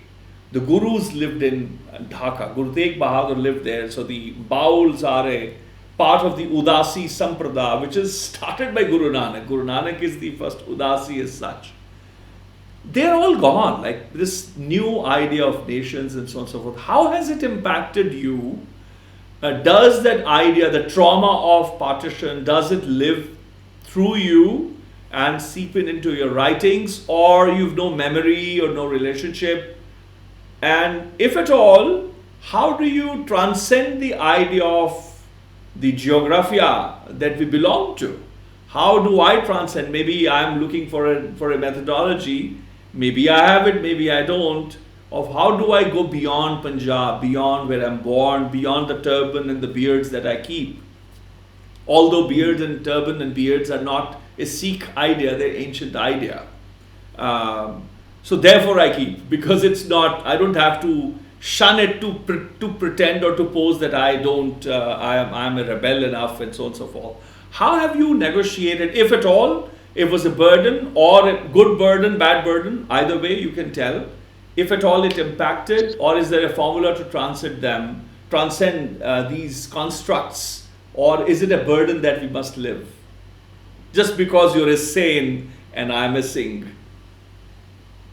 So for me, actually partition is only something that I've heard from grandparents. It's stories I've read in textbooks. It's directly never affected me. So I don't carry the traumas at all. I see. In many ways, I'm free of that burden. Our ancestors have really paid the price for building the nation, and unfortunately, they didn't have the choice when nation was divided. Other forces. But I'll tell you, in a Bengali space, it's a very secular space. Punjab or the Sikh religion, it's very much within the constraints of the Sikh religion. The iconography, the texts, it's very visible that it belongs to a certain kind of religion. Bengal as such does not. It's more democratic, it's open. For instance, I'll give you a small example in my own upbringing. My parents used to live downstairs in the same house I live in. And my mother had a puja room, and in the puja space, she had all the gods and goddesses, Hindu gods and goddesses, of course, because she was born a Hindu. She had the crucifix, she had the Granth Sahib, she had the Quran, all of them. She was worshipping in Bangla to all these religions at the same time. And she told me one little thing. Of course, as kids, we just want the prasad and we want the sweets. But she told me one thing, that she said, it doesn't matter, I'm just praying to the Almighty. They all preach the same things.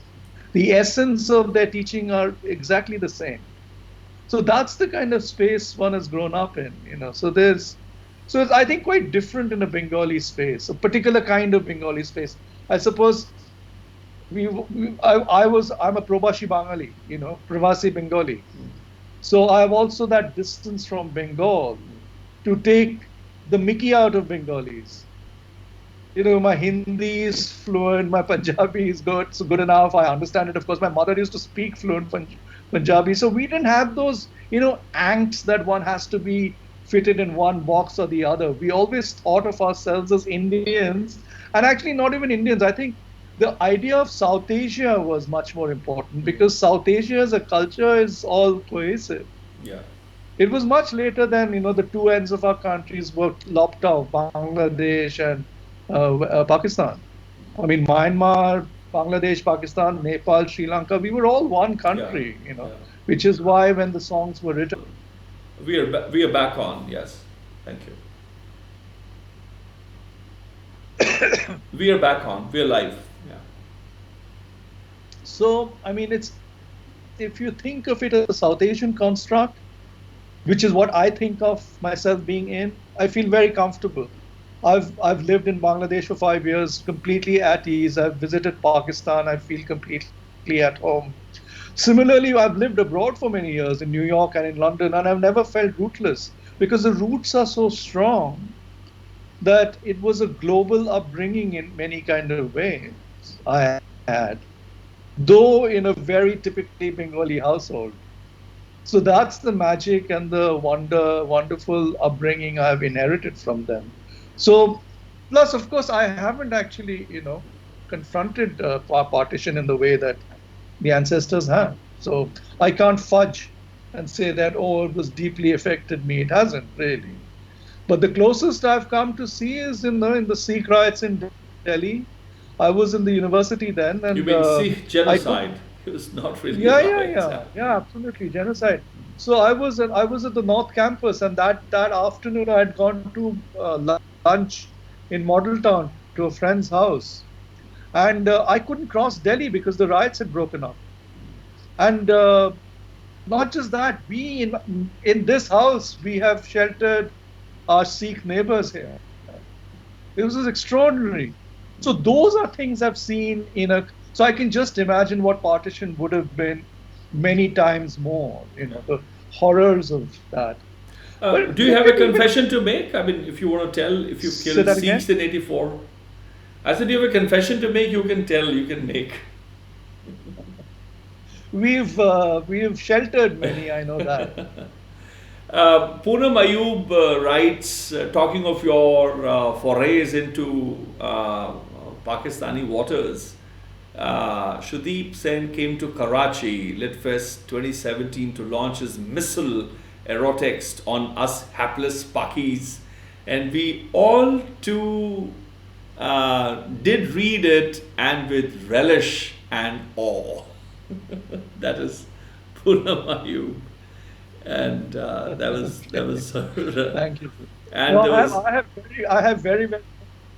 I have very fond memories of visiting Pakistan, and in fact, the last two trips to Pakistan got shelved because of the stupid, the attack that happened.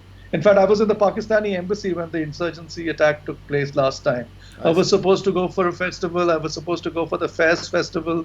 The Kafi Azmi book was supposed to be launched at the Faiz festival. So Javed Saab and Shabana Azmi were supposed to go from Bombay, and I was supposed to go from Delhi, and we were supposed to do this big event there with Faiz and Azmi. It would have been beautiful, but the last 2-3 trips of my Pakistan trips been cancelled, not because we want it, but the powers to be don't allow that to happen. Yeah. But my relationship with both Bangladesh and Pakistan are still very strong, because I remember my poetry was being translated into Urdu by Asif Farooqi. I see. As you know, and he was one of the co-directors with Amina Saeed of the festival.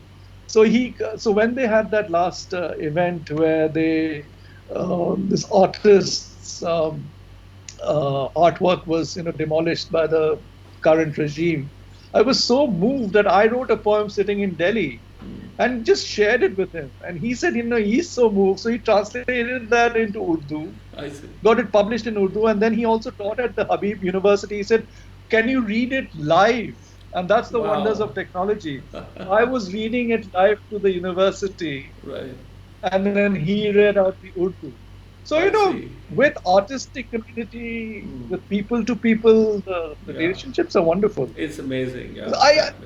That's what I meant by South Asia solidarity. I grew up in a kind of space where it was South Asian. Bengali, yes. Beyond that is South Asia, and then the world. Yeah. So I feel comfortable in any of these spaces. And in fact, Poonam Ayub, there was a question about by Narendra Pal about the difficulty in looking at, if at all there is any, when you were translating works of Kaifi Saab and Gulzar Saab. But then Poonam Ayub does write response to him saying that, quote, I think He did a marvelous and a very tight rope walk. And I think at Kasoli, he and Saif Rahman read out in front of Shabana Azmi there, and she was thrilled with his translations. So she has a memory of that as well. Who was that? That's Poonam Ayub from whose comment Oh, from. she was there. She was there in Kasoli? Yeah, look at that. Ah, okay. I'm the only one who doesn't know you. Everybody else knows you. ਤੇ ਮੈਨੂੰ ਹੁਣ ਪਤਾ ਲੱਗਾ ਕਿ ਤੁਸੀਂ ਤਾਂ ਪੰਜਾਬੀ ਵੀ ਬੋਲਦੇ ਹੋ ਚੰਗੀ ਹਜ਼ੂਰ. No, the Kasoli Lit Fest session on Cafe Azmi was magical. Saif Mahmood, who's a wonderful Urdu wala, I would say, who's a lawyer by profession, but he's just so passionate about Urdu poetry. He anchored the program, and he does it really, really well. In fact, he also anchored the Pune launch of the book, with Javed Saab would come. So we've had a lot of fun with this book. I was so looking forward to going to Pakistan, and sadly, last 2 or 3 times, because of the political situations, couldn't go. Yeah. What about? But for me, these boundaries don't exist. Say that again. I said, for me, these boundaries don't exist. Nobody can shackle me. Nobody can shackle me. Imagination, that's the beauty of imagination. You can transcend anything, anywhere you want. And if you don't have a toxic intention, people from any part of the world will resonate with it. Because the intentionality is important. Yeah, exactly. And I also always say that I represent the historical and the geographical Punjab. It's the ideas of 5 rivers, the territory of 5 rivers, you cannot politically divide it. So you can make any political names or boundaries, you can confine me, I'm not bound by these new constructs. And of course, on a personal level, it was easy because I understand Punjabi. So for me, being in Pakistan was so easy. I can look like a Pakistani. तो पंजाबी बोलो ना और मेरे नाल पंजाबी भी बोल के दिखाओ ना. नहीं यार, वो पंजाबी तो बोल नहीं सकते, पर समझ तो आ जाती है सब कुछ. I don't have the full accent to do it. नहीं, ਹੁਣ ਤਾਂ ਅਸੀਂ ਇਲਜ਼ਾਮ ਲਾਵਾਂਗੇ ਕਿ ਤੁਹਾਡੀ ਮਾਂ ਬੋਲਦੀ ਸੀ ਪੰਜਾਬੀ ਤੇ ਮਾਂ ਜੇ ਬੰਦੀ ਪੰਜਾਬੀ ਤੇ ਮਾਂ ਬੋਲੀ ਪੰਜਾਬੀ ਵੀ ਹੋਈ. ਹੁਣ ਅਸੀਂ ਪੁੱਛਾਂਗੇ ਕਿ ਹੁਣ ਅੰਗਰੇਜ਼ੀ ਚ ਤਾਂ ਮਾਂ ਬੋਲੀ ਅੰਗਰੇਜ਼ੀ ਚ ਲਿਖ ਲਿਆ, ਮਾਂ ਬੋਲੀ ਪੰਜਾਬੀ ਕਿੱਥੇ ਗਈ? नहीं, वो तो चुस्त पंजाबी बोलती थी, जैसे चुस्त बंगाली भी बोलती थी. तो कोई she was very पहुंचा हुआ, very very normal, very unpretentious people, but up there it was wide open. So both in Bangladesh and in Pakistan, I feel very, very at home because I know both those languages. So in fact, what happened was, as Indian delegates to these festivals, there are all these security things in place and people are watching out for you, So I broke the ranks many times because, I have local friends who said, come home, have a meal and all that. I much rather go to my friends' homes than go for the cocktail parties, of course. It's so much more fun. So, of course, the organizers told me, we know exactly where you were there. Because I could see, cars following me and following back and all that. So, in many ways, when I'm walking on the street as such, nobody can differentiate at that level. And likewise. Tell me about your interest in dance. I mean, how has dance attracted you? Theatre, not much, no, is it? It's dance. Music as such, you've written some, but your interest in dance is documented. Tell us about it. Yes, I mean, I've written a lot of poetry about music as well, but dance, I'll tell you, again, my mother. My mother. She's the culprit again. Was a dancer, but she wasn't a professional dancer. Yeah, same full circle. So my mother, she wasn't a professional dancer. You see, as Bengalis, parents are very hard on their children. Yeah. We are supposed to be a physicist as well as an artist, as well as a singer, as well as a dancer, as well as a cook, everything. And a politician. And a politician. And an economist. And nothing less than the Nobel Prize for Economics would work. So the bars are really high. So anyway, so everybody learns music and dance as part of growing up. In fact, I remember my early childhood memory was when I was always deputed to get the milk every day. So, you know, the mother dairy milk, you have to go there and stand in the queue and get the milk. So there were these aluminium patilas, and I was not even tall enough, so the patila would graze the road. So, but when I would walk in the evening and come back, pretty much every house in the evening there was a dance lesson or a music lesson going on. You know, so that's how it's inculcated. So my mother danced in her college, and you know, in the Durga Puja festivals and so on. So I suppose my early interest was simply because it was there. And then some of my younger friends, you know, were learned dancing, and I would go to their concerts. So it started that way. And then, of course, I got completely obsessed. No reason why. But I think with dance, what happens is so many of the artistic elements or aspects I particularly admire come together in dance. Poetry, which is the bedrock of dance, if it's sung. So anything sung, the poetry is sung. Usually classical dance, it's usually the poet's poetry that has been set to music and sung. Then dance itself has all these beautiful architectural elements to it, both when you see it front on from a proscenium stage, and also if you go up and if you're the lights boy, and if you photograph a dancer from the top on their rehearsals, you can actually thermal map their footsteps, and you can make these beautiful patternings on the stage they do, you know. So there's a fascination of light and music and dance. And even now I feel when I see a fantastic dance performance, I come out of the auditorium feeling floaty. That is the biggest high I still get. So, you know, it wasn't unsurprising that, you know, eventually, after 30 years of obsession, a book is emerging now on dance. That's fantastic. I think one you've read to us already. Kathak I read to you. Yes. Bharatanatyam I talked about. Yes. And there's several. Yeah. And talking of bringing in terms of dance is again katha. Is it okay to say prose is the katha of poetry? Is how I somehow take, because in the end, for us as a Gurbani exponent, Gurbani Sangeet exponent, it's all kavita form, gyan, it's a Brahm Tat, Paratat, Yeah. and then rest is all katha. You talk about it, it's prose. Dance is also, for example, the katha of the terms Kathak and Bharatanatyam. These are new constructs, but actually it's the idea of telling a story. Theatre, for example, is, I would say, the enactment is katha.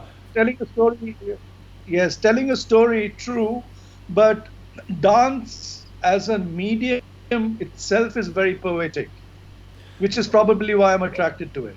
Yeah, but again, I think the abhinay is katha of what is written. They would repeat something, so the text actually just becomes a slave because they want to say it a few times, almost like singing. When you're singing, you're doing katha. Poetry as such is just written, you read it. But if I'm singing, I'll be rendering it different ways to emphasize or understand it, strike a point in multiple ways. And the idea of, being a master of ekphrasis, the idea of getting in the details. How is it that you see and grapple with these ideas when you have, as I said earlier, you have a story to tell, you have the capacity to tell, yet you write codes. You want people to be the kathakars of your poetry. Tell us about that process, and why do you play with us this? Yeah. All your leg glances, your deflections. No, if the work is only on one dimension, even I'll get bored doing it. Yes. The work has to be textured and layered, and you have to peel and unpeel things. And different people with different sensibilities will have the capacity to peel more or less, or at the surface, or none at all. So if you're not peeling at all, the poem will tell you a story, tell you something, give you an image, and so on. But for the person who wants to work a little bit more, there are all these it encodes there, and that's fun. I told you that, part of it is sheer pleasure and fun. If you lose the fun aspect of your artistic life, what's the point? You can't take yourself so seriously all the time. My work is serious, which is why when I engage with the work, it's seriousness. But then once it's done as a well-built art object, as I said before, let the readers and the people who are seeing it and reading it, let them peel and see what happens. Yeah. Has to be layered. Has to be layered. Otherwise, then I would be writing copywriting or writing pop songs. I mean, why is classical music inherently more interesting in terms of layering? I'm not saying pop songs aren't, but each one does its own thing. But I find complexity and layering without obfuscation interesting. I do not want to make anything obscure. I want it to be lucid, clear, and complex at the same time. Without complexity, I get bored. And if I get bored, my God, my readers will be even more bored. That's true. That's true. And is that being bored from within your domain of fear of being bored, if I may? Maybe I'm twisting something here and there, maybe everywhere. That takes you to collaborate with the protagonists of other mediums, like, for example, you mentioned about Aditi Mangaldas, your collaborations with dancers. You're already, even if it's silence through Raman, but you worked with Tanmoy Bose within that film Silence and so on and so forth. You responded to that as well, the kind of work the way you liked. And then with photographers that I know that you work with, what is it that you, is it just like a project to project thing, something comes up that you take, that you, as you mentioned earlier, commission works? Or is it your own attempt to break monotony, to cross-pollinate, or it could be just your friends that you were saying, let's do something. What is your idea of these kind of bridges and treading on those? Yeah. So if it isn't commission work, I mean, if it's not a project or date-related project, like Kathy asked me, birth centenary, so there was a deadline and all that, and there was something. So that was good in a way because it allowed me to finish something that I would have done maybe taken a lot longer, So that is useful sometimes. Other times when collaborations happen, certainly for me, it's usually the love for someone else's work. If I approach them, if they approach me, then it's probably that way around. Like in the Silence film, it was Raman it was her idea to make the film. For the dance book, I wanted Aditi Mangaldas to be the model. Though in fact she told me that, when I asked her that she should be the model, she says, all my senior dancers will kill me. So I said, don't worry, just say it's my book and I've made the decision. That's because, I didn't want the book to become like a catalog, so it's Bharatanatyam, so photographs of Bharatanatyam and Mohiniyattam, so Mohiniyattam pictures. I wanted the photography to also be as poetic and effortless. So, the detail of an eyelash or a toenail or the swish of the fabric, those were equally important. And as it turned out, the person who did the photography, Dinesh Khanna, is a good common friend of ours. So we just sat and it just happened. And, these are the beautiful things that happen. And it makes friendship stronger, or it can break it completely. But, he shot these pictures and they are just stunning. They're gorgeous. So now we are at a stage where the pictures and the text have to be put together. But with COVID, everything got shut. So I see. So a lot of it is just admiration for someone else. I mean, I could have asked another dancer, for instance, to be, but you get along with some person, so it's easy to ask. And if they have a sense of humility, which most good artists, most artists who have reached a certain level are actually very nice people, I've found. It's the mediocre level ones which are really painful to get through. But that's all right, why worry about that? But there's a lot of mediocre people who become very famous. That's all right. That's all right. That's their good luck or whatever. So that's And not they my do carry concern. that baggage So still. these, Yeah. but for me, it's the love for the other art. So music is the same thing. Like I heard this young musician Aditya Balani and his brother, called the Balani brothers, and I like their stuff. So I went to their concert, and they're younger to me. And I said, listen, I really like your music, and and then we did this thing, an album called Kargil together. It was so much fun. It was also so easy because if you both connect, then it just works. And what happens is it's also interesting because you're challenged more, and I like challenges. And when you're working with artists of another genre, it's also easier because poets fight with poets. Literature people fight with literature people. I mean, there's too much of all that. It's So everywhere. it's just such a relief to be. It's such a relief to be with other artists who speak the same language, but they're not treading on anybody's toes. Yeah. So that's easier in many ways. But really, deep down, the answer to your question is that I need to like and be interested in that for me to go forward. Yeah. And Like like when we were speaking, I mean, in this whole idea to make a little short film with the chess set being the protagonist, I mean, I think it'll be fabulous. Yeah. Moving from chessboard to setboard to complete the story, Yeah. with poetry being the anchor and maybe music. Yeah. It'll be amazing. Even Yeah. if in a, but these are things that just come together organically and spontaneously sometimes. Yeah. Then you put your mind together to make it professional. What took you to photography? I mean, I don't know how, I've always loved it. I started with my dad's Kiev, Leica's a Soviet incarnation of the part of Leica that fell in East Germany. It's called Kiev, and that was my first camera. How did you venture into photography, and how much of poetry do you take into your, trigger-happy incarnation? And is there something vice versa that happens? I think it happens both ways.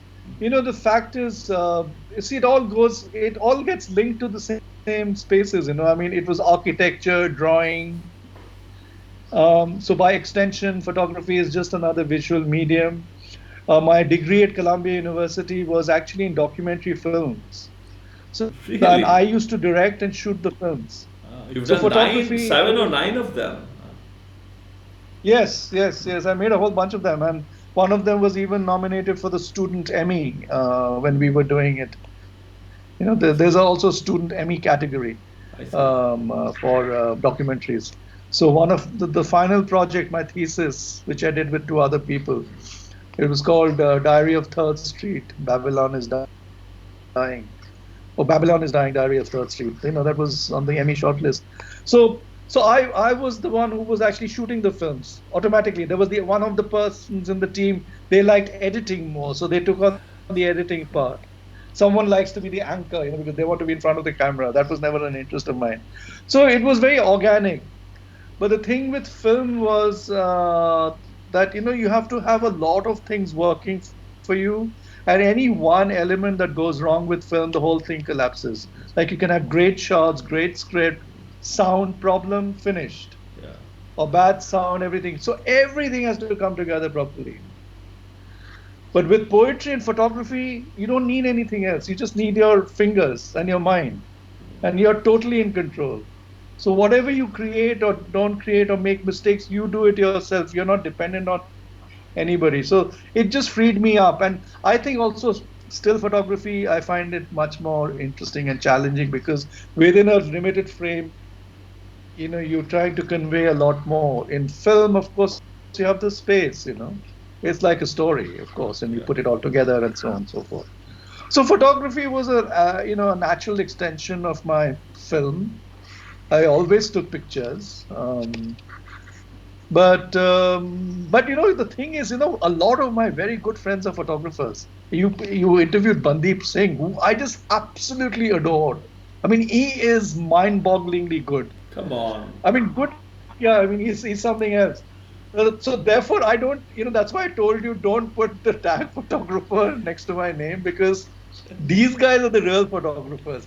I mean, I know how to do photography, and I'm good enough, and I'm represented by a gallery in Berlin and Rome.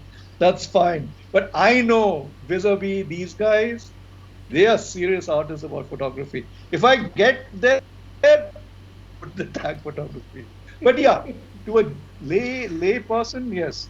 Side A of my life is poetry. Side B is photography. If you take the old vinyl records. Okay. But I would love to maybe one day, whenever you can spare some time, and I'm a vela, Thapedar, certified vela, nothing to do in life. It'll be great to show some of your photographs, and it'll be great to have you tell us about them. Maybe another program could be just on my visual side. Yes. Like photography and films as well, and we can talk about them.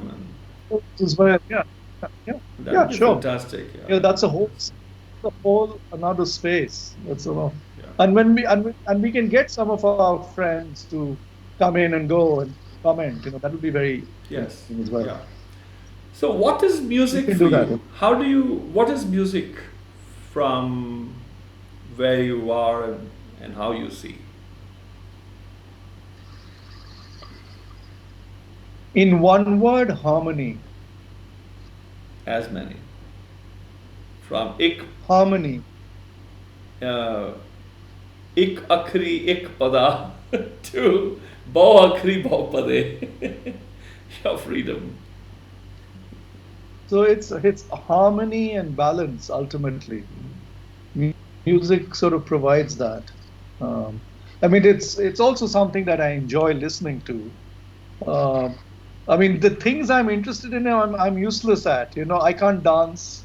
I'm flat-footed, left-footed, and if I sing, even the donkeys run away. But I think I have a good ear and good eye. So no, but these are all related spaces. You see, when you're talking about cross-cultural, cross-media work, even when I'm reciting poetry, musicality of it, the lyricism and musicality is so essential. So when you move it one step further into song or composed music, it's just one more step further. So the inherent interest is there from poetry. Ultimately, poetry is the boss. That is the core of it all. And I mean, where... Go ahead. No, go ahead. Is there a distance and a difference between poetry and music? Because there's so much poetry which is not composed or written in music. For example, if you look at some pada, from Sravak Suddha Samoh Siddhan ke, all of the Sur Surardhan Suddha Sudhadak Sant Samoh Anek Mati ke सारे ही देश को देख रहे हो मत को ना देखियत प्राणपति गुरु गोविंद सिंह और चक्र चहन अर वरण जात अर पात अनहर जय रूप रंग अर रेख वेख को का न सकत का अचल मूरत अनुभव प्रकाश अमितोज कहि जय कोट इंद्रान साव साण गणित जय त्रिभुवन महीप सुर नर असुर नेति नेति बण त्रिनकैत तव सर्वनाम कथय कवन कर्म नाम वर्णन सुमत This is without a raga title. Then came the poetry with the ragas, 1200 years ago. The raga constructs came, and then the idea of music somehow became synonymous. But then there is poetry which is beyond or apart from music. I mean, it's not the sung raga. There was poetry when there were not even the raga idea constructed yet. It was just a pada. So from, and talking of tradition, and you're someone who's, for example, in English, I don't know much of English poetry which is actually been set to music. As I said, there is no raga system there. Yes, music, some musicians can take some poetry and render it. But for example, when my first composition is such, one of my first ones, I guess, is Piyu Piyu Karati दिन है गुजारत रैन गई भी पियू पुकारत अखियां तरसी आए न पियरवा जियड़ा रो रो नीर बहावत. I think it's 92, and it came without me writing it first. It came, I was singing, practicing, suddenly this came another rag. I was singing, practicing something else. Piyu piyu karti din hai gujarat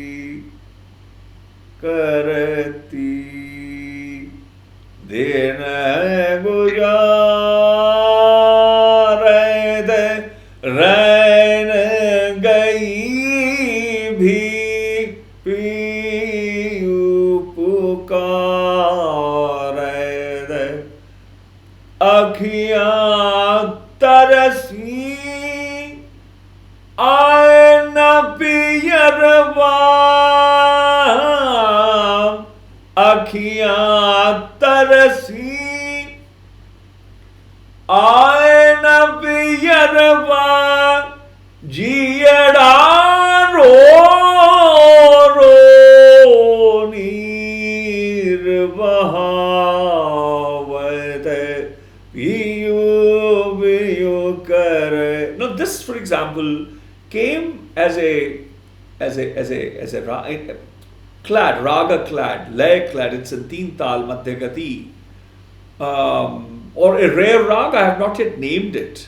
So agava gurgirba bhayo eho ha gore kirba.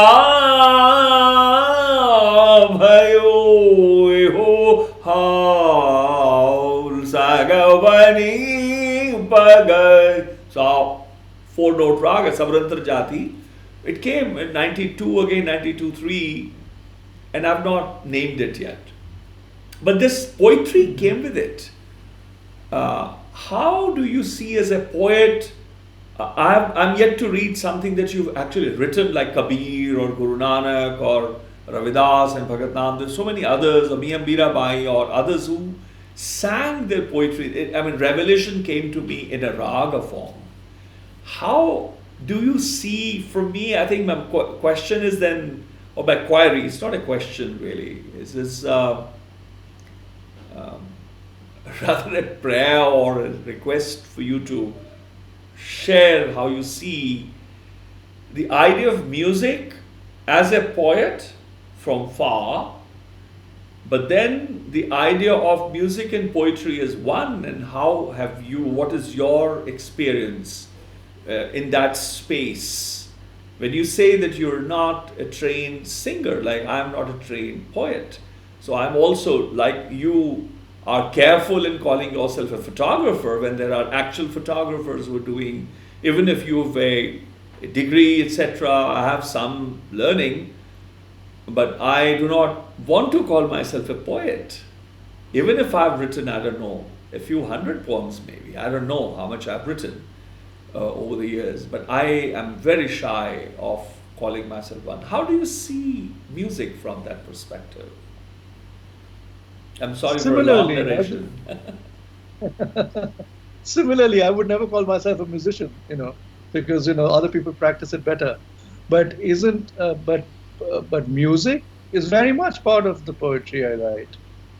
In fact, when I edit my poems, when I'm in my fourth, fifth, sixth draft, when I'm kind of tightening my poem, I'm actually editing with my ear. I read it aloud to myself to see whether the sounds it's making is not dissonant. And the final stages of editing, you'll be surprised how anal it is.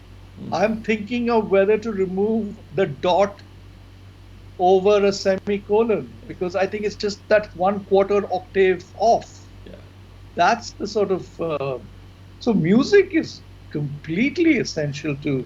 You see, that's the wonderful thing about poetry. It includes within it photography, dance, music, spirituality, knowledge, history, everything.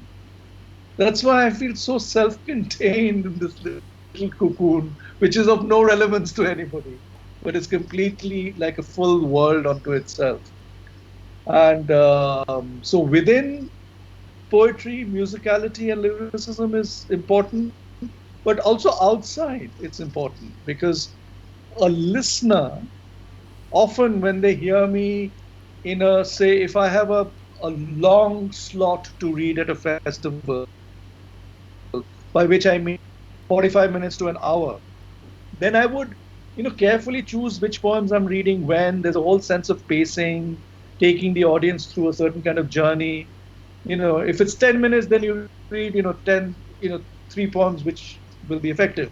But when you're thinking about a larger space, all the same elements come in, building of a particular structure and so on, because then it's a movement. And often I've heard from people that they feel when they close their eyes, they forget whether it's a poetry recital or a music recital. And that's a real, that's the sort of compliment I'm happy to take back, because then it's working at a visceral, deep level.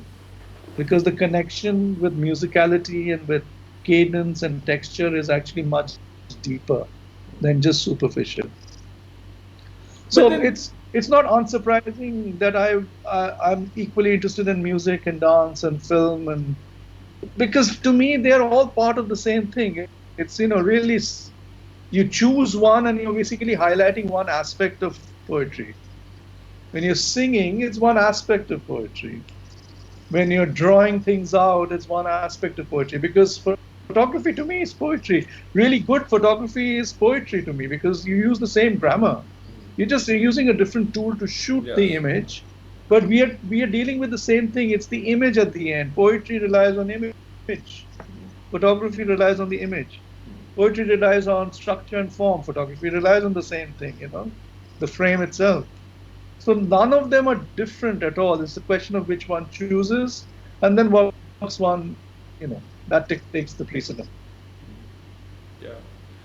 And how do you, or rather than asking, tell us about your literary editing and the anthologies, etc., that you have been associated with. Translations we've seen, you've shared, and I've read some, the original, and we've seen them close.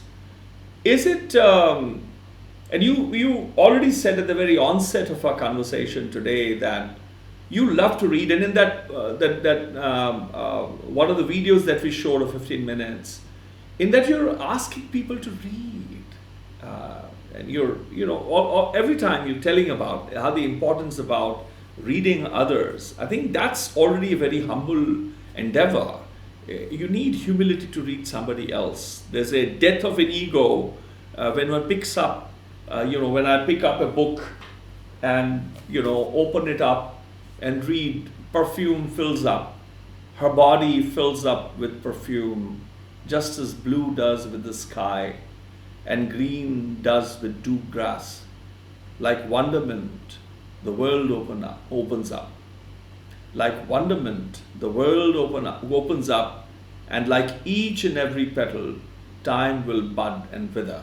Now, in the times when I read these, I'm dead. I'm not there. I made a mistake while misreading it. That's again a humbling effort. And how do you stumble and not fall? And you pick up and move on, play. I spread out Earth's green bed. I don't see myself present. I don't see you, and I'm seeing the process of witnessing a word and reading it out. I'm experiencing the death of my ego, and I'm allowing it. I spread out earth's is green bed, I pull in skies' blue veil. I'm willing to be taken away. I place sun and moon on two pillows. Fantastic. I remove grass as attire. I indulge in play with you. This process is very, it's extraordinary. We don't see it all the time, what we undergo, what we let go when reading somebody else. So when you're telling others, I am also seeing it, I'll get a chance to die. I'll get a chance to escape my mind. And then of course, like Guru Arjan says, man kar kab hari gun gayo, man kar kab hari gun gayo, hari gun gayo, hari gun gayo, bikya karat, and so on and so forth. But with the mind, that means if I'm reading it, I have to be present there. With the mind, मन करके गाना होगा या मन करके पढ़ना होगा. The moment मेरा मन पढ़ने लगता है किसी का अक्षर, तुम्हारा अक्षर, उन वादियों में जानने को मान जाता है जो तुम बना रहे हो उसी वक्त, जिस वक्त मैं पढ़ रहा हूं. आप बनाते जा रहे हैं, मैं उसी वक्त पढ़ते जा रहा हूं, और मेरा मन कहता है मैं जा रहा हूं वादियों में खेलने, चिल्लाने, चीखने, गाने. फिर उसके अंदर से जो उसकी आवाज़ें, मेरी आवाज़ें बनकर पहाड़ जवाब देगा, उन्हीं को वापस मोड़ेगा, सूत के समेत भेजेगा.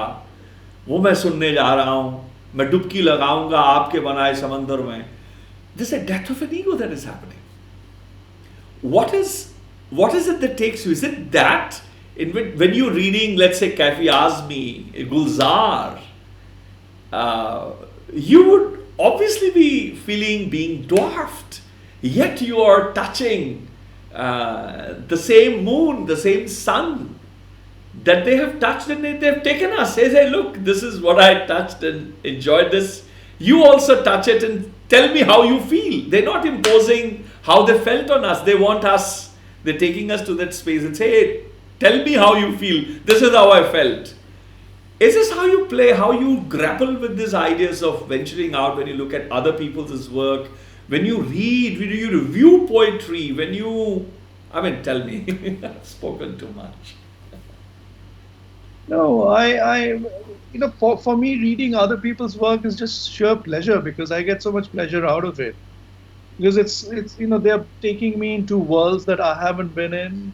Also, if they're, obviously, when you're reading other people's work, you start reading certain kinds of things more than others. Obviously, if it's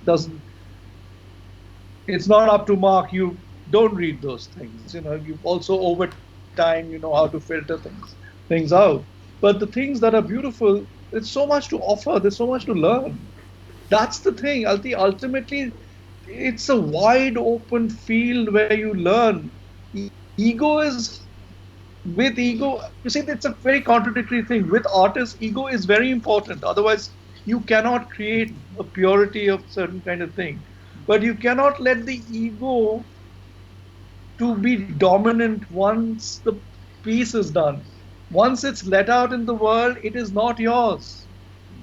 You've bought my book. The book belongs to you. The poetry belongs to you. I have no say in that matter.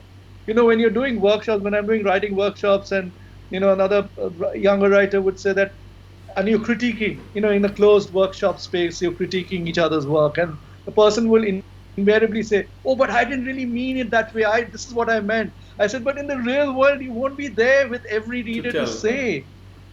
So you need to decide how formed and how tight it is, and then let it fly. And then it'll do its own thing. If it's well made, it'll survive. If it's not, it'll be massacred. People will kill it. And you have to be open to that, But when you do something earnestly and honestly, and you spend enough time with that particular piece, then at a certain level it'll float, because it's of that caliber. Then it's a question of how deep the sensibility is of the other person who's receiving it.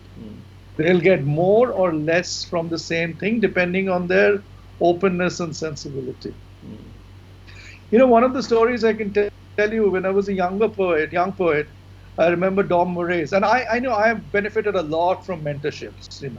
These are people, as I said, who you can't give back anything to, but it's only a one-way street. So, I was meeting Dom Moraes in Bombay, and I had done my second or third book, and I had, of course, sent him my copies and things. And whole evening passed like this. And actually, as a young 20-year-old or 21-year-old, I was only interested in hearing what he actually had to say about my book. Whole evening passed, dinners were had, drinks were had, merry, everything was good. He said nothing. So as I was leaving, I asked him, Dom, what did you think of this book? So he said, Sudeep, I miss the vulnerability in these new poems. Because now they are all very pitch perfect. The craft is in order.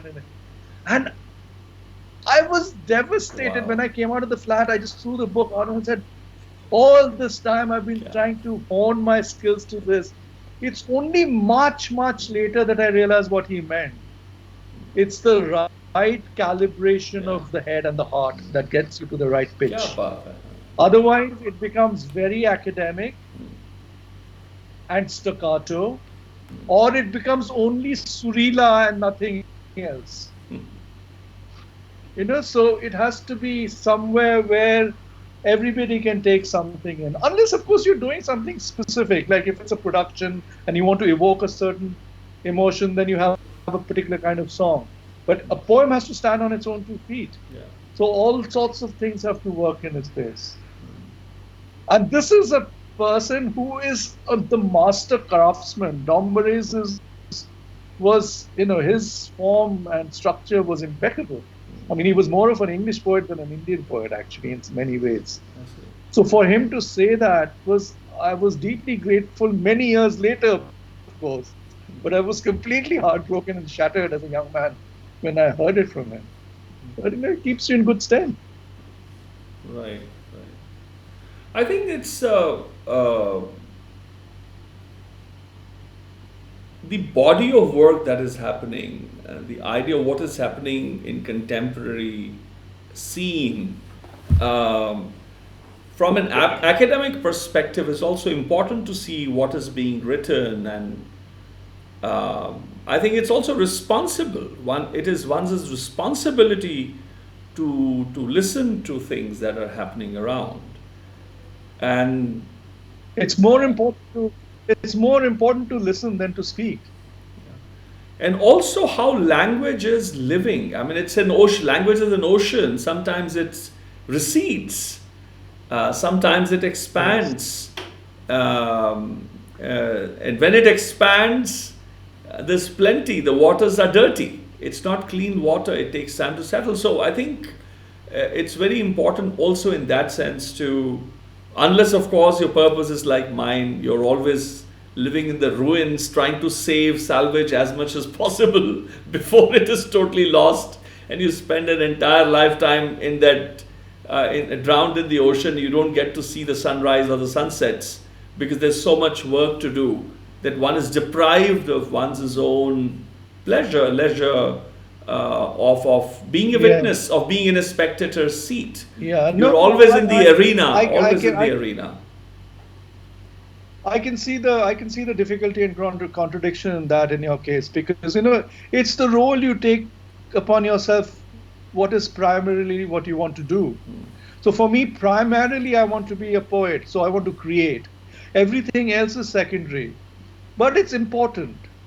So translation work is actually to keep alive the tradition. I resurrect old work and bring it to the future for the same reasons as you do it, except that you concentrate on that more. So it's a question of degree as to what you want to really do with it. Part of it is pedagogy, part of it is creating art. So for me, creation is actually at the forefront of it. And in terms of mentorship and so on, I mean, anthologizing and making anthologies is what? It's actually doing seva, Yes. What do I get out of it when I'm putting so many other poets' work? First of all, it's hard work. It's other people's work. I mean, really, how many people read other people's work, especially if it's obscure stuff? So it's hard work. But I just feel, as an Indian poet, Indian poetry is not even taken that seriously by the publishers and people at large, forget abroad. And that's to do with market forces and so on and so forth. So in your own small way, you do these things because you want to keep up a lineage, you want to keep up that line, the thread, the growth, the history, and so on. But it'll be never at the expense of me not writing, because then I'll feel uncomfortable. I'll start suffocating. But then, usually there are so many parts to one's day that there's enough time to do everything, actually. Not everything, but a lot of things. So when I'm not, say, when I've done a book and I'm in a space where the book is being promoted and I'm reading from it and I'm at festivals, then I have time for the other things, editing, translations, because I have that time. But when I'm in my own space, those things take the back burner. Sometimes just to distract myself and just to make my day a bit more interesting, I'll do combination of different things. It all sort of depends on your space. But yes, to me, the first thing is creation, because that's primarily what I'm attracted to. And then everything else.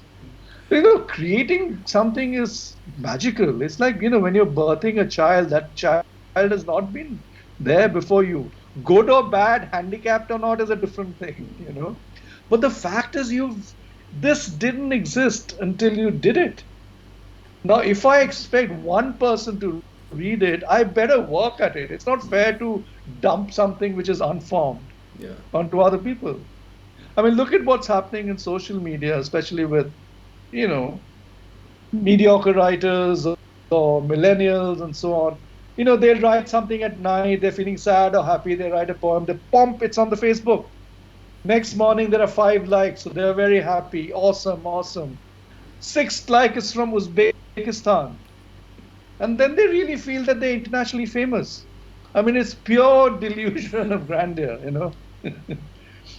It's not as though I don't put up my poems on the internet, but it's usually a link of a poem that has been published somewhere. So then I feel, okay, it's earned its keep, I can share it now. Yeah.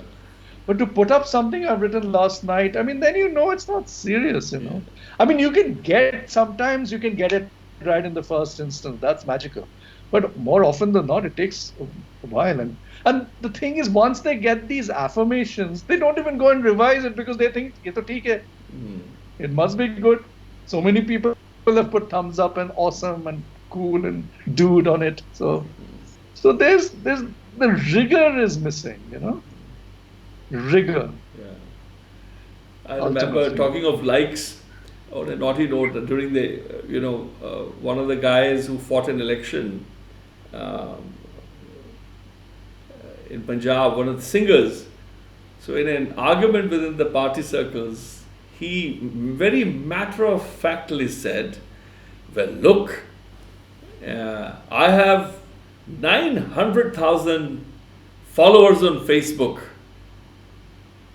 At least 100,000 would be real. I mean, that's the new world, isn't it?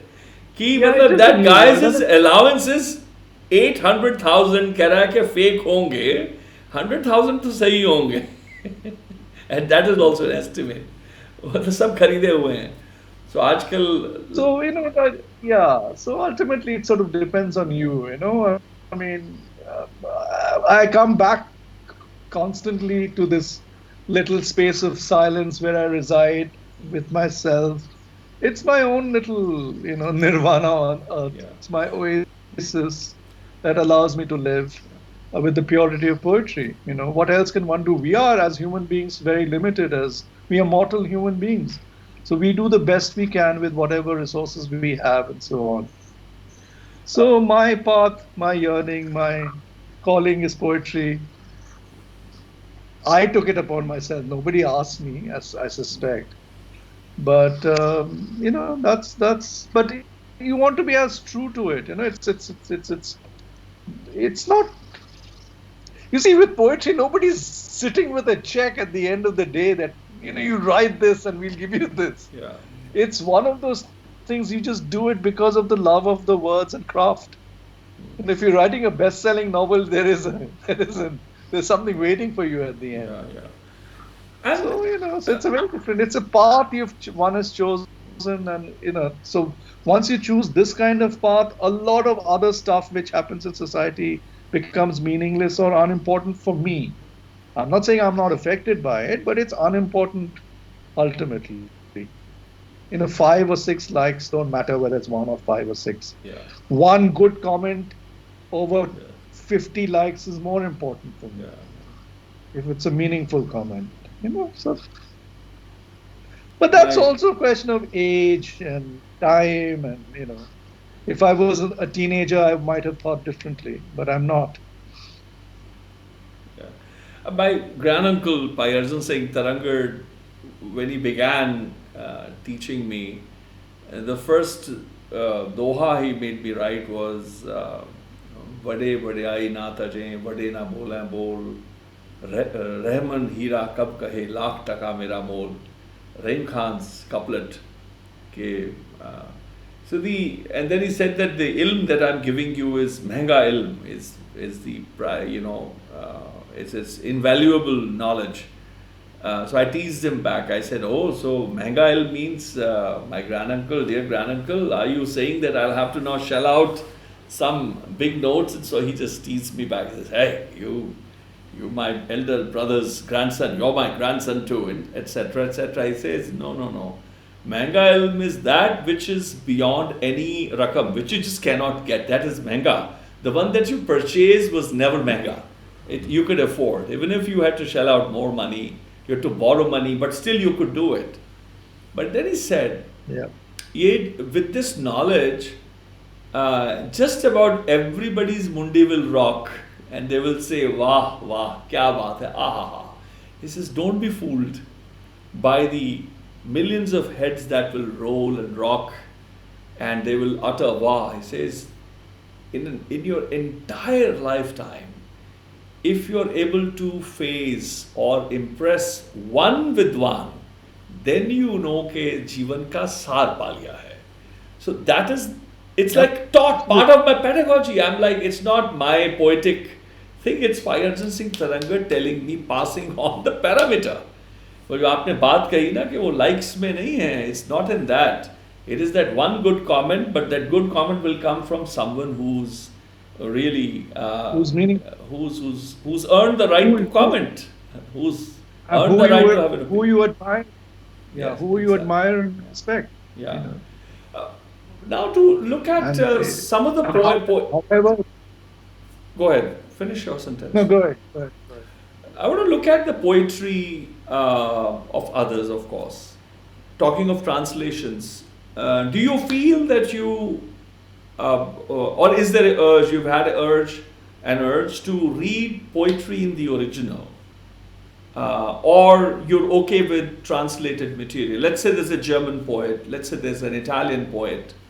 How do you touch those poems and the treasures contained in those words?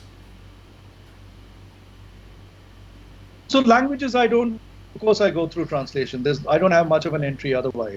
But then if I'm lucky, if I have an Italian friend or a German friend, and if he or she is interested in reading it out to me, then that gives me much more additional pleasure. But these days a lot of stuff you can find on the internet too. You can find poetry, and you may find a recording of the same poet in that particular language.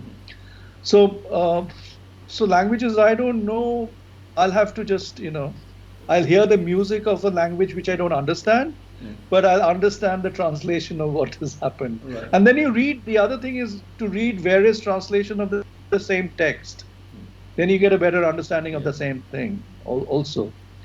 For the longest time, certain, like some of the symbolist poets which I admire, like Baudelaire or Rimbaud or Verlaine, there, if you look at the old Penguin editions, the translations were all prose translations, which was problematic, because of course you won't get the same thing. But then over time, there are translations which are also done in English using the same meter and the rhymes and so on. So you have to rummage through a lot of things. It's a question of how interested and how deeply you want to get into it. Right. But the first level, I would say, yeah, it's just based on the translation. And even when I do my own translation, as I said, I do it with my ear, but the editing, I read it aloud to myself. So if it's a Hindi poem, I'll be reading it out in Hindi or have someone read it out to me in Hindi. Even if he asked me translations, I had friends who read it out in Urdu for me so that I could get the notations right. And these days there are lots of resources. For instance, for Urdu, you can go to rekhta.org. You type in any word and they'll give you a sound bite of the pronunciation. So we are very lucky to have so many more tools. But it's a question of how deep you want to engage with it. The deeper you go, the more resources, more time, more things you need. So how are you in terms of poetry that is written? Do you think poetry that is already written by, let's say, the generations before?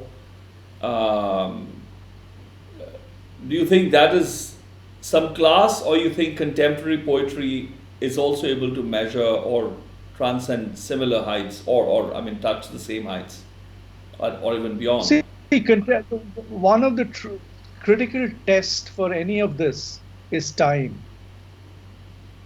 Time and the time elapsed. How long has the poem resided in the world? So with contemporary poetry, it has not resided for that long. So we don't know whether it's got that stature or class. So it would be very premature for us to judge on, I can say it's very competent, very good, it's brilliant, all that stuff. You can't say how long it's going to last. If it does last, then yes, of course you can make comparisons. Why is Shakespeare still relevant and meaningful? One of my favorite poets is Milton. Paradise Lost and Paradise Regained. What a boss he was. He took 12 books to write one poem. That's saying something. And then to regain the paradise, he had to write 4 more books. 16 books for one poem. So what are we even talking about? These are great masters. One of my wonderful mentors was Derek Walcott.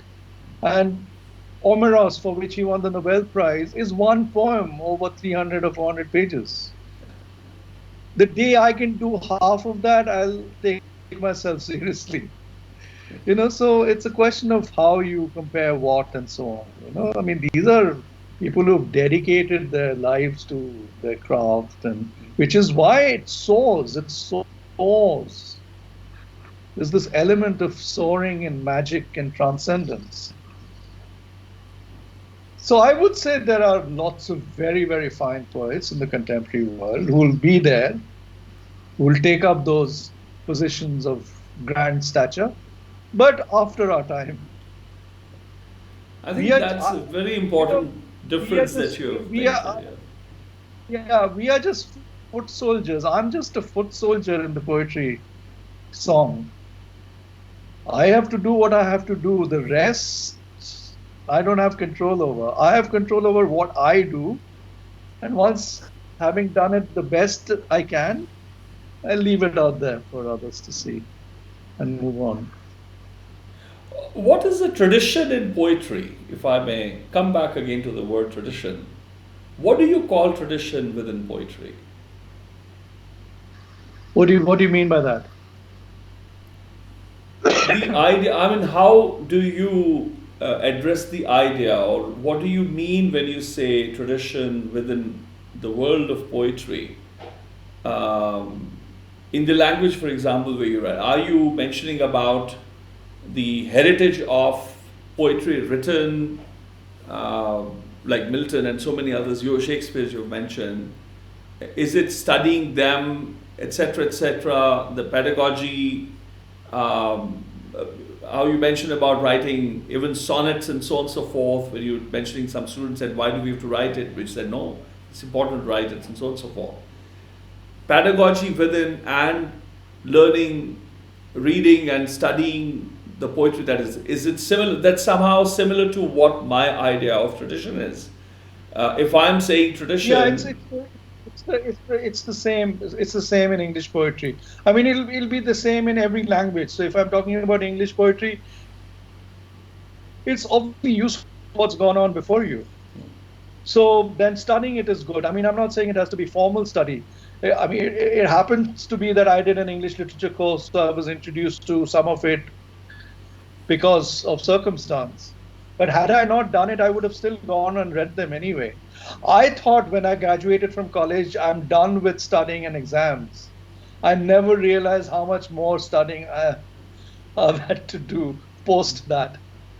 So, it's a question of what you choose. So, yes, it's very important to study them. You have to enter a text beyond the surface level of appreciation and liking it.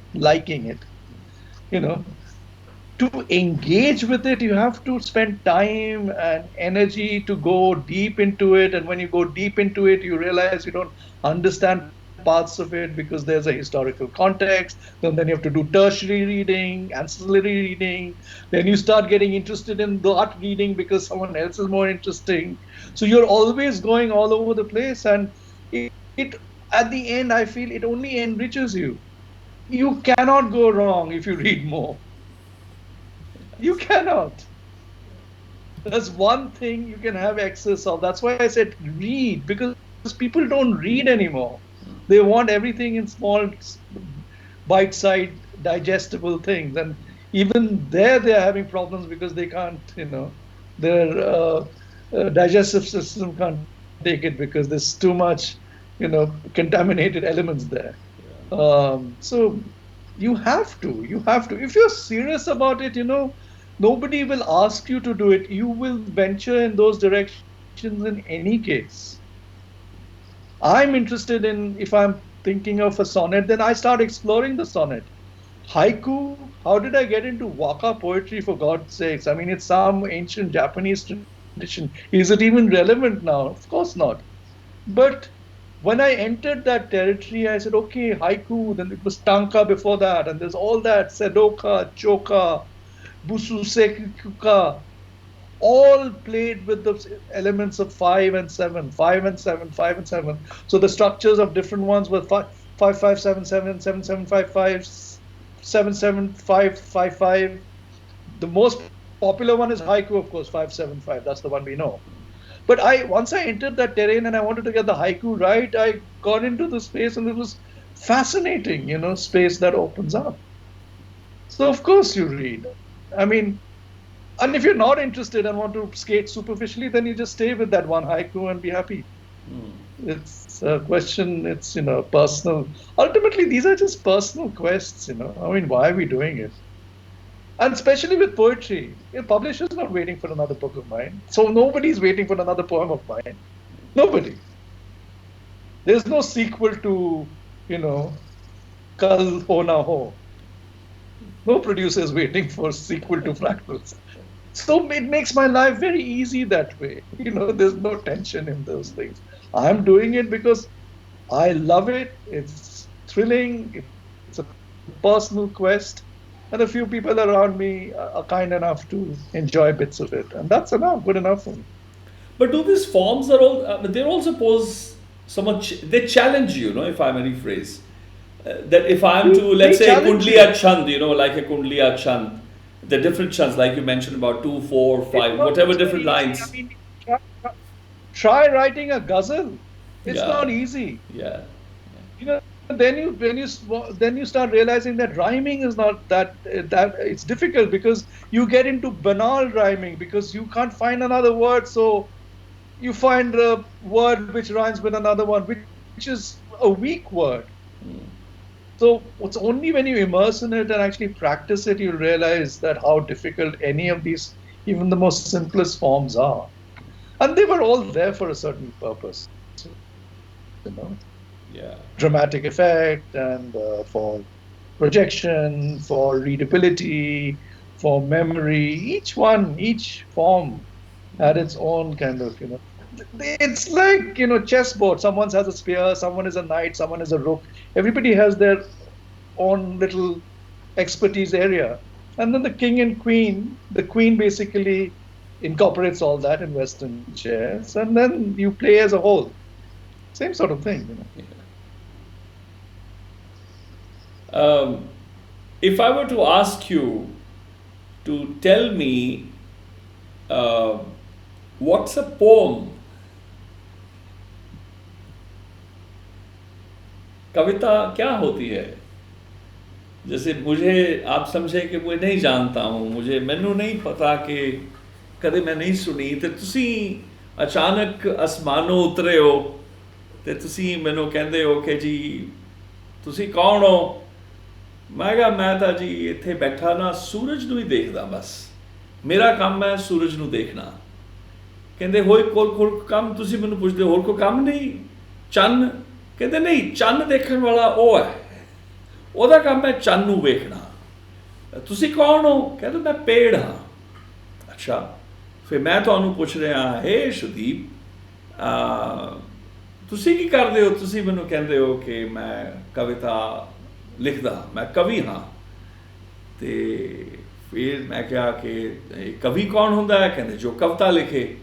ਹੁਣ ਮੇਰਾ ਸਵਾਲ ਹੈ ਕਿ ਕਵਿਤਾ ਕੀ ਹੈ? That, if I can answer, Yes. I would say I've reached a level of sublimation, and I'm not there yet. I have a long way to go before I can give you a definition of a poem. I'm very far away from it still. Wow. Wow. And if I reach that, Allah की दुआ है, तब देखा जाएगा। तब कुछ और पता चलेगा कि even then I won't be able to define. The day I'm able to define, I know I've come to the end of the road.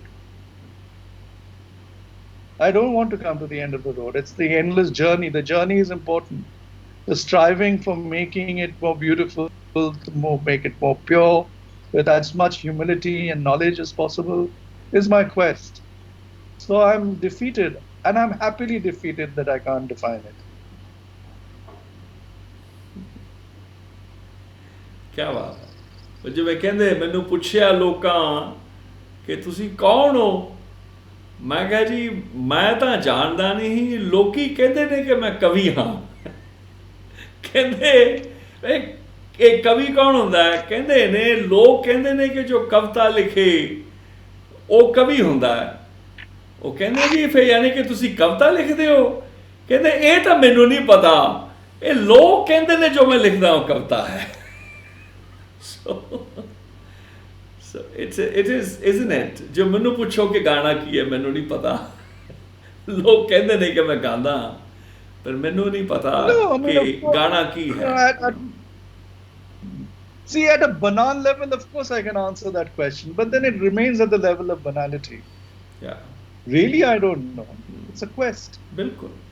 I can define poetry or a poem for you as dictionary would do it. Yeah. But I'm not contributing anything new. But it's been done. And then you're not a dictionary. I'm not a dictionary. I contribute to the dictionary. Yes. I create things which the lexicographers later on put in their dictionary. Yeah. But I'm not the dictionary. बहुत अच्छे, बहुत अच्छे. I think that is the avak, no, adbhut. That it's sort of the space where it's just not, it's ineffable. We just receive fruits. ਕਹਿੰਦੇ ਕਿ ਮੈਂ ਉਹ ਸੈਂਕਟਮ ਜਿਹੜਾ ਤੁਹਾਡਾ ਸੈਂਕਟਮ ਜਿਹੜੀ ਜਿਹਨੂੰ ਮੈਂ ਕੁੱਕ ਕਹਿਣਾ, ਉਹਦੇ ਵਿੱਚ ਜਾਣਾ ਜੀ, ਮੈਂ ਬਾਹਰ ਆਣਾ ਤੇ ਕੁਝ ਲੱਦਿਆ ਹੁੰਦਾ ਹੈ, ਕੋਈ ਹੀਰੇ ਇੱਥੇ ਟੰਗੇ ਹੁੰਦੇ ਨੇ, ਕੋਈ ਲਫ਼ਜ਼ ਉੱਥੇ ਲੱਗੇ ਹੁੰਦੇ ਨੇ, ਬਸ ਇੱਦਾਂ ਲੱਗਦਾ ਜਿਵੇਂ ਕਿਸੇ ਝਾੜ ਚੋਂ ਆਇਆ, ਕਿਸੇ ਸੁਨਿਆਰੇ ਦੇ ਵਿੱਚੋਂ, ਸੁਨਿਆਰੇ ਦੀ ਗਲੀ ਚੋਂ ਗੁਜ਼ਰ ਕੇ ਆਇਆ ਤੇ ਤੁਸੀਂ ਕਹਿੰਦੇ ਹੋ ਕਿ ਮੈਂ ਸੋਹਣਾ, ਕਿ ਮੈਂ ਅਲੰਕ੍ਰਿਤ ਹਾਂ, ਉਹ ਤੁਹਾਡੀ ਮੌਜ ਹੈ। I think that's beautiful. I appreciate that. But I'm taken a lot of time. Oh, I think Ramanjeet, carry hai, guys, now you both need to eat some real food. We have loads of food for thought for today, which is going to last us for already long. We've been talking for 6 hours. Yeah, but I thought we were just beginning. Hale tak kitab kai paiyan ne todiyan kitaban. I think the viewers are getting more hungry than we are. Yes. मैं एक बोतल पानी दी खत्म जरूर कर चुका almost. I have finished 2 kettles of tea here. I had stored them here. Yeah, I'm so jealous. But yeah, it's been really lovely. Yeah, we should continue this conversation. Yes. Take it forward. Gee. But this was a real thrill and a pleasure. Yeah, yeah. So glad. And we didn't even get to ask the questions of all these questions that are rolling furiously. My God. Yes. God. When you look at the other screen. Yes. And we will, I think when we come to the second part, of course, your visual side and so on and so forth, photographs, if you can kindly make a list of things, I mean, a compilation, then I'll put together maybe a PDF like I've done other times. And we can roll them and then we can cover some of the questions, or would you like me to cover them now? Or I'll take them out and sift them for the next time. We can take a few questions. Do you mean the questions of today? Yeah. Do you see any? Would you like to address any? No, you go ahead. You go ahead. You choose. Yeah. You're the host. Yeah. So I see many comments, and questions. I had requested people to write a Q, prefix their comment, because then yes, there is one. Well, that I've addressed about Gulzar and others I have addressed. I think I've addressed. There's nothing. There are comments. Lots of. I see that. And we can. Let's see. Let's start from the beginning. Tarinder Kaur. She's a poet. She says hello. Sangeeta Gunjal Ahujas. Hello, Harvinder Kaur. Harpreet Singh. Enjoyed the first film with Shobna Narayan. I think was brilliant. The lay and the intensity and the way she brought in was absolutely brilliant. Pragya Goel Gupta, beautiful, thank you. I mean, of course, Ramanjit's first comments about good evenings. Kalinath Mishra is a tabla exponent, of course. Vinita Botra, Bani, Preet, Sharanjit, Bhai Sharanjit Ragi from South Africa. Joining in, that's wonderful. Stephen Cullen, Gayatri Datte, Ram Kumar Vats, artist Prem Singh Ji, and then Poonam Ayub, of course. I'm seeing many comments. Dr. Sudeep Singh Bhangu from Leicester, Indu Arora, Kamaljeet Singh Saran. I think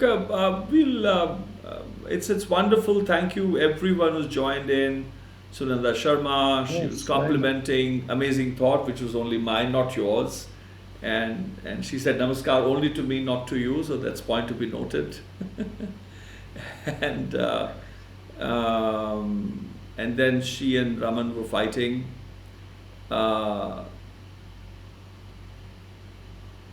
Ayub, yes. Harchandan Singh. Poonam says, who can hold out longer this marathon? Oh, she says that. We are both bad. Punjabis will win in any case. This is a historical marathon. Wonder who can hold out longer. Well, for me, it's easy to prove who can hold out longer, because I just have to shut the Skype connection of Sudeep and then pretend that, look, it was me who's here. Isn't it? Jokes apart, Harchandan Singh, Ramanjit's dad, awesome, and one of the most fascinating dialogue between great intellects. I mean, I'm not. He's the one. As I said, I'm the certified illiterate. Professor Vasavra from Ahmedabad. He's also enjoyed the conversation very much, of course. Poonam Ayub says, and he has a large body of beautiful Bengali poetry too, if one is not mistaken. Is that right? But is that, you mentioned that's a translation. Poonam Ayub wrote a long time ago, I mean a few hours ago, he says, and he has a large body of beautiful Bengali poetry too, if one is not mistaken. But you said that you've been translated into Bengali, is it? Yes. And Rupa Chakravarti is here. She says, eloquent, clear, lucid, informative, That was all about me, huh? Very well worth the watch. And she only says, thank you, Sudeep. The thanks is only to you, but the rest compliment is for me. There's no harm in stealing Wonderful. compliments, is it? You have problems? It's okay if you have a problem, I can afford that. Elizabeth Savra enjoyed the film. It says, nice introduction through film. Artist Prem Singh says, you write to connect with whom? Yes. He's asking, you write to connect with whom? Your soul, or union of the soul with the Supreme, or? Would you mind sharing, responding to that?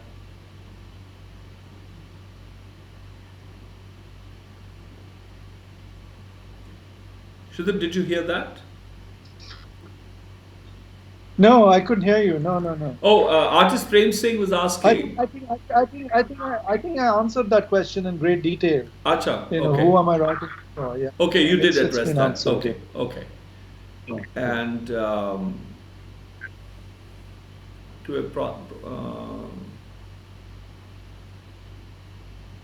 I think we already addressed the mother tongue part, which artist Prem Singh was asking. Yeah. And the Karachi visit was already okay. Vibhuti Sachdev, lovely to see you. Devinder is also here, who says true silence liberates. So Vibhuti Sachdev has a question. Who is your ideal audience? Do you have a reader in your mind when you write? That's a beautiful question, very important. No, I don't have a reader in mind. I initially want to make, I do it for myself to start with, and I want to make it as well built as I keep saying, and then it's up to anybody to appreciate it. So no, I don't have a reader as such, an ideal reader in mind. The ideal reader should just have two qualities: openness and honesty. That's it. So it could be anybody. Right. That's wonderful. I also sing for myself. I don't know who the audience is. What is the meaning of audience? I don't know. Antara Banerjee, I think she's of course praising Raman. But anyway, before that, it was maybe to your recitation, says, what a lovely articulation of the intensity of an artistic endeavor, intent and honesty indeed. Chintan and Manan, as Bhaiji has so beautifully said, Raman, you're so beautifully appreciated by both the gentlemen. Did we actually appreciate? I did, or you did? Poonam Ayub, electric kettles can eliminate the mundanity of chulla.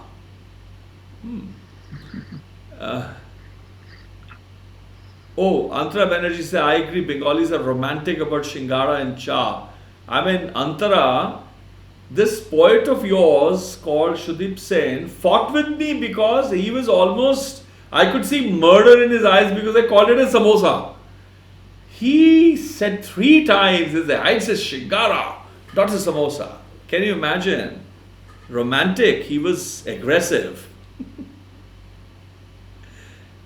Taranjeet, oh hi Taranjeet, such a beautiful poignant film. Congrats Sudeep Sen and Ramanjeet Kaur. That's wonderful. And Ramanjeet says, Antara Banerjee, you missed the film. Watch it later in the earlier part of the. No, don't watch it. Antara, it's my recommendation not to watch it. That's wonderful. And then we have.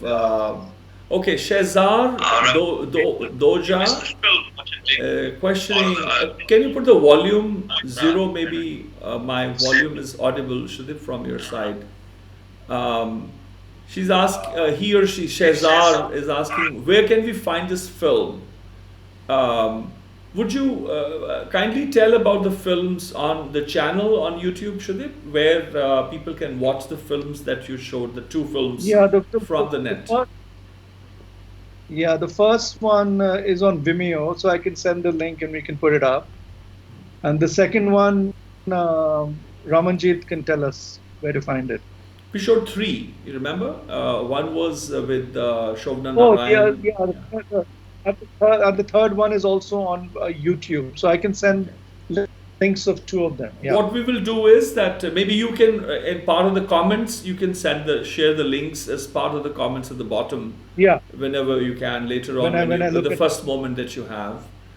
And then there is Taranjit Kaur. Oh, that's a praise aimed at me. It's only for me, Sudeepji, not for you. She says, what a lovely recitation, Bhai Baldeep ji. Thank you very much, Taran. I appreciate that. And that we have many praises, bravos and wahwas. Andhra Banerjee says, heart-touchingly told and retold, Sudeep Da and Bhaiji. This is such a marvelous jugalbandi. I guess we'll have to share that credit.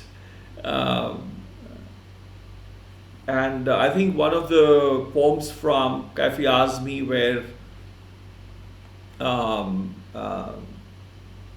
Simran, of course, like Kya Baat Hai, but Andhra Banerjee is addressing that Ishq ko Azmana na chhod. Oh, what a powerful appeal for dissent. That was, I think, beautiful. And why don't you fret and foam? Oh, there was, I think, one of their comments, exchanges going on. Poonam Ayub says, powerful thoughts and absolutely faithful translations for sure. Great debut for Sudeep to pick up Shuddh Urdu verses of Kaifi Sahab. And 3 mother tongues, what an interesting way to look at them. That was, I think I liked it too. He had us all, I think, was saying, oh, I'm writing in mother tongue and I'm speaking in one, reciting in one. That was a very good one. I think it was a very good moment. Indu Aurora, Tagore, love and respect for this great legend. Deepa Mehrotra, having a newfound appreciation for such a well thought and well rounded translation. Great job, Shudi. Ramanjeet says, love this one of Jibananda Das. And Indu Aurora is also saying, reading Tagore these days from my mother's collection of books. Lucky you. Andhra Banerjee, you're saying, where were you all this while? True, where really? I mean, whom are you talking about? Maybe it's actually I'm seeing on Ecam Live, so I don't see if they're responding to each other. So that's the problem. Where I just see them one after the other. Where were you all this while is a line from Vanalata Sen. Oh, I see. Really, where really? I see. So she's quoting that. It was not quoted, so I thought she was asking. Sudeep, can you read? You can read your poem also inspired by Banalata. Ramandeep was asking earlier. Do you have that in mind, Sudeep? Which one? Sorry. She was asking, Sudeep, can you read? You can read your poem also inspired by Banalata. Oh, you want me to do it now? Yeah, would be great. Yeah. She is requested. फरमाइश है. देख लो नहीं तो आपको लड़ाई सहनी पड़ेगी. देख लो. जरूर. Poonam Ayub says this is where the discretion of the poet comes into play to translate the ethos and concepts of the verses and not just. That's very well written, Poonam. Indu Aurora, accuses you of being multifaceted with, I think, 6 exclamation points. Okay. So, okay. Irshad. I actually have never read this poem out aloud. Really? I see. But I will attempt to do it. No, I don't think so. But yes. So this is called Bideshini Banalata. Bideshini, of course, is a character in Tagore. Also Jivananda Das used it. So it's a play on the, 2 essential characters of these poets. Bideshini, Banalata.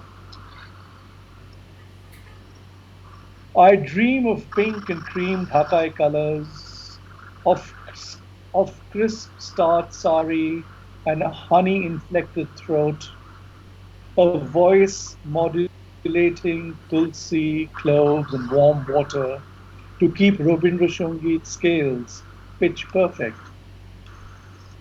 I dream of Dhaka and longing for that umbilical connect with my father's soil and my child's early childhood of Bonani, Chonargaon, Faridpur, of Boimela, Shobimela, of the long afternoons, months on end at Shamsur Rahman's book-filled Shamuli room, his wild silver hair and mischievous smile guiding my hands as I translated his poetry from Bangla to English, syllable by syllable, word by word, phrases strung together to make music in a new tongue.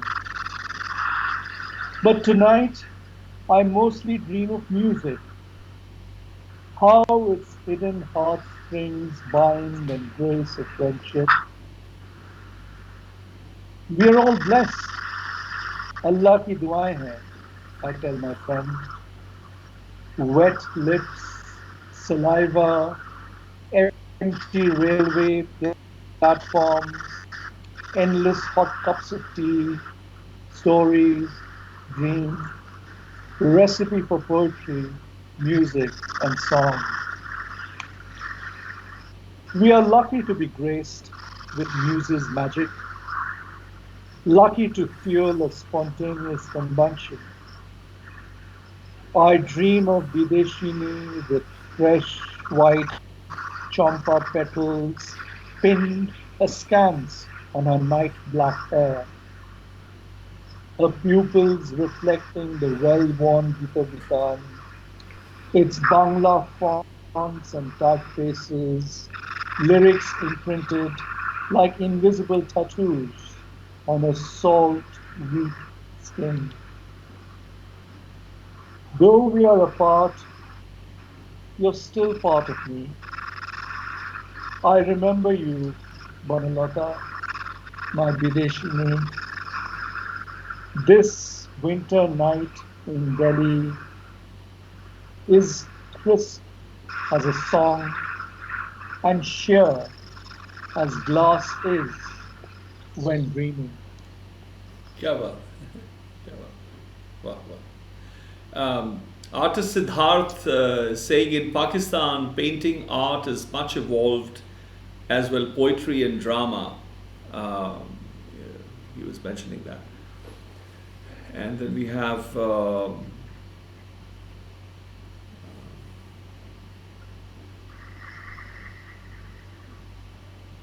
Poonam Ayub says, Ramanjit says, completely love the idea of telling of a story through chess as the protagonist. Let's do it. And Poonam Ayub says, love the tag of certified Vela for a man who is working tirelessly and passionately 24/7 for his unending conservation of culture mission. Okay, all right. I insist that I'm a certified Vela. And then we have Ramanjit says, Narendra Pal says, you professionals, you calibrate head and heart and exploit our viewers' emotions very bad. There's an accusation, I guess. A loving accusation of that. Ramanjit Kaur says, a precious evening listening to Sudeep Sen's journey through his life and works, thoughts, feelings, processes, another archive made of a writer whose work is full of imagery, layers, and emotional intensity. That sounds like an indictment, Sudeep. Another archive made of a writer who... I stand hanged. Yes. And I'm the hangman. Another archive made of a writer whose work is full of imagery, layers, and emotional intensity, a treasure for times to come. And yes, salute to you, Bhai Baldeep Singh Ji, for your patience and perseverance to bring out the meaningful layers, ask pertinent questions, and be relentless in making sure that all facets of an artist's creative journey are brought out. Truly inspirational. Thank you, Raman. Very kind with words, of course. you spent more than half. I think the proportion was more towards Sudeep and less towards me. It's almost like 55-45. So I'm not very glad. Then she says, both need to eat. Yes, that we read. Poonam Ayub says, for the moment it's a question of who kacha. That you read. I see now. She says, Poonam, you have to give Sudeep 200% marks for going along with you all this long way and foregoing his khana pina and his favorite beverage, since you need neither. Okay, I'm a water addict.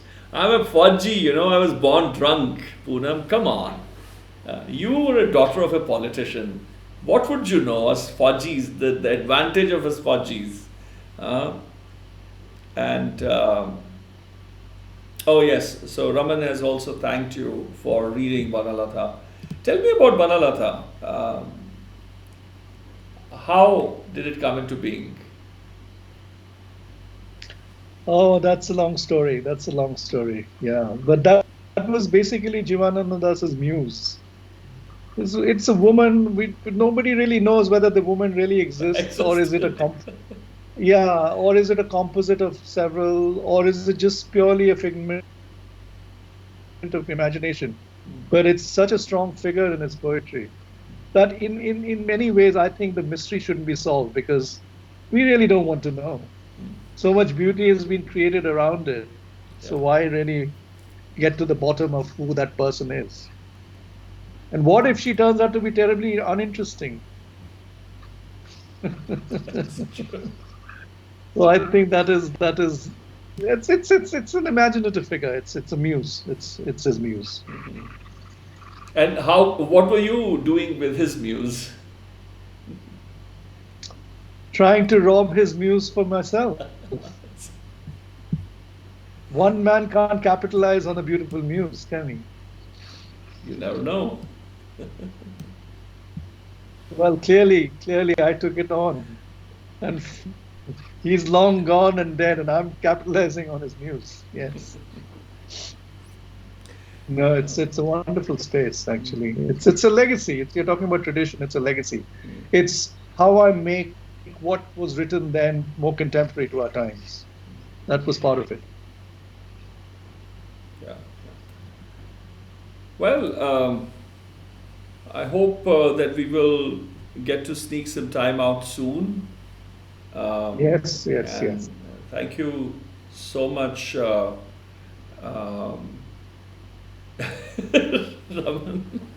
Come on, Raman, give us a moment. She says, Sudeep, Bhai Baldeep ji is not going to let you go. But I'm now wondering, do you even want to go now? No, it was wonderful. Thank you, Baldeep. It was a great. I'm kidding. She's just teasing us. Maybe she should have been here with us as we were saying goodbyes. She's just saying that we should have gotten her in. She had enough airtime. Yes. She can't be more greedy. Yes. But no, it was a real pleasure. Thank you so much. I really enjoyed our conversation, and looking forward to part 2. Yes. And I appreciate really this, of course, series is very, very, I'm intimately connected to Gurū Nānak. He was the direct teacher, the teacher of my direct ancestry, if I may rephrase. And I'm marking the 550th birth anniversary of Gurū Nānak, who both wrote poetry, who traveled, who sang, and no rebel has been like him ever. The work that he did brought everything together. Just the vision of bringing the pothis of people before him together, sifting through the many and identifying works that have lived till now. And you very beautifully, I think, brought that idea of how, there was a time when M.A.'s work was, when he did that painting with Ravan and Sita painting, of a naked Ravana, a naked Sita, and Sita on the lap of Ravana. There was a seminar done by a very dear friend Bharat Gupt, who spoke on Kama Sutra in one of the Baiṭhaks here. He had done a seminar in which he had said something very logical. He said that if that image had actually existed in Ramayana, it would have been okay. And then he, of course, cited the idea of Ajanta and Ellora, which you also mentioned, that is art, but M.F. Hussein's is not. His thesis of the M.F. Hussein's was not. But in the Q&A session afterwards at the Habitat, he had asked me to, after everybody else had, I was quiet, I didn't want to participate, but he had asked me to pitch in and share my thoughts. And I had said something similar, that the problem with the way we are responding to art and then we are defining what is and what isn't is because we are contemporary people. It's like Hussain paints something within minutes, if not seconds. That image is projected across the globe. Whereas when Ajanta and Ellora were perhaps, were being sculpted, by the time people at large got to see it, centuries, if not decades, had already gone by. So there was no sculptor to respond to. People were seeing that which had already been done. It was centuries and centuries and centuries ago. Who had the privilege of traveling? Have we begun part two? Have we begun part two of our conversation? Yes, and isn't it? So the idea of what you mentioned, and then I spoke about that, and that it was very important for me to hear from you the age, how the poetry that we see in terms of tradition, is that something that has, trickled through time and has reached our times, that we are able to read it, to touch it, to see it, to hear it, to imagine the voice of Shakespeare, of Gurū Nānak, of Baba Sheikh Farid, of Jayadeva, and Tulsidas and Valmiki and Dhruv and Prahlad, all of them. Buddha, Mahavira, name them. And talking of South Asia, and including Tibet, and so much knowledge has been shared from the most, from the erotic to the most sacred or sublime or whatever. What is the idea of sacred again is a question. But contemporary, as I had said at that time, that it is, for me, M.F. Hussain is a great kathakar of Ramayana, because that image existed in that, that person in the Rajya of Rama, who's shouting at his wife that I am not Ram, that I'll accept you for your adultery, etc., for your affair with, your lover. And I am not Ram who will accept you. So I said that image existed in that man's. And then the second place it existed of a naked Sita and naked Ravana is in then the mind of Ram that leads to her being banished. So M.F. Hussain for me is a great kathakar. So again, the grappling with the idea of translation, responding to contemporary poems, I think these are two different kinds of responses. The way we respond to contemporary poetry, like for example, I'm talking to you, I'm reading your poem, how am I responding to it? I read out a couple of things to you, it's my poetry, how are you responding to it? But that's unfair.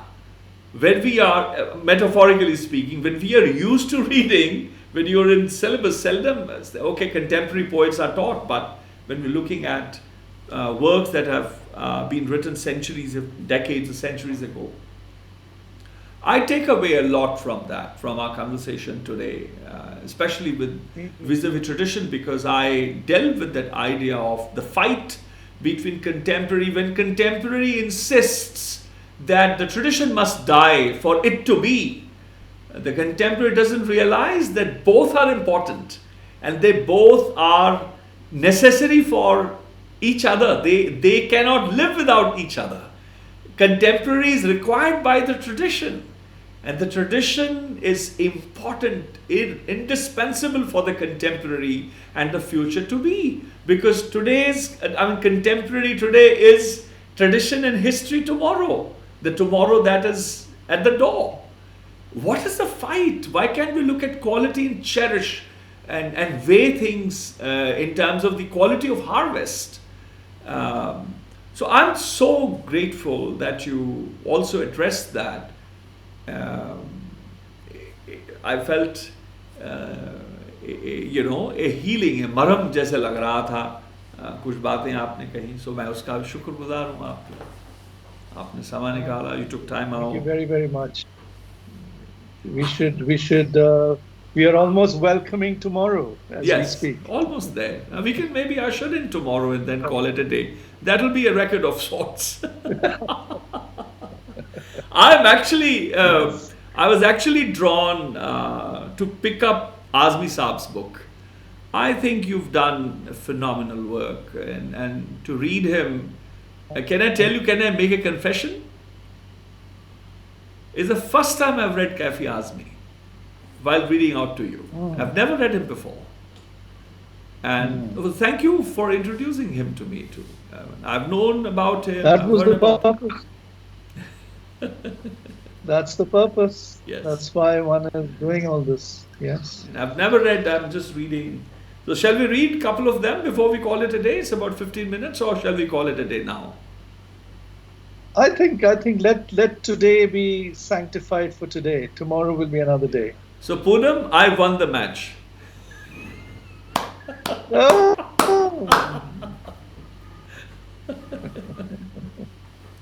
Thank you so much. Yes, I appreciate that. All right. You'd like to say, you've already addressed and said goodbyes to everybody. If you want to say something. Well, I mean, I'm really happy. I've actually not seen the comment screen or anything, but thank you all for joining and all the questions and so on.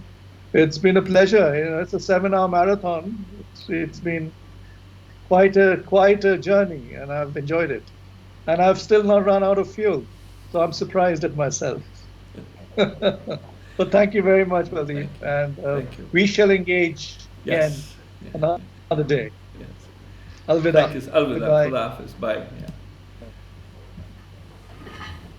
So friends, this is my conversation with poet, writer and photographer. Now that he's gone, I can say that. He won't fight with me. Sudeep Sen. And I appreciate that you kept up on and off. I know you would have taken your breaks, had your meal and so on and so forth. I thought it was an important conversation to have for reasons that I've shared. I don't have to repeat. I have no posters to share right now for this coming week. I was to have a conversation with Miriam Meghnagi, the wife of composer Luca Lombardi. They had been traveling. It's vacation time in Italy, and people have just about begun to move around, and they were in a beach. They're in their summer house. I think the meeting tomorrow is deferred for a few days. 125th, today we did 121st Baiṭhak. We have a few Baiṭhaks in between, and from Friday onwards we will sit. And on Saturday we will have Amardeep Singh, who's done Lost Heritage, has done a lot of mapping of Gurū Nanak's travels. It's a project that he's recently done, and as this is a series dedicated to the 550th birth anniversary of Gurū Nānak Dēv, I thought it was very important also to have him, come in. So the 125th Baiṭhak is I'm going to mark with Amardeep. He's based out of Singapore, and I will inform you. I'll have a break as I'm writing the book, and I've got plenty of work to do, some writing to do, and I will see you later this coming week. And until then, be good, be kind, be happy, be naughty, and अपने आप से इश्क करना सीखो दोस्तों, थोड़ा थोड़ा. खुदा हाफिज, नमस्कार, वाहिगुरू जी का खालसा, वाहिगुरू जी की फतेह, सत Kartar, and a very good night or a not day until we meet again.